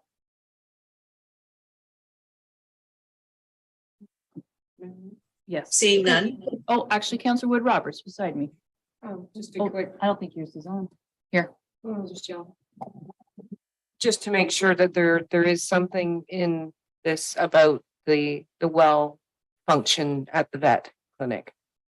There is going to be conversation about that, right? That's correct. Through the discussions today with the applicant or the consultant and the owner. Tony, sorry, I don't see everybody on here, but Tony, if you're there, if you maybe just want to elaborate a little bit more of that discussion, just to reiterate it a bit. Well, I guess first of all, I got to find out whether there's something missing here in terms of any response from Dr. Filion. But after that, I think it would be good at least to try to have some kind of discussion that should also involve the municipality, because you guys are of course responsible for if the bylaw is passed, you guys are responsible for taking it from there in terms of holding provisions. So I think it would be good to have some kind of discussion involving our people, our experts, and yourselves and myself with Dr. Filion to see if we can try to sort out the misunderstandings that and problems that have developed to this point. I think also you guys have made the point that the additional conditions that you're recommending about the H mean that in the case of the northern lot, the applicant at such time, and let's say it's places for people, comes back in 2 or 3 years or whatever, and is ready to go ahead with the site plan agreement and condo description, that they're going to have to demonstrate that this issue has been resolved, and that that not only in general is there a sufficient water supply, but there is a reasonable assurance that there will not be adverse effects to the that operation, and that if there are, that the developer will be fully on the hook for addressing that, even if it means drilling a new well for the vet operation or whatever the case may be. Okay, thank you. She said, thank you. Okay, so tree clearing then? Concerned about the about further tree removal, as trees have already been cleared, increased tree clearing causing increased runoff. As through discussions today, there will be replanting and or revegetation of the 200 trees and shrubs with additional mitigation measures, retained vegetation within the setbacks and those type of things. So if council has any further comments or concerns.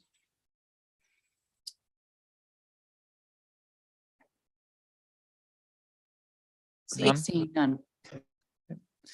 And Okay. then one more was just the wetlands. So destruction of wetlands yes. and the ecosystem of Grass Lake, wanting the Ontario Wetland Evaluation System to evaluate the wetland. And Tony, just at the beginning, or sorry, Mr. Usher, just at the beginning, actually commented on this about how the wetland was evaluated to the higher standards. So if council has any comments or concerns.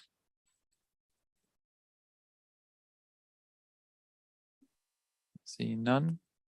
Okay, yeah, and that's all of the consolidated comments that we have. Okay, so thank you. I'm glad we went through those. That's really important. And so Councillor Smith is first, and we'll see. Well, one topic that didn't make that chart is timing.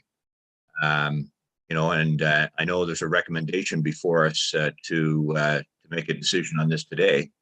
There were multiple times, Madam Mayor, that you told people who were out of time that they could submit comments after the meeting, I guess by email or whatever. And that's great that they have that opportunity. We didn't have a chance. We as councillors were not given an opportunity to ask questions of people who made presentations. So there's been no two-way communication with them. Again, without timing being discussed, but I'd like to think that council is not prepared to make a decision on this today, that we could set this aside to, we've got a council meeting scheduled for October the 11th, and that would give us a couple of weeks for consideration of everything we heard today, a chance for the public to follow up whatever they observed today, and have whatever conversations they may wish to have with individual members of council. Councilors may reach out to people who made a presentation today, and that would be, I think, a more responsible approach and a more responsive approach given the number of people who raised the question of timing with us today. Any other councillors want to speak to that, or staff want to speak to that? You're right. However, people were able to give written comment prior to the meeting, of which we received several, many, and they were told the 5 minutes. And I know, it's like in lots of things, you have to adhere to that schedule. We had so many speakers here. We are still at 3:30 in the meeting. So most people I felt were wrapping up, and I don't know that any new information would come forward. And public meetings generally aren't meant, it's not just today. Public meetings aren't a debate back and forth. It is our opportunity as a public planning committee to listen. And then if someone brings up a concern like wetland or boating or tree cutting or the environmental impact study, it goes back to either our staff or it goes to the applicant. So that would go back to Mr. Usher. So it's not meant for us to be asking questions back and forth to the public.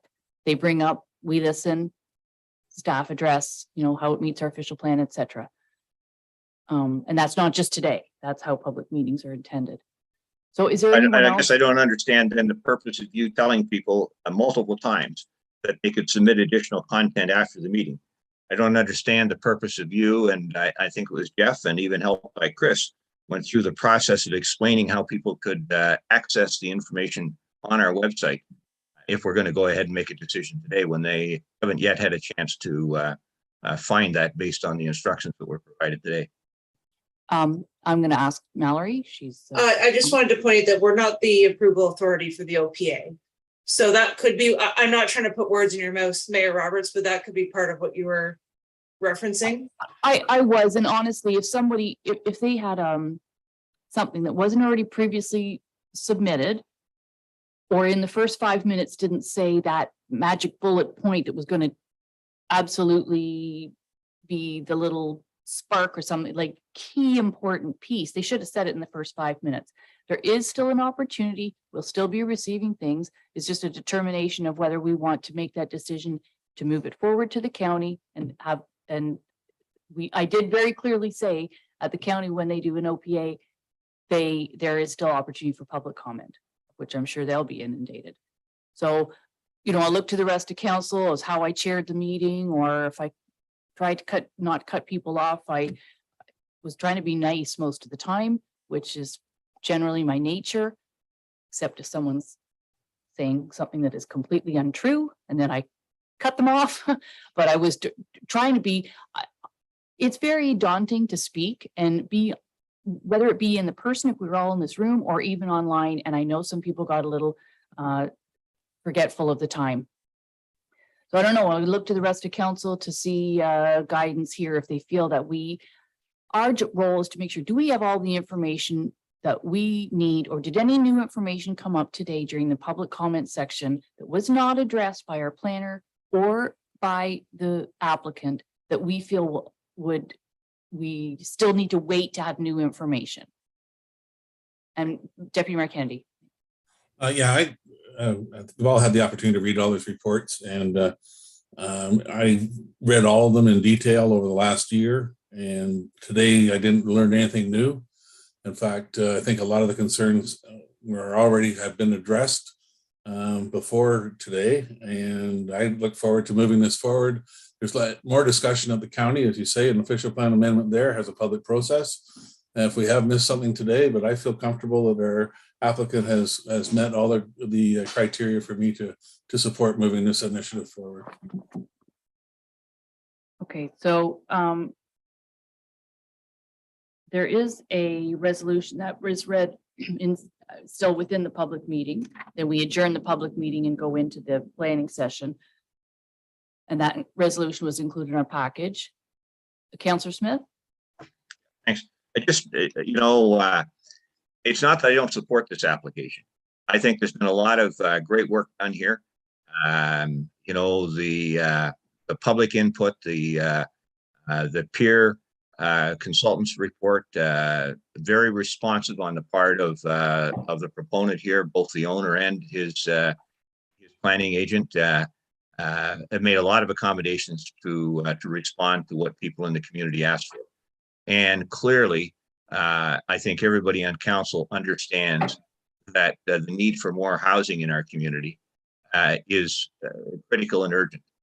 But I don't see the process really being slowed down if we take the 10 or 11 days between now and October the 11th to demonstrate to people that we not only listened, but we took the time to consider what they had before we rushed ahead and vote.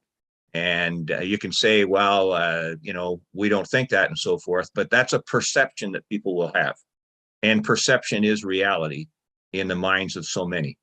And it's for the credibility of council that I'm suggesting that we take that pause of 11 days and give people a chance, based on everything they've heard today, to send additional comments to us or raise some issues they hadn't previously thought about. And it's as simple as that. As I said, is reality. Thank you. Okay, thank you for that. So, we have somebody who wants to support it, and we have somebody who wants to delay it for a couple of weeks, or defer it for, I don't mean delay, but whichever, defer for a couple of weeks. I see Councillor McKechnie would like to speak on this. Yeah, I agree with Deputy Mayor Kennedy in regard to, these people did a great job today in their presentations, bringing up all their concerns. And I think that today, a lot of the concerns were addressed by the planner and the applicant. And I think I agree with Deputy Mayor Kennedy that the county, we should present this to the county so they can hear any other concerns that they're going to have. This will get onto the county agenda, I imagine, would be on before the next term. Or probably won't. Or will it? I'll look to staff. I don't know how quickly. I don't know. But I think that, you know, we're winding down, needless to say. But I mean, we've all been discussing this for a long, long time. It isn't like this just all these concerns, and there was a lot of new ones that come up today, and we heard them all out. And I think the planner has answered a lot of the concerns. Thank you. So to staff, either Jeff or Chris, to the question of what happens after today, how quickly does it get onto a county agenda? Do you have any idea? I can try and answer that. I'm not exactly sure of the time frame. So if council decides to proceed today and adopt the official plan amendment, part of that resolution is to direct staff to make application to the county. There is paperwork we will have to prepare as part of the submission to the county. So it will take time to do that. Obviously, we will do that as quick as possible, but the unknown is the time frame at the county level. So once we make that submission, what's the time frame for them to review, provide notice, take it to their council? That's unknown. So I'm not exactly sure how long it would take after it leaves our office. Yes, neither am I. And Mr. Wilson is with other applications, but I would suspect it takes time. Notice takes time under the Planning Act. We know that these things take time. You know, there was some talk about the fact that public meetings are sometimes do take 2 or 3 meetings, and I had told some people that, and I think they kind of used that against me, if you will. I can think of an instance on a condominium development on Head Lake where it did take some time, but that was because the difference here I see is this: we've had some of this information for well over a year. And through the general public consultation that Mr. Usher has done on behalf of his client, already some of those changes started to happen. And I mean, for instance, if we were coming to today's meeting and docs were still proposed, I can guarantee you I wouldn't be supporting passing it, because we would have had people up in arms about, you know, the dock on whichever lot or the retained. So things changed through the public consultation process. With the condominium that I was referencing, that changes came about offered by the developer during the public meeting. So we needed to come back to a second public meeting, and it did get approved and it did get passed, and it did not, and it went forward. So in this case, I feel that because this application has been so long coming to today's meeting, I cannot personally see any new information that I would need to make my decision. I do have 2, I believe, councillors that were ready to support it. There is a resolution on the table that was included in our package. If you want, I'll read the resolution first before I look for a mover and a seconder. Councillor Smith?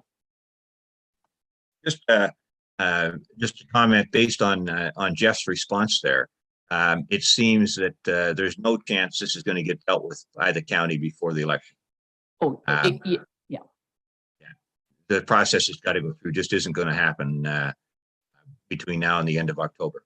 So again, based on the the number of people, a very large number of people that today expressed a concern about the timing, and left with the feeling that we were rushing this through, why wouldn't you take the 11 days between now and October the 11th and give them a chance to call you or send you an email, or for you to reach out and ask somebody from the Friends of Grass Lake why they declined to meet with Tony and Paul, when those invitations were made. I just think that it's so important that we leave people with the right impression here, that we were thoughtful and deliberate, and we weren't rushing something through, that it wasn't a deal. Although, Don Ross was so far off base when he said something had been pre-cooked here. That was just, I thought, so outrageous. But the fact of the matter is, that's what he said. There's a perception in the community that this thing was a done deal, that we're rushing it through. Take the 11 days. What are the consequences of taking the 11 days and waiting to see? Anyway, you know where I stand on it, so thank you. Okay. But the flip side could be said, for however long any of us have been on council, we've all had to come to the time where the decision-making Here it is, decision-making time right now. So whether it be to wait the 11 days or to move this forward today, that's what we got elected to do. And you know, they're tough decisions. So you have to reach in and say, again, ask yourself, do you, each individual counselor, feel you have enough information today to make that decision? And if so, then why would we wait? You know, if you can ask yourself that, then we should put a resolution on the table and see where it lands. So I think I will read the resolution first, if that's okay, Mallory. Yeah, I'm going to read the resolution. It is in our packet, but I like to read it and then I'll look for a mover and a seconder.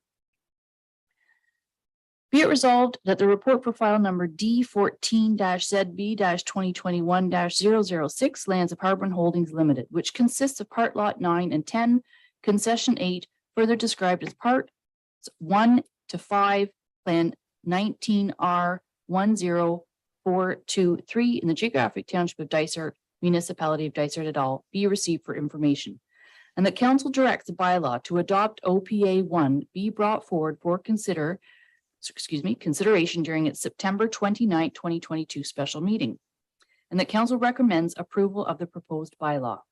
And that council directs a bylaw which would change the zone on the subject lands from rural type 1 zone and environmental protection zone to suburban residential -5 RS-5 exception zone, suburban residential -6 exception zone, suburban residential -7 exception zone, highway commercial zone, and environmental protection.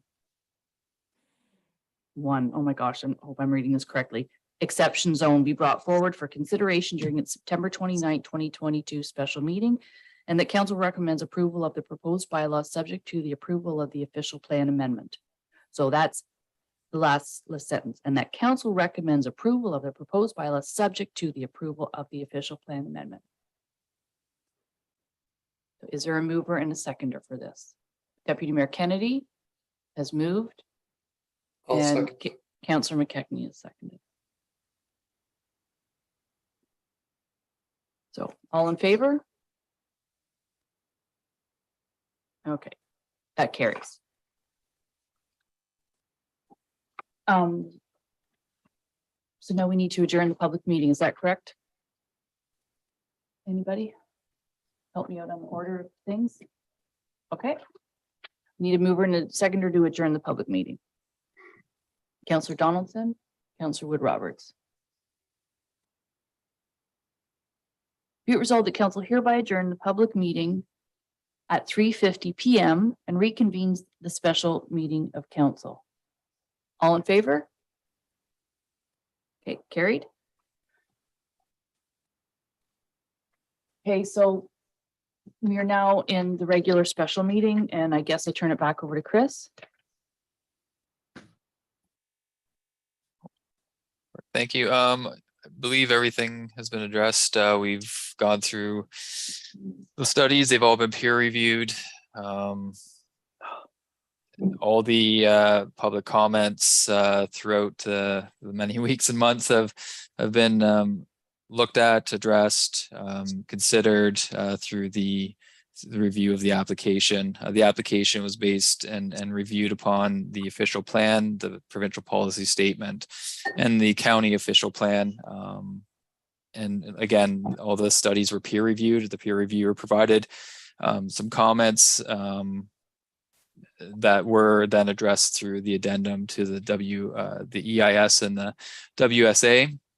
And then through discussions with the applicant of providing further mitigation measures that went from the 20 meters to 30 meters to the pond and some of those additional things. And so the recommendation that's provided, if council decides, would be the appropriate recommendation.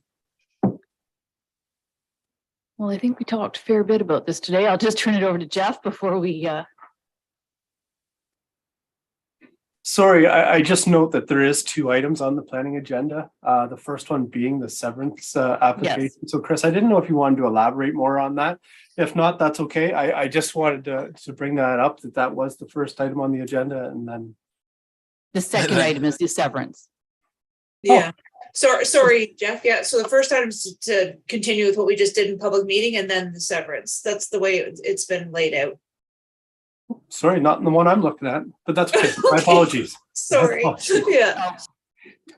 Well, I got one version, which is basically what we just passed in the public meeting. Now we're in our regular meeting.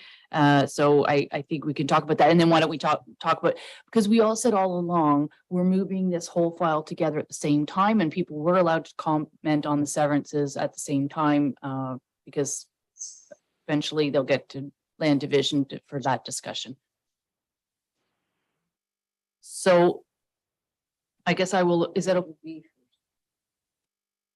pardon me? Okay, well, I'm doing A, which is the OPA bylaw and the zoning bylaw amendment. Well, So A, according to the agenda, A is actually the severance, as I can read the agenda. So it's switched around since it's been posted. Interesting. So sorry, Jeff, that's why you're confused. Yeah, I know. Okay, and Yeah. I'm looking at a piece of paper, not at the screen. So put it this way, I've got a motion in front of me for the OPA bylaw and the zoning bylaw amendment, which on my agenda is, but just for clarity, this is the first one that that we just recommended passage of in the public meeting. So I will look for a mover and a seconder for this now. Deputy Mayor Kennedy, seconded by?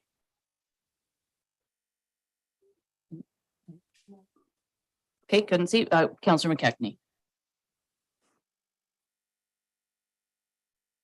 Be it resolved that bylaw 2022-97, which is a bylaw to adopt OPA 1 official plan amendment for the lands of Harborne Holdings Limited in part lots 9 and 10, concession 8, further described as parts 1 through 5, plan 19R 10423 in the geographic township of Dysart, municipality of Dysart et al. Be read a first, second, third time, signed, and the corporate seal attached thereto.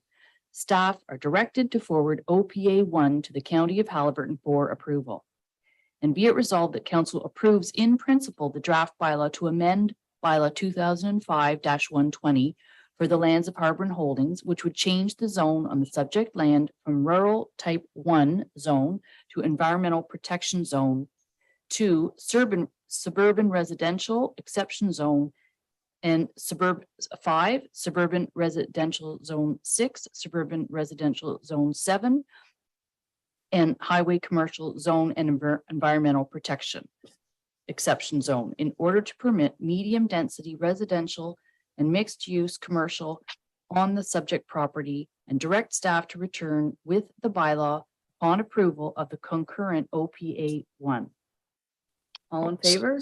Sorry, Sorry, Mayor Roberts, I just have one little correction that I noticed for the highway commercial. It should be highway commercial -36 CH 36 zone. And that's to implement the low impact uses. So it doesn't permit all highway uses, highway commercial uses. Highway commercial dash which? Highway commercial -36 and then in brackets CH -36 zone, exception zone. Okay, so to the mover and a seconder. It was fine. All in favor? Okay, so that carries. And the next is the, oh my gosh, severance.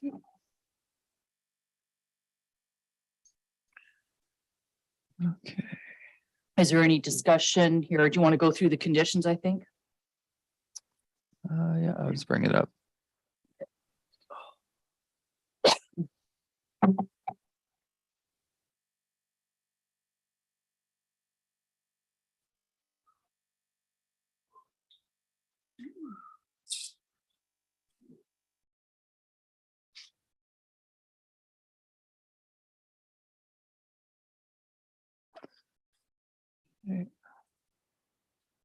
Are you able to bring up the conditions? I mean, I can read them.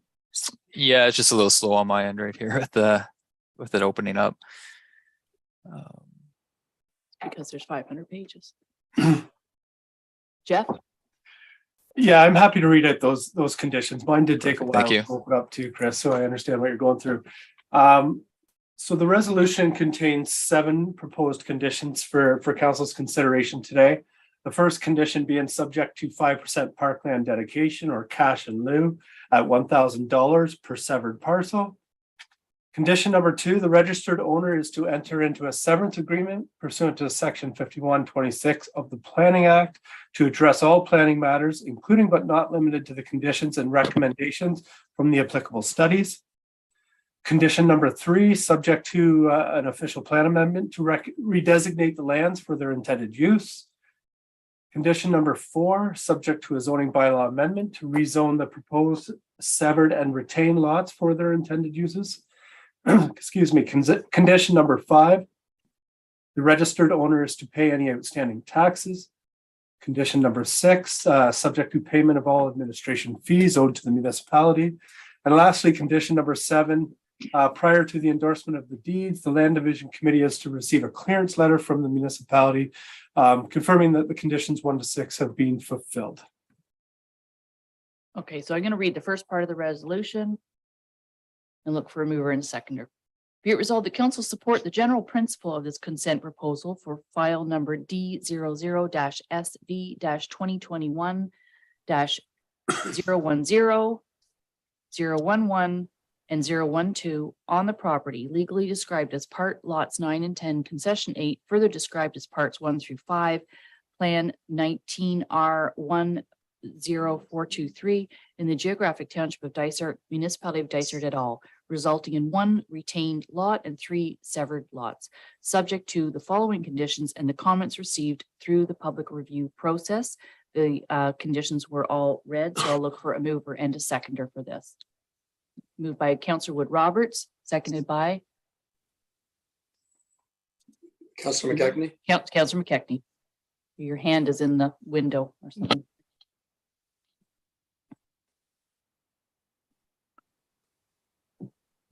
All in favor? Okay, that carries.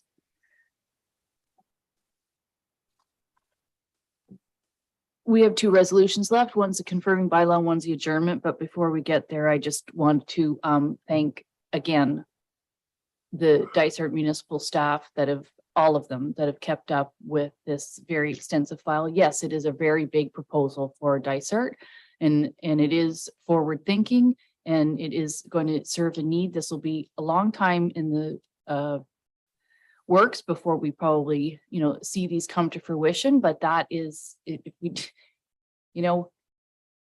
anyway, I better not say anything too much, but I just want to thank Dysart staff because this has been a huge file for them.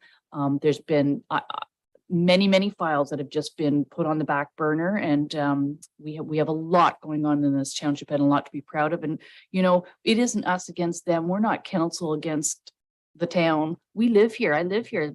I've lived here for ages. Many of us we all live here, and we all care about our community, and we want the best thing, and we're following, we're doing our best as municipal councillors and following the rules and planning policies that we have in place. So with that, I will look to see if someone wants to confirm the proceedings of today.